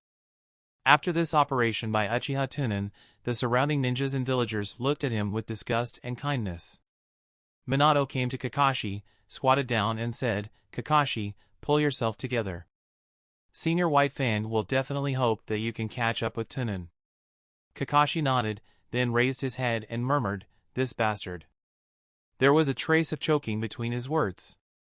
Uchiha Tunan, who had left the funeral, went straight back to the clan. Thinking that the matter was settled, he had nothing to do, so he came to find the Great Elder to drink tea. After all, in the whole of Konoha, only in front of the Great Elder, there was no need to disguise himself too much. The gentle wind of the rain kept blowing the wind chimes under the eaves. In the spacious living room, Uchiha Tunan and the Great Elder sat opposite each other, leisurely sipping tea. The Great Elder placed the teacup in front of his nose and sniffed it. He said slowly, now the village is publicizing that you killed Tsukumo. Uchiha Tunan smiled faintly, picked up the teacup and blew on it. He took a sip. We know each other, so why not send him on his way? The Great Elder chuckled. I like your personality. No matter how I look at it, you don't look like Uchiha. Uchiha Tunan put down the teacup, picked up the teapot, and bowed slightly. While adding tea to the Great Elder, he said, if a person wants to achieve something in his life, he needs to break through the rules and continuously break through himself. The first elder nodded. He looked at Uchiha Tunan with narrowed eyes and said, but there is one thing I don't understand. There is no benefit in you killing White Fang. Not only did you get into a lot of trouble, you also became enemies with Kakashi. Don't tell me how much you respect him. I don't think he can help you evolve your Sharingan. Uchiha Tunan poured himself a cup of tea, put down the teapot, and then raised the cup. Is White Fang strong? Strong, very strong. Uchiha Tunan leaned forward slightly and smiled. He said meaningfully, but his surname is not Uchiha. His surname is Hatake. Ha ha ha. The Great Elder immediately understood what Uchiha Tunan meant. He laughed heartily and raised the teacup. The two of them lightly touched their cups. At this moment, a 2 or 3-year-old child ran into the living room along the corridor in the backyard. He bit his finger and stared at the Great Elder innocently as he shouted, Grandfather! Come, let Grandpa hold you. The Great Elder held the child in his arms with a doting expression. Uchiha Tunan took a sip of tea and casually asked, is this your grandson? The Great Elder smiled and replied, yes, his parents have been busy with work recently, so they sent him to stay with me. Shursui, come greet Tunan. Shursui stared at Uchiha Tunan curiously with his round eyes. He sweetly shouted, Tunan-san. Uchiha Tunan smiled faintly and said, Shursui is very cute. The Great Elder's eyes had already narrowed into slits. Even children are like this. When he grows up, he will probably be like the other Uchiha who doesn't make people love him. No, Shursui will definitely be a gentle child in the future. I have always been very accurate when it comes to reading people. Uchiha Tunan shook his head and took out his wallet. He counted 800 taels and placed them in a small red envelope that he had prepared at any time. He handed it to Uchiha Shursui. Here, this is the pocket money brother gave you. Uchiha Shursui stared blankly at the red packet, then raised his head to look at the Great Elder. The Great Elder smiled and pouted. Accept it. Only then did Uchiha Shursui reach out his chubby little hand and take the red packet. Thank you, Tunan-san. Uchiha Tunan rubbed Uchiha's head lovingly and said, I like obedient and sensible children the most. Moreover, Shui seems to be very talented. You don't have to praise him. He is so young, how can he see any talent? As the great elder spoke, he looked at Uchiha Tunan's expression, and his heart suddenly skipped a beat. He thought of something bad. He quickly put Uchiha Shui on the ground. Shui, don't stay at home for a day. Go out and play with your friends. Okay, Uchiha Shui obediently left the living room and ran into the rain. Uchiha Tunan pointed to the sky with a faint smile. It's raining outside. The first elder coughed lightly and said, children like to play with mud. It's just right for the rain. Uchiha Tunan nodded in realization and then chuckled. He raised the teacup in his hand and said, today's tea tastes good. Chapter 73 Long-Term Mission. A few days later, in Uchiha's territory, Uchiha Tunan closed his eyes and sat cross-legged under the eaves, listening to the sounds of the entire Uchiha's territory. This was the wind escape storm he had obtained from Tsukumo. This was a large-scale perception ninjutsu. Not only could he hear the subtle sounds within a certain range, but he could also sense if there was an object existing through the airflow. Suddenly, Uchiha Tunan's ears moved slightly. In his perception, a person appeared outside the central area of Uchiha's clan. The person was moving very fast, and he must have used the body flicker technique. Why did you come to Uchiha's territory? Hokage-sama ordered me to find Uchiha Tunan. Go in. Uchiha Tunan slowly opened his eyes and looked straight at the door. In his heart, he silently recited 3, 2, 1. Clang clang clang. It seemed that the accuracy of this perception ninjutsu was quite high. The corners of Uchiha Tunan's mouth curled into a faint smile, and he lightly said, please come in. The Umbu wearing a cat-faced mask pushed open the open door. There was no other way. This was the central area of Uchiha's clan. He could not directly barge into Uchiha Tunan's home like before. If he did that again, it would cause a lot of trouble. Umbu said in a deep voice, Uchiha Tunan, the Hokage-sama wants to see you. Uchiha Tunan nodded and gently said, thank you for your hard work. With that, Uchiha Tunan disappeared without a trace. In the Hokage's office, Uchiha Tunan walked in with a calm face. He bowed to Hiruzen Sarutobi, who was full of kindness, and said, Hokage-sama, may I ask why you are looking for me? Hiruzen Sarutobi maintained a kind smile on his face and looked at Uchiha Tunan. Tunan, I know that the matter of White Fan has a big impact on you. Konoha is also talking about you everywhere, and it has caused you a lot of trouble. But it doesn't matter. As a young man, you can go out and relax when you are unhappy. Coincidentally, there is a long-term A-level mission here in Fire Capital. This mission is much less expensive, and I spent a lot of effort to get it for you. When Uchiha Tunan heard this, he frowned slightly and said, A rank mission? Am I alone?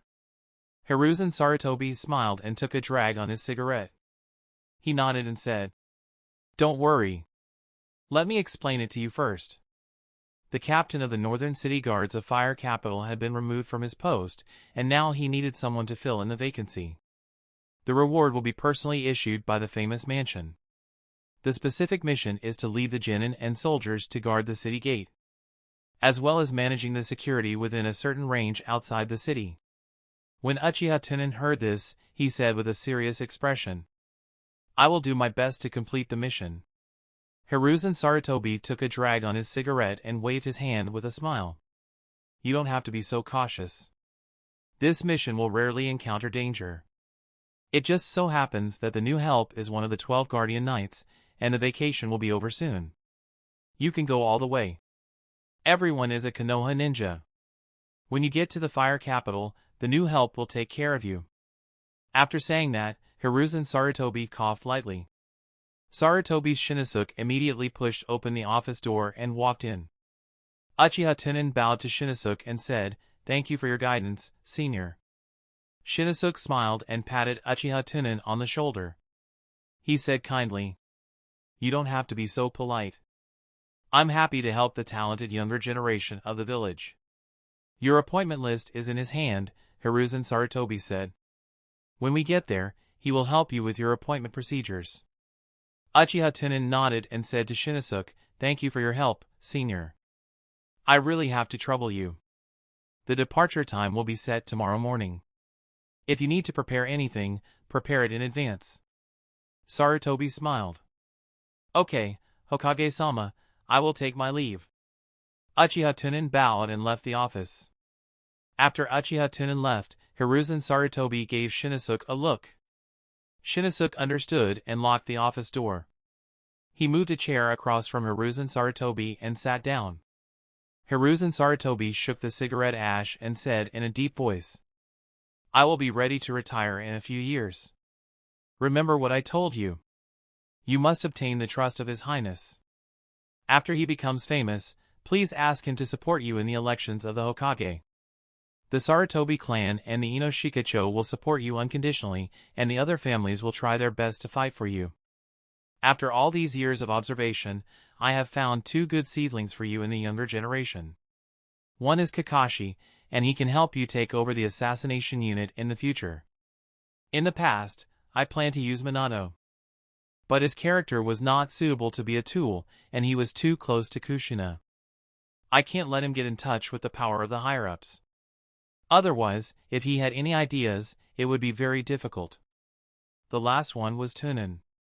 He was different from other people in the Uchiha clan. He was pure and suitable for brainwashing. It's just that I haven't paid much attention to him recently, and he has experienced so much. Now that he has become a little quieter, his personality might have changed. When you come to Fire Capital with him, you have to be close to him often. If everything goes well, when I abdicate. Even if he could not grow to the point where he could control the authority of Uchiha's clan. But at the very least, he could become an expert. In the future, he could become your trusted aide and be in charge of the route for you." Shinosuke nodded with a serious expression. "I understand, father." "Right, what about Asuma? He has been clamoring to go to the Fire Capital recently." Hiruzen Sarutobi narrowed his eyes and took a deep puff of smoke. He said softly, "If he wants to go play, take him there. You take time to teach him some knowledge. As long as he could come back to take the exam on the eve of graduation, it would be fine." "Okay." After returning to the clan grounds, Uchiha Tunan began to pick and buy. This included poison, antidote, bitterness, sword in hand, soldier food pill, detonation talisman, and the feed of the white pigeons. Then, he put all these things into the storage scroll. He also told the Great Elder about the mission. That night, Minato and Kushina went to the door and took Uchiha Tunan to have a big meal. It was also a farewell to Uchiha Tunan. Late at night, Uchiha Tunan lay on the bed and thought about the next step of his plan. Now that he had the strength, he was qualified to pursue dignity. And for the sake of his son, Hiruzen Sarutobi treated himself as a dog and trampled on his dignity. There might be a chance to kill Shinosuke in the Fire Capital. However, Shinosuke's help seemed to be quite strong. Although he should not be able to defeat him in a head-on battle, he might have some life-saving trump card. No. Fighting and killing were the actions of brutes. Everything had to be done with strategy, and martial arts were secondary. Uchiha Tunan felt that he had a little strength recently, and his thoughts began to become a little slippery. Under the circumstances that he was not confident enough, he should focus on stability. Don't take the risk so that you don't capsize in an easy task. The matter of Shinosuke's new help could wait until the Fire Capital. His top priority was to work hard to improve his strength. He already had a powerful ninjutsu, and what he needed the most now was to increase his chakra and spiritual force. The best way was to establish a welfare institute and start from those children. He would teach them to practice chakra and then harvest them when they needed it. Then he needed to do 2 things. The first point was to earn enough money to build a welfare institute. As for earning money, he could go to the Fire Capital to think of a way. After all, it was the capital of the Fire Country and the gathering place of wealth. The second point was to find a way to quickly cultivate and check for carrots. It didn't matter even if he had to sacrifice his life. There was no way to solve this now, so he could only watch as he walked. Chapter 74 To the Fire Capital. The next day, Early in the morning, Uchiha Tunan got up and packed his things. Before leaving, he came to the altar where the wooden sculptures were placed and lit 3 sticks of incense. I'm leaving. There are many things to do this time. I'm afraid I won't be back in a short period of time. If you miss me, remember to make contact in my dreams. After saying that, he bowed 3 times to a row of lifelike statues and inserted incense for his family and friends. 3 hours later, Uchiha Tunan stood quietly under the big tree at the entrance of the village and waited. At the intersection of the street, the figures of Sarutobi Shinosuke and Asuma finally arrived. They saw Sarutobi Shinosuke rubbing Asuma's hair lovingly and said, "Asuma, if you stay in bed again in the future, I will not take you anywhere." Asuma slapped Sarutobi Shinosuke's hand away impatiently.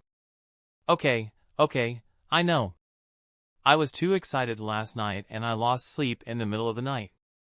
When the two arrived at the village entrance, Sarutobi Shinosuke said to Uchiha Tunan apologetically, "Sorry to keep you waiting." Uchiha Tunan adjusted his glasses and shook his head gently. "It doesn't matter. I just arrived not long ago." Sarutobi Shinosuke smiled and tugged at Asuma's clothes. "Asuma, Tunan is your classmate. Why didn't you say hello?" Although Asuma and Uchiha Tunan were classmates, for some reason, they seemed to have a problem with Uchiha Tunan and didn't even look at him. Uchiha Tunan merely narrowed his eyes and smiled. He wasn't angry. He had already guessed the general reason in his heart. However, Uchiha Tunan did not expect that Asuma would also go to the fire capital. If things went smoothly, the two of them could pack up together. Sarutobi Shinosuke scratched his head awkwardly and quickly changed the topic. "Let's go. If you have any questions, you can ask me anytime on the way." After finishing the registration at the village entrance, the 3 of them left Konoha and set off for the fire capital. Not long after they stepped out of the barrier, Uchiha Tunan slowed down slightly and looked back. At the end of the street, a figure flashed by. Uchiha Tunan silently turned his back and waved his hand, continuing to walk forward. Several days later, the 3 of them finally arrived at the capital of fire.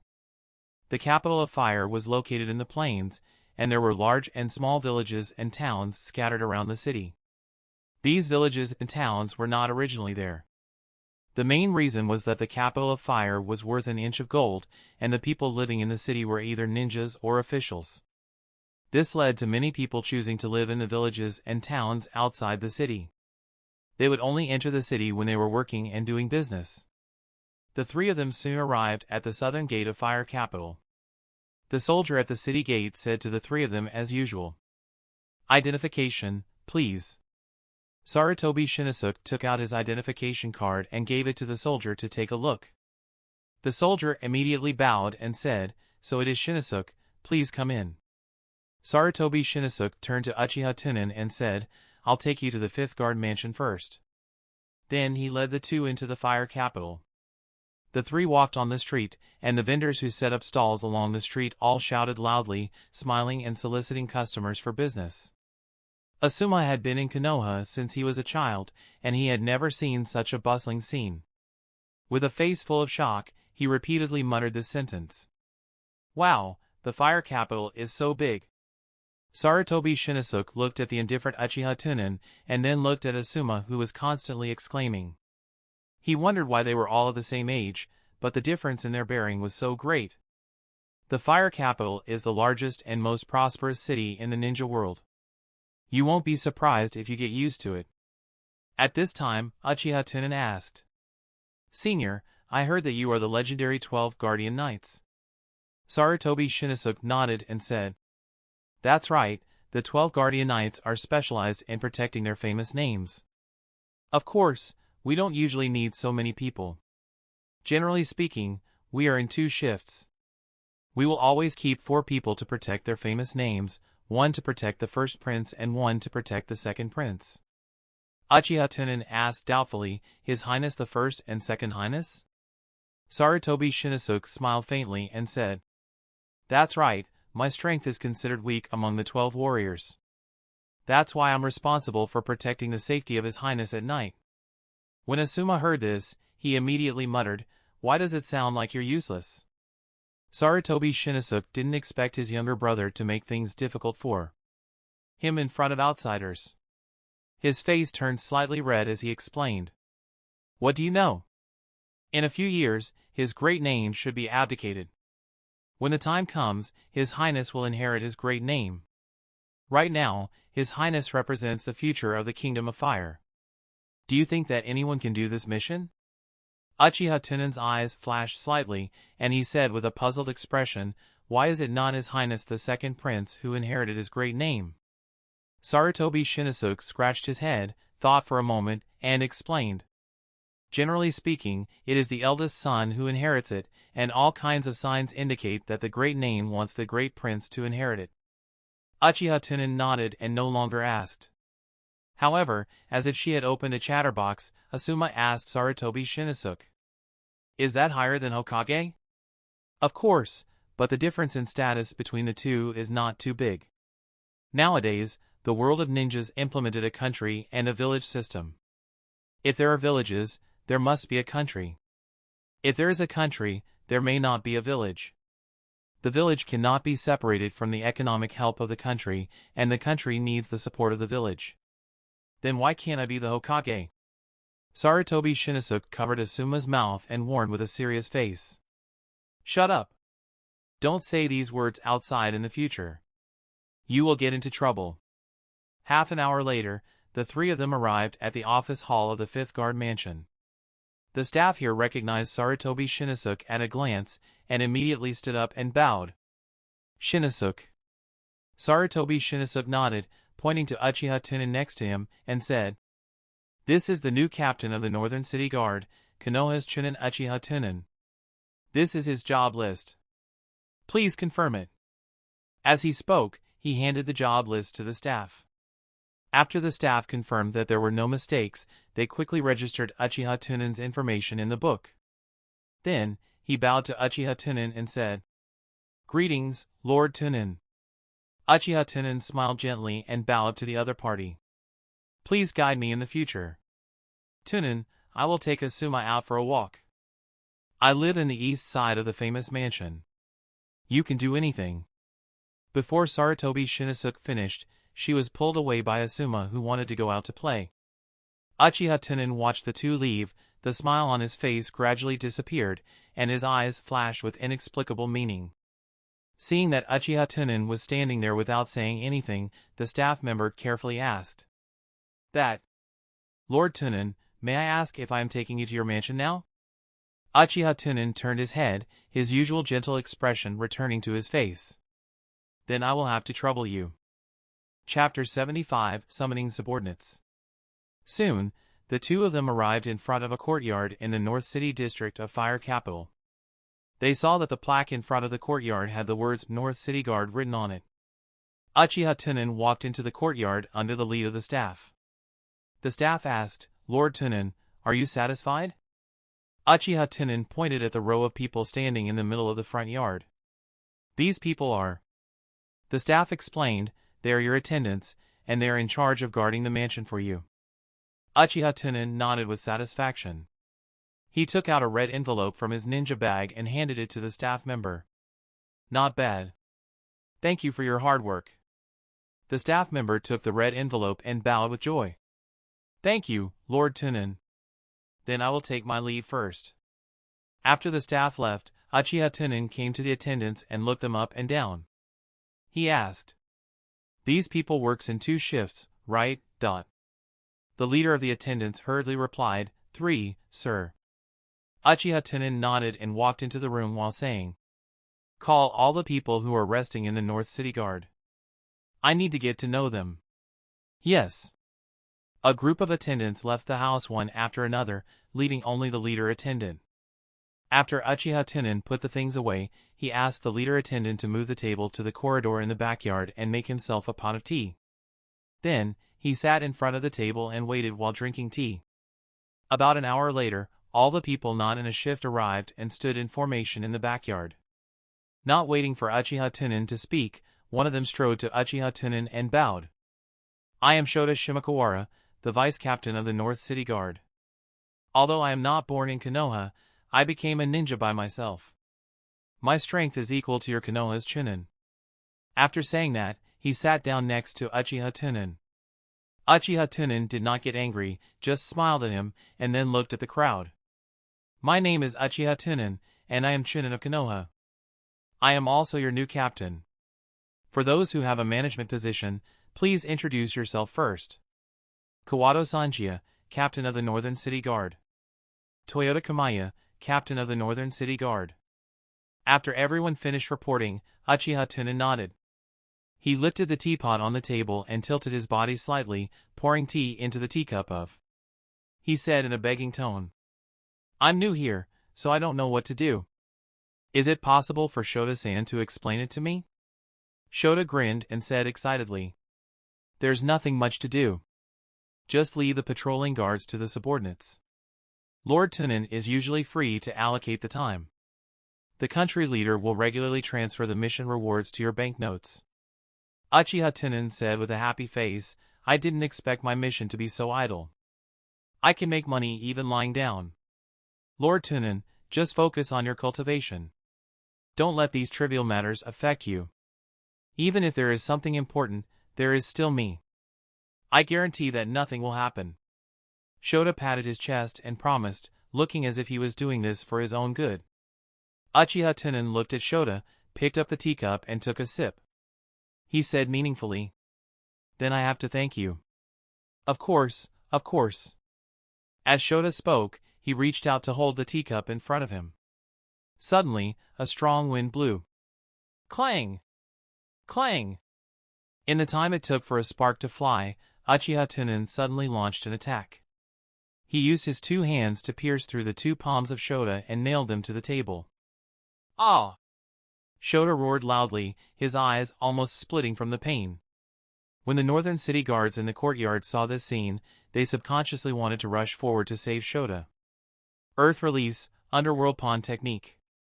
In an instant, the entire ground in the backyard became a swamp, and everyone sank into it. Spare me, Lord Tunan. Lord Tunan, what have we done wrong? Why are you treating us like this? Uchiha Tunan ignored the wailing of Shota and the questioning of the Northern City Guards. He took a sip of tea and said, I'm sorry, everyone. I'm young and I'm afraid you will look down on me. The only way was to make a name for myself. Don't worry. As long as you don't move, nothing will happen. After saying that, Uchiha Tunan put down the teacup. The leading attendant on the side had just recovered from the shock and quickly bent over to pour tea for Uchiha Tunan. Uchiha Tunan glanced at the other person and casually said, You are very clever. What is your name? The leading attendant quickly knelt on the ground and buried his head deeply. Reporting to Lord Tunan, this subordinate is called Jean. Uchiha Tunan nodded and casually waved his hand. Then, he reached out and grabbed the teacup, slowly turning it. His gaze was also fixed on the patterns on the teacup, and he said in a puzzled tone, What right do you have to be on equal footing with me? Do you really think I'm a little brat who doesn't know anything? You want to take me down the moment I arrive? After saying that, he put down the teacup, took out a handful of kunai from his ninja bag, and played with it in his hand.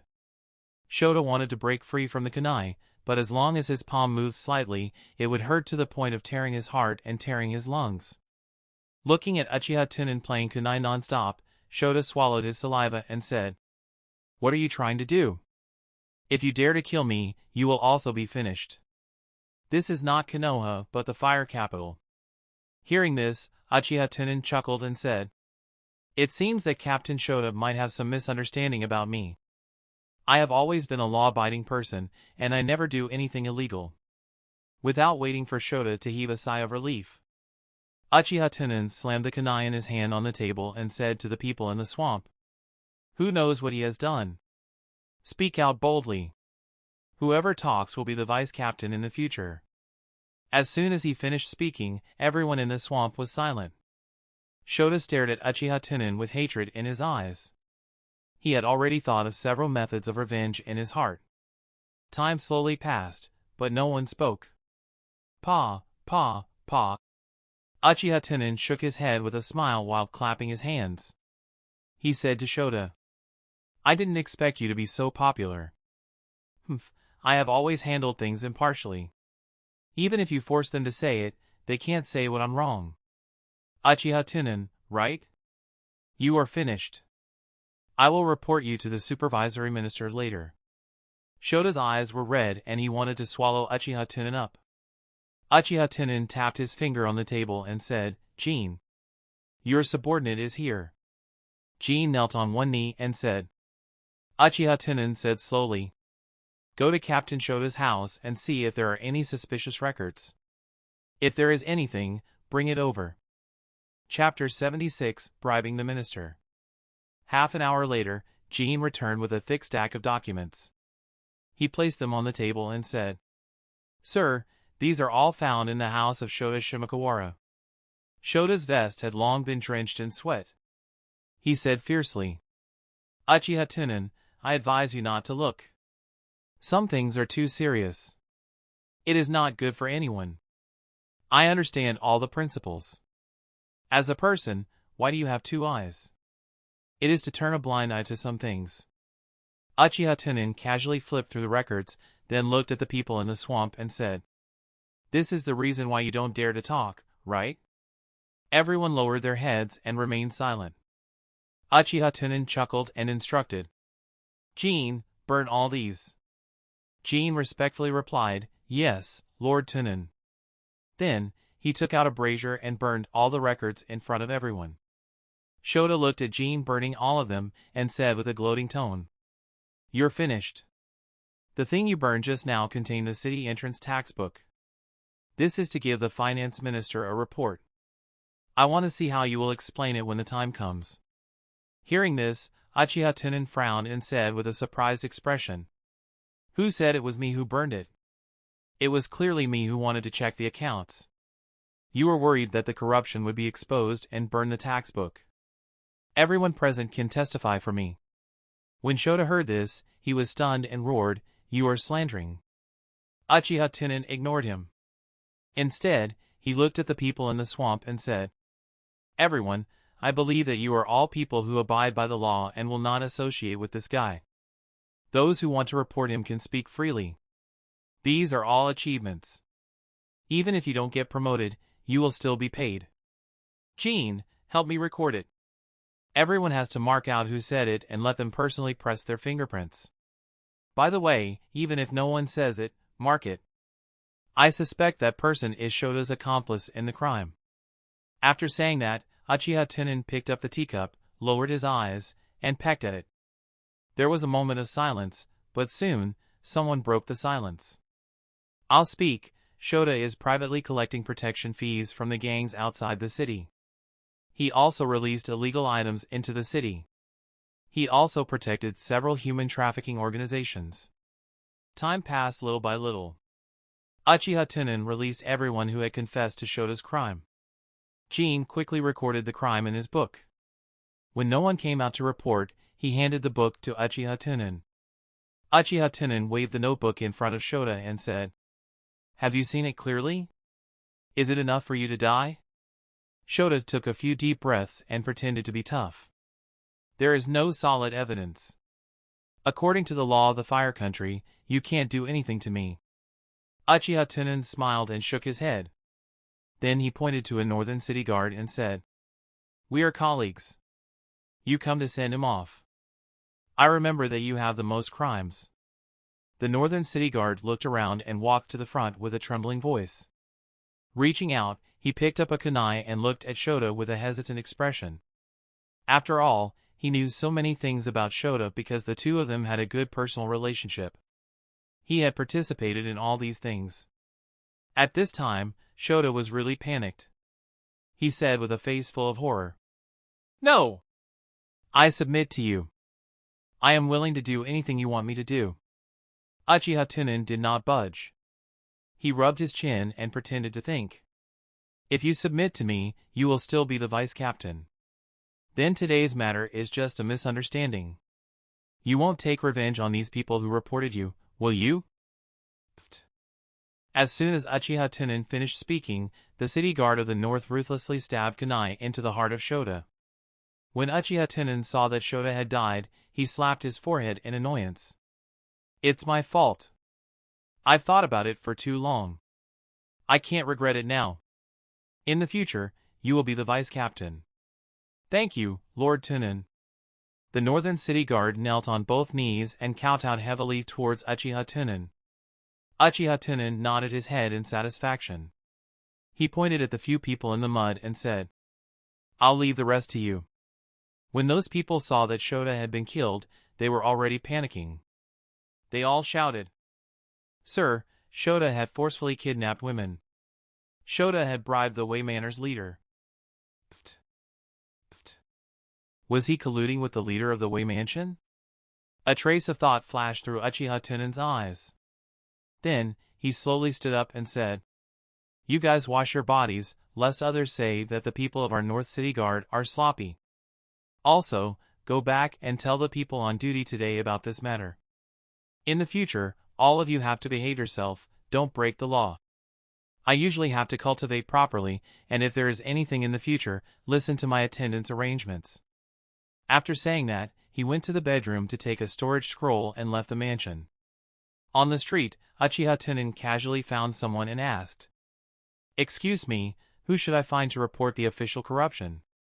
You should look for Minister of Supervision Masaki Fukuda, just northwest of Lord's Mansion. There are guards at the door. You will know once you ask them. Thank you very much. Uchiha Tunan thanked him and turned to walk in the direction of the passers-by. Soon, he arrived at the residence of the supervisory minister and met him. In the living room, Uchiha Tunan sat on his knees at the table. He looked at Masaki Fukuda opposite him and bowed respectfully. Greetings, Lord Masaki Fukuda. Masaki Fukuda said in a deep voice. You are the newly appointed captain of the Northern City's Guards, Uchiha Tunan. I don't know who you are going to report. I want to report that Deputy Captain Shimokawara is too greedy for corruption and is a protective umbrella for the gang members. This is his crime. It is the collective release of the subordinates of the Northern City Guards. Uchiha Tunan handed the letter of crime he carried to Masaki Fukuda. When Masaki Fukuda flipped open the letter, he was immediately stunned by the numerous crimes and countless handprints recorded on it. At this moment, there was only one sentence in Masaki Fukuda's mind. The wall fell and everyone pushed. This matter is of great importance. If there is no solid evidence, I can only report it to the Lord and let the Lord decide. Masaki Fukuda replied indifferently. Uchiha Tunan nodded and suddenly thought of something. He took out a scroll of seal from his storage bag and placed it on the table. Then, he spread it out. Then, he formed a seal and released the contents of the scroll. Bang! He saw colorful bills stacked in a square shape, presented in front of him. He, who was experienced and knowledgeable, could roughly tell that there was a total of 5 million taels here. At that time, I was too angry when I saw these crimes. In a moment of impulse, I killed him and a few people who were in the same league as him. In addition, this is the 500,000 taels that Shota wanted to bribe me with. These stolen money should be turned over. I wonder if my way of doing things has broken the rules.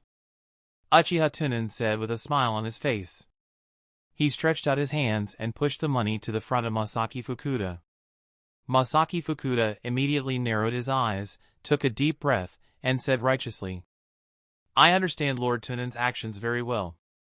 Don't worry, my lord will definitely not blame Lord Tunan. Thank you, Master Masaki Fukuda. I will take my leave now. I will order someone to bring the criminal's body over later. Uchiha Tunan smiled politely and nodded. Then, he paused for a moment. He reached out and patted the money lightly. I will report to Master Masaki Fukuda every month about the situation in the Northern City Guard. At that time, I will hand over the criminal and the stolen money to Master Masaki Fukuda. After saying that, Uchiha Tunan got up and left. Masaki Fukuda immediately understood what Uchiha Tunan meant. It meant that he would provide himself with political achievements and money every month. This action not only brought him great benefits, but also represented the other party to stand on his side. He immediately felt happy in his heart. He enthusiastically stood up and said, Lord Tunan is really noble and bright. I'll send you off. Chapter 77 Net Worth Skyrocketing. Uchiha Tunan returned to the North City Guard office and sat in the hall, drinking tea. The people of the North City Guard had already left under the arrangements of the attendants. Not long after, Jean respectfully handed over the scroll in his hand and said softly, "Lord Tunan." Uchiha Tunan put down the teacup, opened the scroll, and then formed a seal to release the seal. Bang! When the smoke dissipated, more than 10 boxes appeared in the open space in front of them. Uchiha Tunan asked Jean to open the boxes one by one. Inside the box were either gold, silver, jewelry, or antique deeds. Of course, there was also a large amount of cash and money. These were all the savings that Shota had accumulated for too many years. Uchiha Tunan nodded in satisfaction. "Are these all that guy's assets?" Jean quickly took out an account book, bowed and handed it over. "That's right, this is the account book, please take a look." Uchiha Tunan took the account book and looked at it. Good fellow, the value of these things added up to about 200 million. The Welfare Institute's land money was enough. It seemed that this trip was not in vain. This Shota was really... Good thing that he died. A deputy captain could save up nearly 200 million taels of savings. Fire Capital was indeed the most prosperous city in the entire world. The taxes paid by the caravans that entered and exited the city gates every day were astronomical. Just a little bit of profit was enough to cover an A-level mission. Suddenly, Uchiha Tunan asked, "Where is his family?" Hearing this, Jean, who was pouring tea, immediately replied, "His immediate relatives, regardless of whether they are old or young, a total of 7 people have been captured by this subordinate and imprisoned in the temporary detention room of the Northern City Guard." Uchiha Tunan nodded with satisfaction. This subordinate had a bit of his own demeanor. Take care of it first. Send a corpse every month, plus 5 million taels to the supervisory minister's manor. Jean nodded and asked softly, "Do you need to write a report?" Uchiha Tunan shook his head and chuckled. "Master Fukuda will write it for us. This is his political achievement." "That's right, in the future, the few of you will help me manage the Northern City Guards. Smuggling, void tax, what should be paid is still to be received in the past.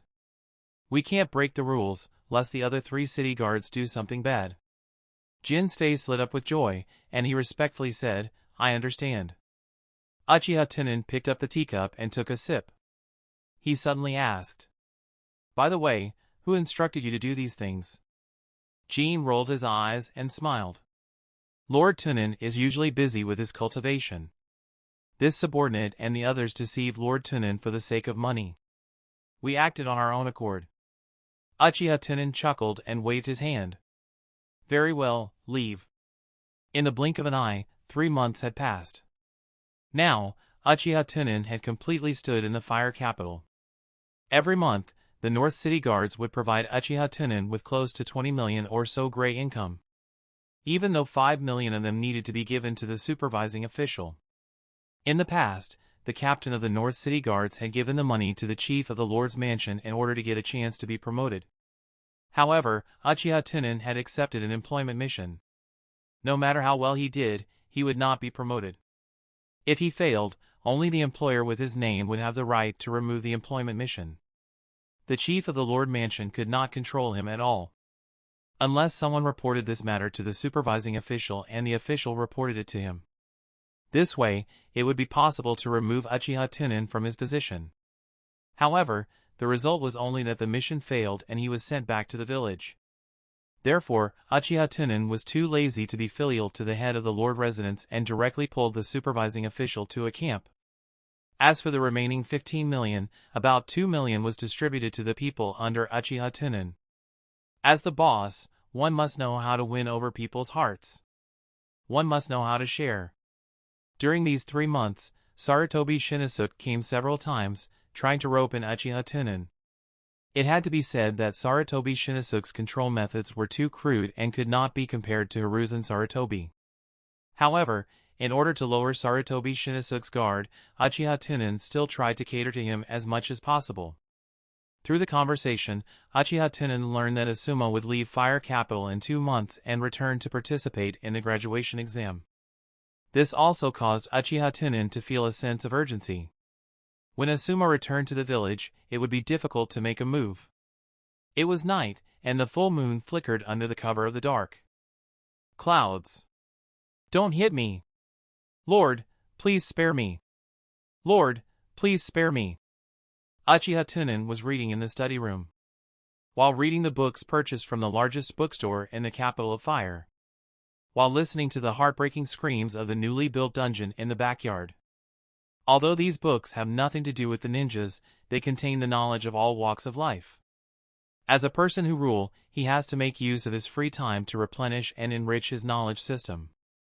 In particular, Uchiha Tunan was very interested in the history of the ninja world. In fact, Uchiha Tunan also had the same confusion as Asuma. Why did the Hokage control powerful force but not rule the country? Now, Uchiha Tunan knew the answer. It was a very simple truth. The Hokage belonged to the military field, and he was not good at civil life. Cultivating ninjas required a lot of money. Assuming that a ninja could not take on missions to get money, what should he do? Business or farming? What was the difference between them and ordinary people? They might not even be better than ordinary people. Besides, with powerful strength, who would be willing to do these things? Some people would think that ninjas could rely on robbing civilians to survive. The ninjas in the past also did the same. Many ninjas did not have to produce and relied on plundering the civilians to obtain resources. However, civilians were not stupid. They would attach themselves to the strong ninja clan and hand over a certain amount of resources in order to be protected. In the end, almost every ninja clan had a subordinate civilian. The imbalance of resources would lead to war. After all was said and done, the ninjas were still fighting. After the end of the ninja era, the Warring States period appeared like this. As for why the Hokage didn't make a name for himself, he was directly under the jurisdiction of the civilians. This was related to the self-climbing attribute of humanity. The Hokage was the ninja, a country ruled by the ninja, and the ninja was bound to be superior. No one was willing to be the bottom, even the bottom would do their best to make the next generation a ninja.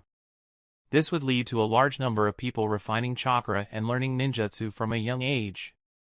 Most people would become ninjas, and to become a ninja, it meant that they would need to spend a lot of time training.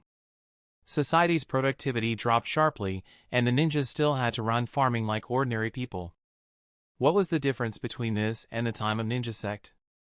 There was only progress in the era and no regression.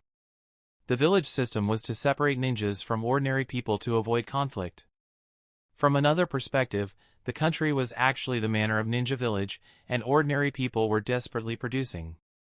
It was the farm owner of the manor who was responsible for gathering the wealth produced and handing it over to the village in the form of funds and tasks. While providing the village, it was also for the protection of the village. The real powerful people all saw this.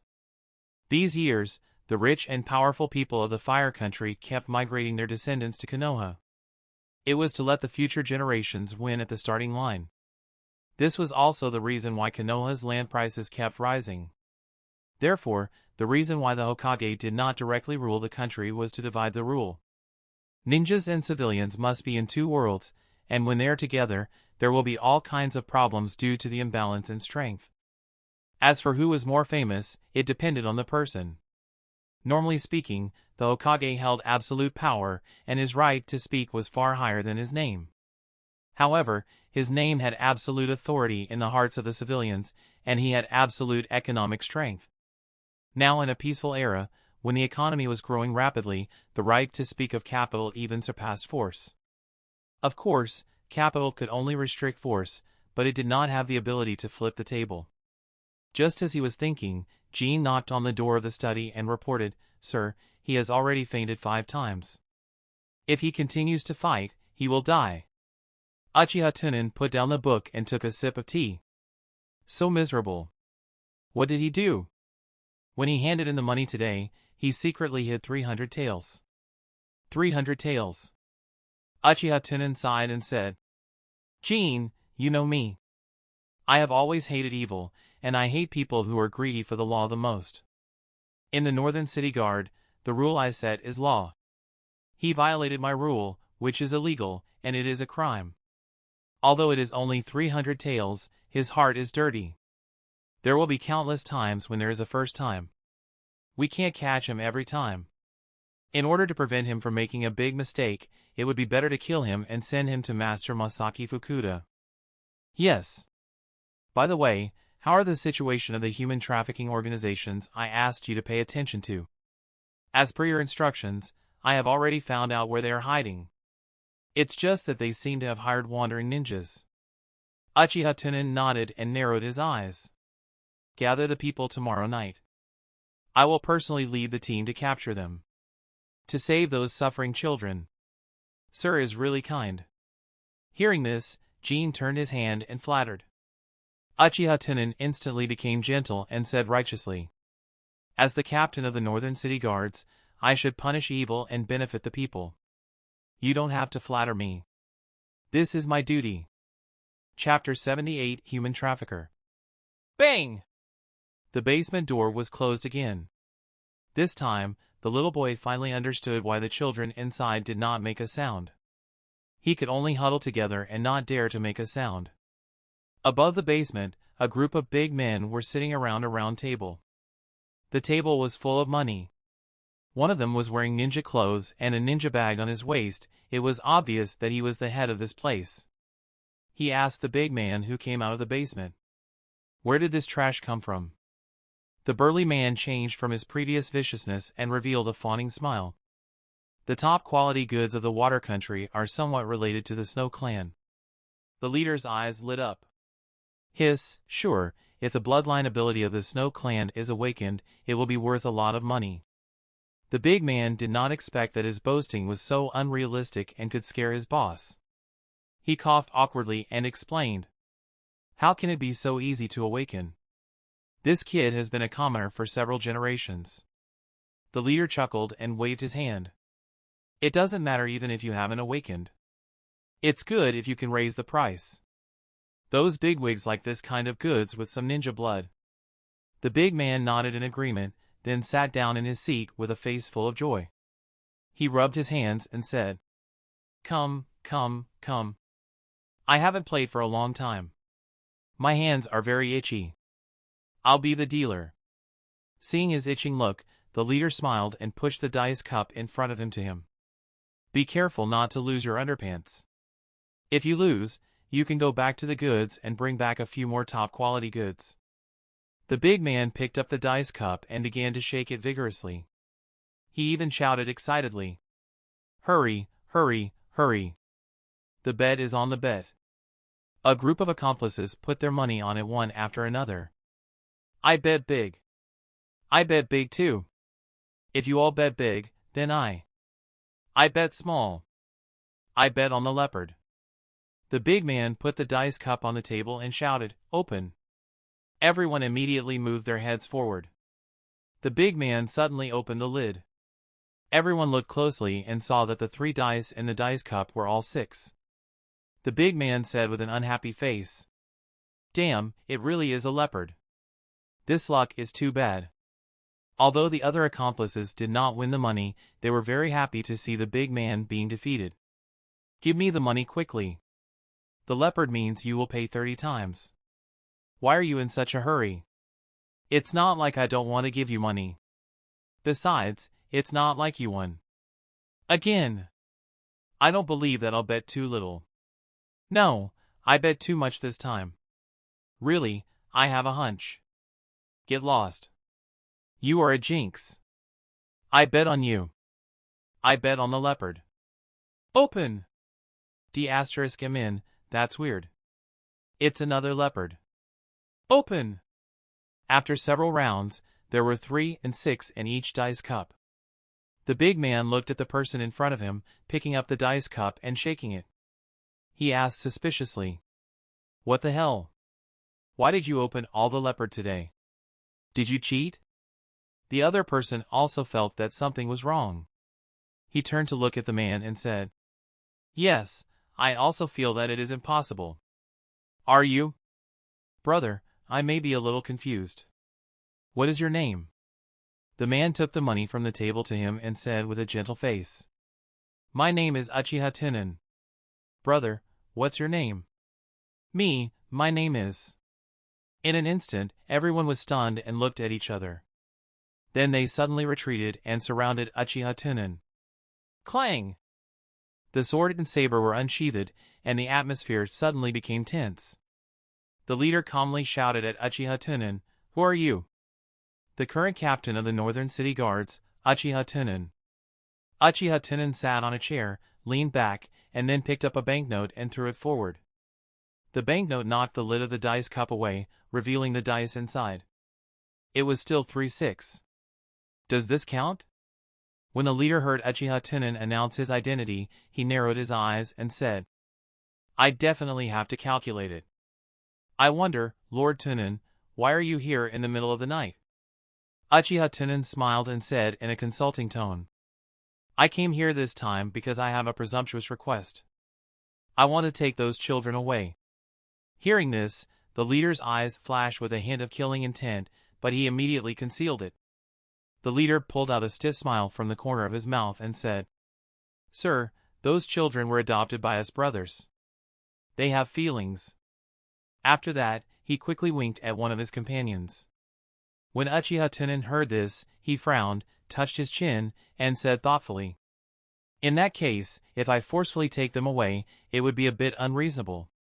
When Uchiha Tunan said this, the stiffness on the leader's face eased a lot. At this time, the companion handed a small box to the leader. The leader took the box, put it on the table, opened it, and pushed it to Uchiha Tunan. The leader had a flattering smile on his face. "Sir, this is our honor. I hope you will take care of us in the future." Uchiha Tunan looked at the pile of cash in the box. His eyes lit up and he sat up straight. He reached out his hand to touch the money in the box and said, "So much money, what a pity." The smile on the leader's face gradually disappeared. He narrowed his eyes and said, "My lord, what is a pity? Is it that our feelings are not enough?" Uchiha Tunan shook his head and said, "I am a greedy person. I want money, I want people, and I want political achievements. What do you think we should do?" Chapter 79, Propaganda. As soon as he finished speaking, the leader's face darkened and he roared, "Attack!" The human traffickers raised their weapons one by one and slashed at Uchiha Tunan. However, Uchiha Tunan still sat on the chair. Facing the incoming swords, he just casually swayed his body and dodged them all. Right at this moment, two big men, one on the left and the other on the right, stabbed at Uchiha Tunan's chest. At the critical moment, Uchiha Tunan leaned forward slightly, and the two blades brushed past Uchiha Tunan's back. The corners of Uchiha Tunan's mouth curled up slightly, and he stretched out both hands to hold the wrists of the two people holding knives. Then, he gently pulled. Poochie! The two stabbed each other once, and then both fell to the ground. Uchiha Tunan's skillful performance frightened the others, and no one dared to go forward for a while. Uchiha Tunan was still sitting steadily on the chair, his hands on the table, and his fingers crossed. Still want to resist? At this time, the leader who was hiding at the side had already formed a seal and shouted, "Fire style, how fireball technique." The huge fireball carried a heat wave and attacked Uchiha Tunan. "Showing off your skills in front of a master?" Uchiha Tunan said indifferently. Then, he raised a seal with one hand and opened his mouth to blow out a wind column. The moment the fireball touched the wind column, it was split into two and rushed to both sides. The wind column was still like a hot knife through butter, fiercely smashing into the leader and smashing him into the junk pile. Uchiha Tunan put his hands on the table and slowly stood up. He glanced at the shivering crowd and said, "I advise you to be more honest. Be obedient and admit your crimes. After you enter the prison, reform yourself and become a new person." Suddenly, Uchiha Tunan's eyes widened and he lowered his head in disbelief. He saw a bloody blade coming out of Uchiha Tunan's heart. The next moment, Uchiha Tunan was lying on the table with his eyes closed, and his breath was cut off. "Humph! A chick from Konoha wants to fight against me." Behind him, the leader snorted disdainfully. It turned out that the moment before he was hit by the wind pillar, he had used the body substitution technique. The group of peddlers felt relieved and asked one after another, "Boss, what should we do now?" The leader looked at Uchiha Tunan's corpse and ordered, "You guys pack up your things first. Pack up the goods and wait for me here." After saying that, the leader turned around and left. He walked around the dark village town a few times and came to an abandoned house.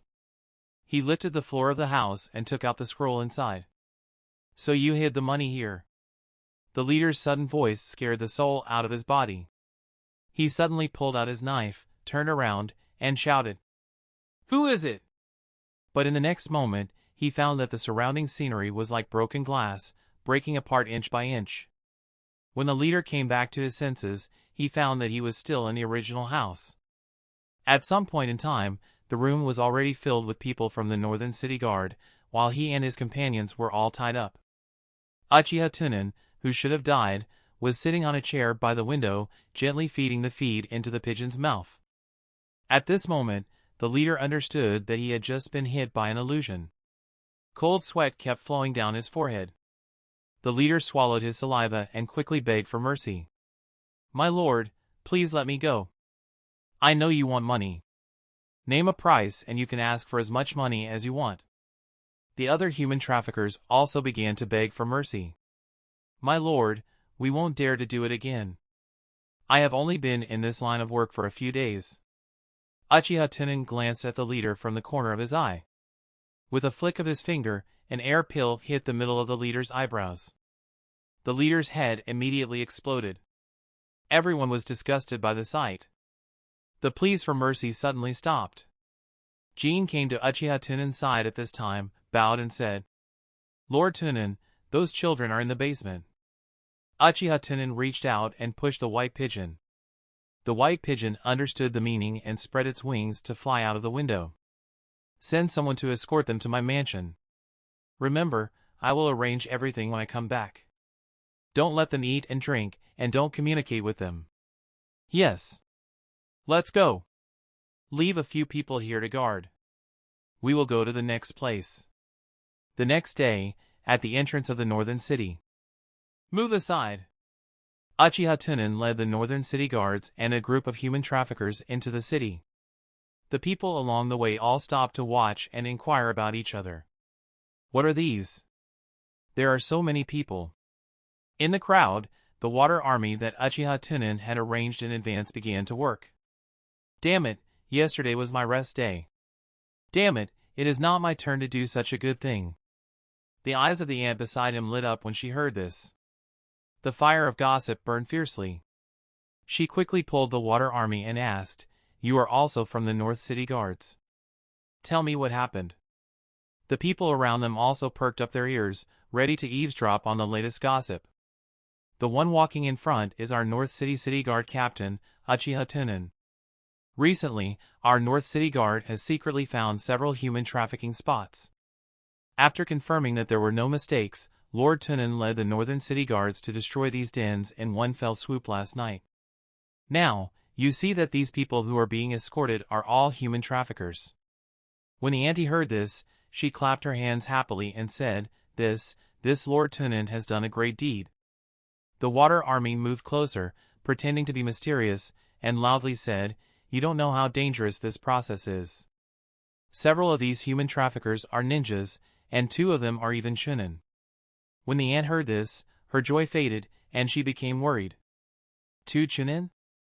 I heard that Lord Tunan is also Chunin. Is Lord Tunan injured?"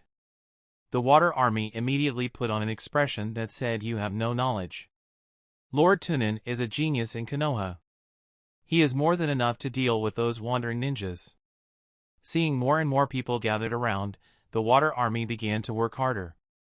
You don't know that Lord Tunan started to clear out the internal affairs on the first day he came to the North City Guard. As soon as he arrived, he found out that the former vice captain protected the underworld gangs and human trafficking organization. In a fit of anger, Lord Tunan killed the vice captain. "Well done, I support Lord Tunan. Long live Lord Tunan!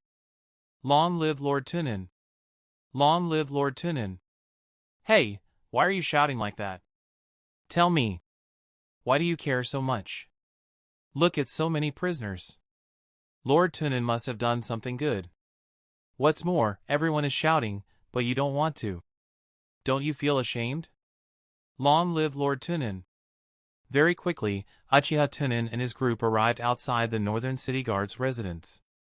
A single person was escorted by the people from the Northern City Guard to the street outside the residence, kneeling in a square formation. Uchiha Tunan glanced sideways at Jean behind him and asked, "Have you memorized it?" Jean nodded and bowed. "Don't worry, Lord Tunan. I memorized it all night last night. I didn't miss a single word." When Uchiha Tunan heard this, he nodded in satisfaction.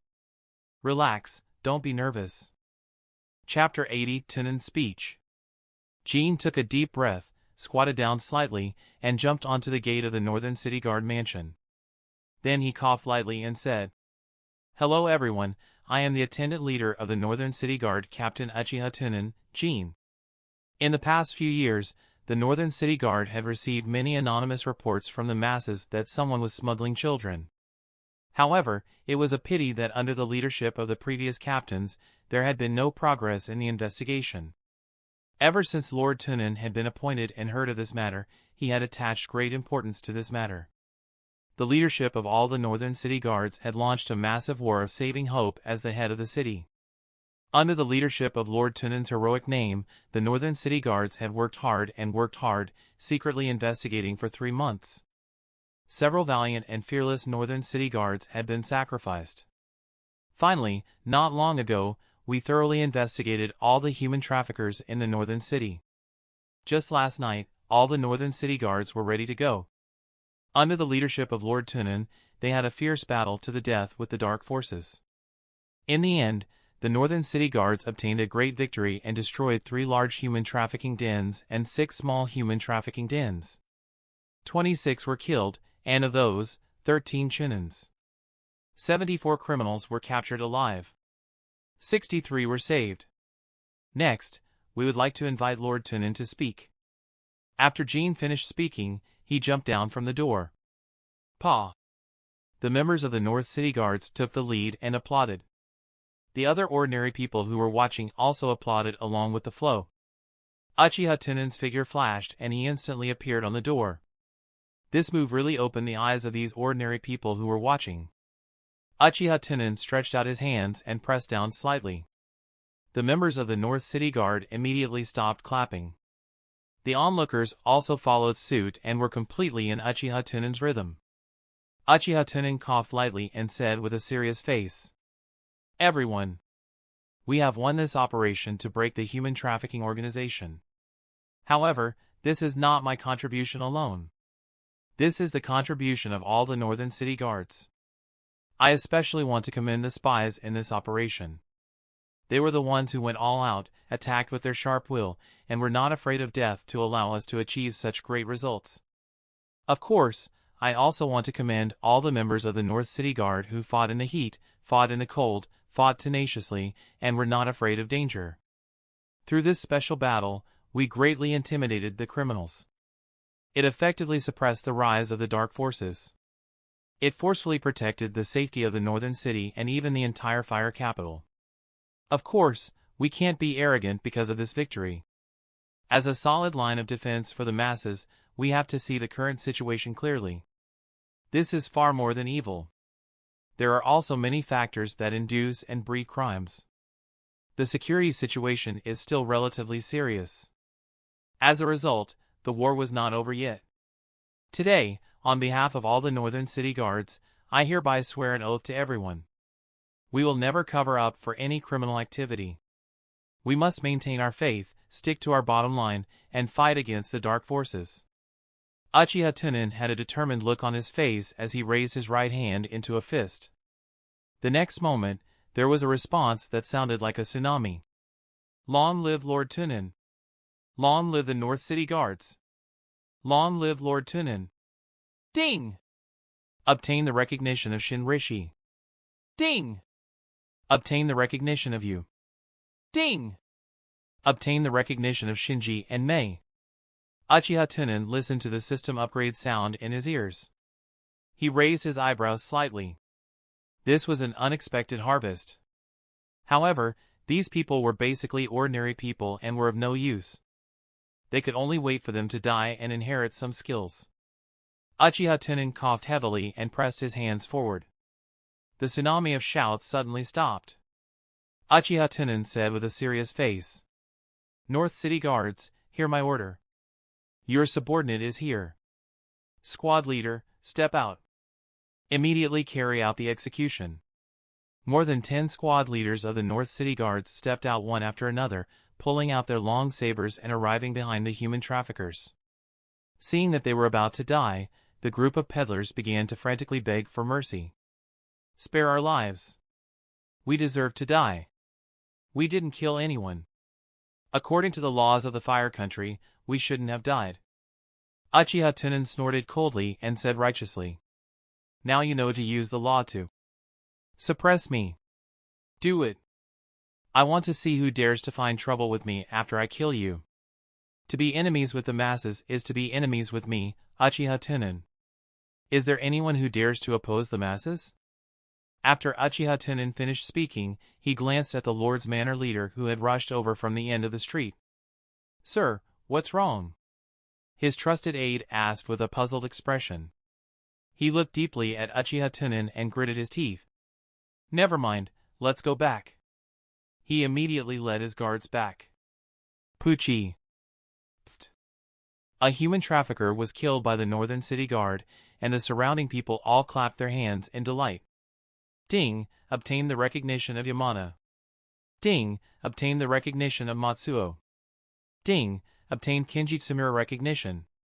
After the execution, the Northern City Guard began to clean the blood on the ground. Uchiha Tunan waved to the enthusiastic crowd and returned to the mansion in a flash. In a large room in the mansion, the rescued children were curled up in a corner. Many of them did not know that they had been rescued and thought that they had just been imprisoned in a different place. All of them had not dared to make a sound since last night. Even if they were hungry, they could only endure it. There was even a little girl who had fainted from hunger. Squeak! Uchiha Tunan pushed open the door of the room with a sunny smile. The moment he entered the door, he saw the little girl who fainted from hunger on the ground. He rushed to the little girl's side and hugged her in his arms.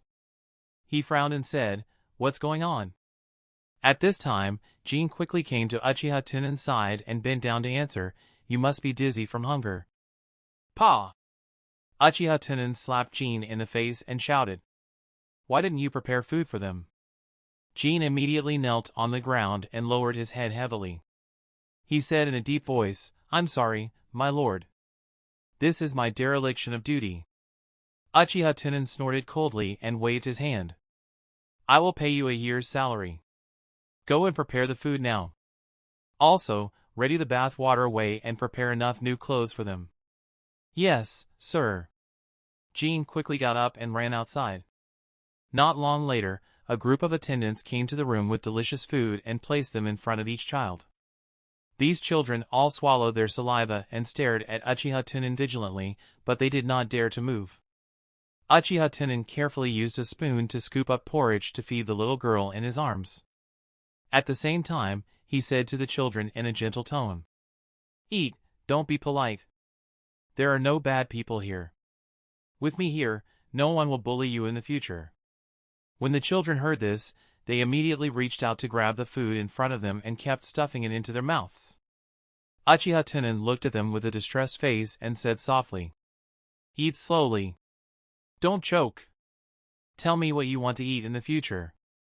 Not long later, the little girl in his arms also woke up after feeding. After receiving Uchiha Tunan's approval, she also grabbed the food and stuffed it into her mouth. Chapter 81. Listen to the news.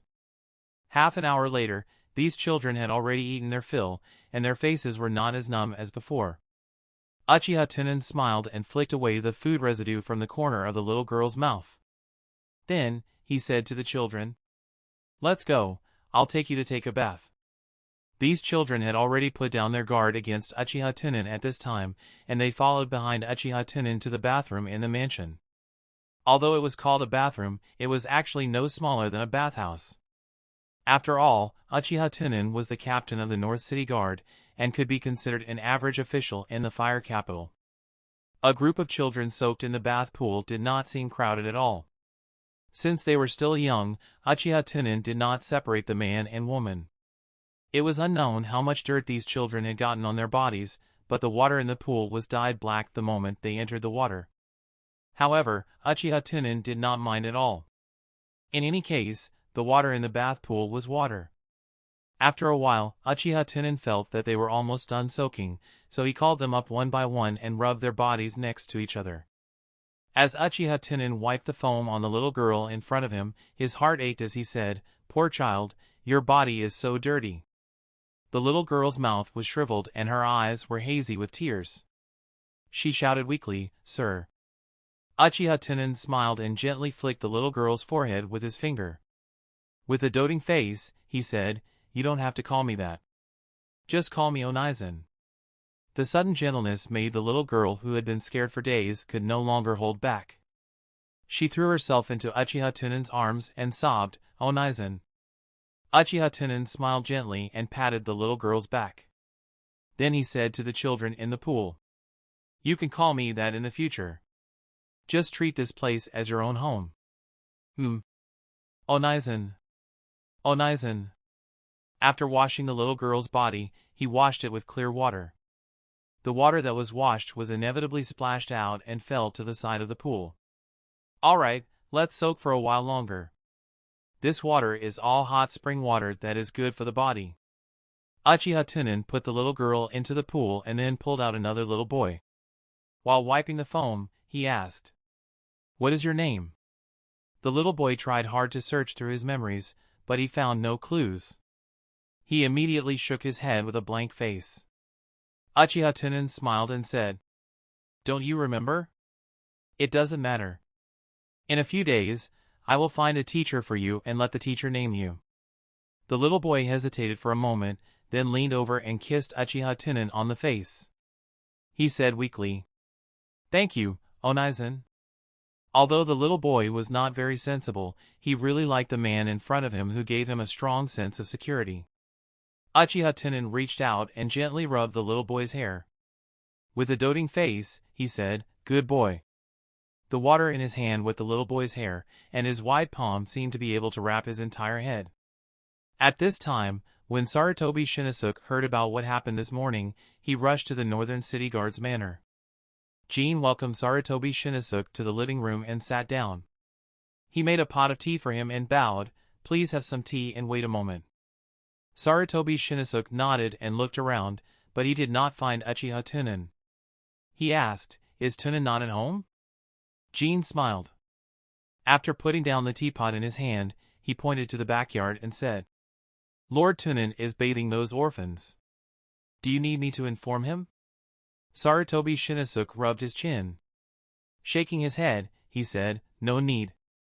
I'll go find him myself." After that, he got up and walked towards the backyard. In a certain aspect, Sarutobi Shinizuka still inherited Hiruzen Sarutobi's true character. After all, a tiger father does not have a dog son. When he passed through the bathroom window, Sarutobi Shinizuka stopped and looked through the window to see the scene in the bathroom.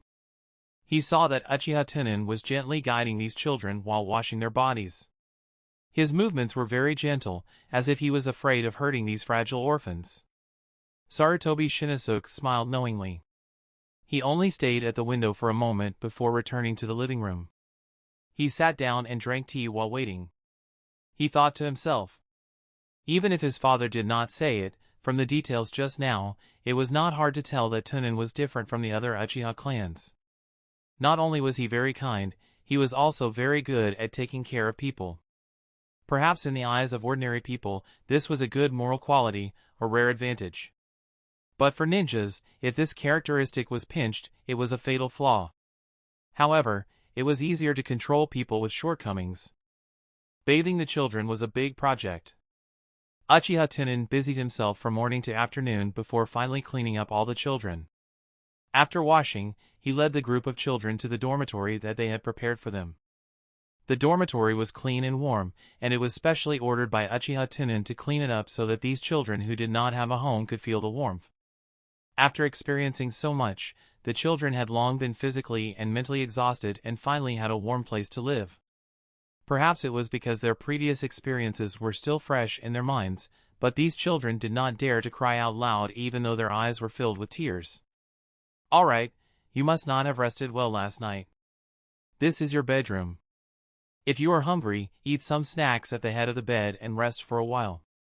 Under Uchiha Tunan's arrangements, the children obediently lay on the bed and looked at him with a look of attachment. When Uchiha Tunan saw that the children had finally relaxed, a gentle smile appeared on his face. Uchiha Tunan had long known that a new help had come to visit. When he had settled the children, he came to the living room. The moment he saw the new help, Uchiha Tunan began to perform. He pretended to be surprised and said, "Senior, why are you here?" As he spoke, he seemed to be deeply apologetic as he quickened his steps and bowed to Shinosuke before sitting down. "I'm really sorry for waiting so long. I've been busy the entire day.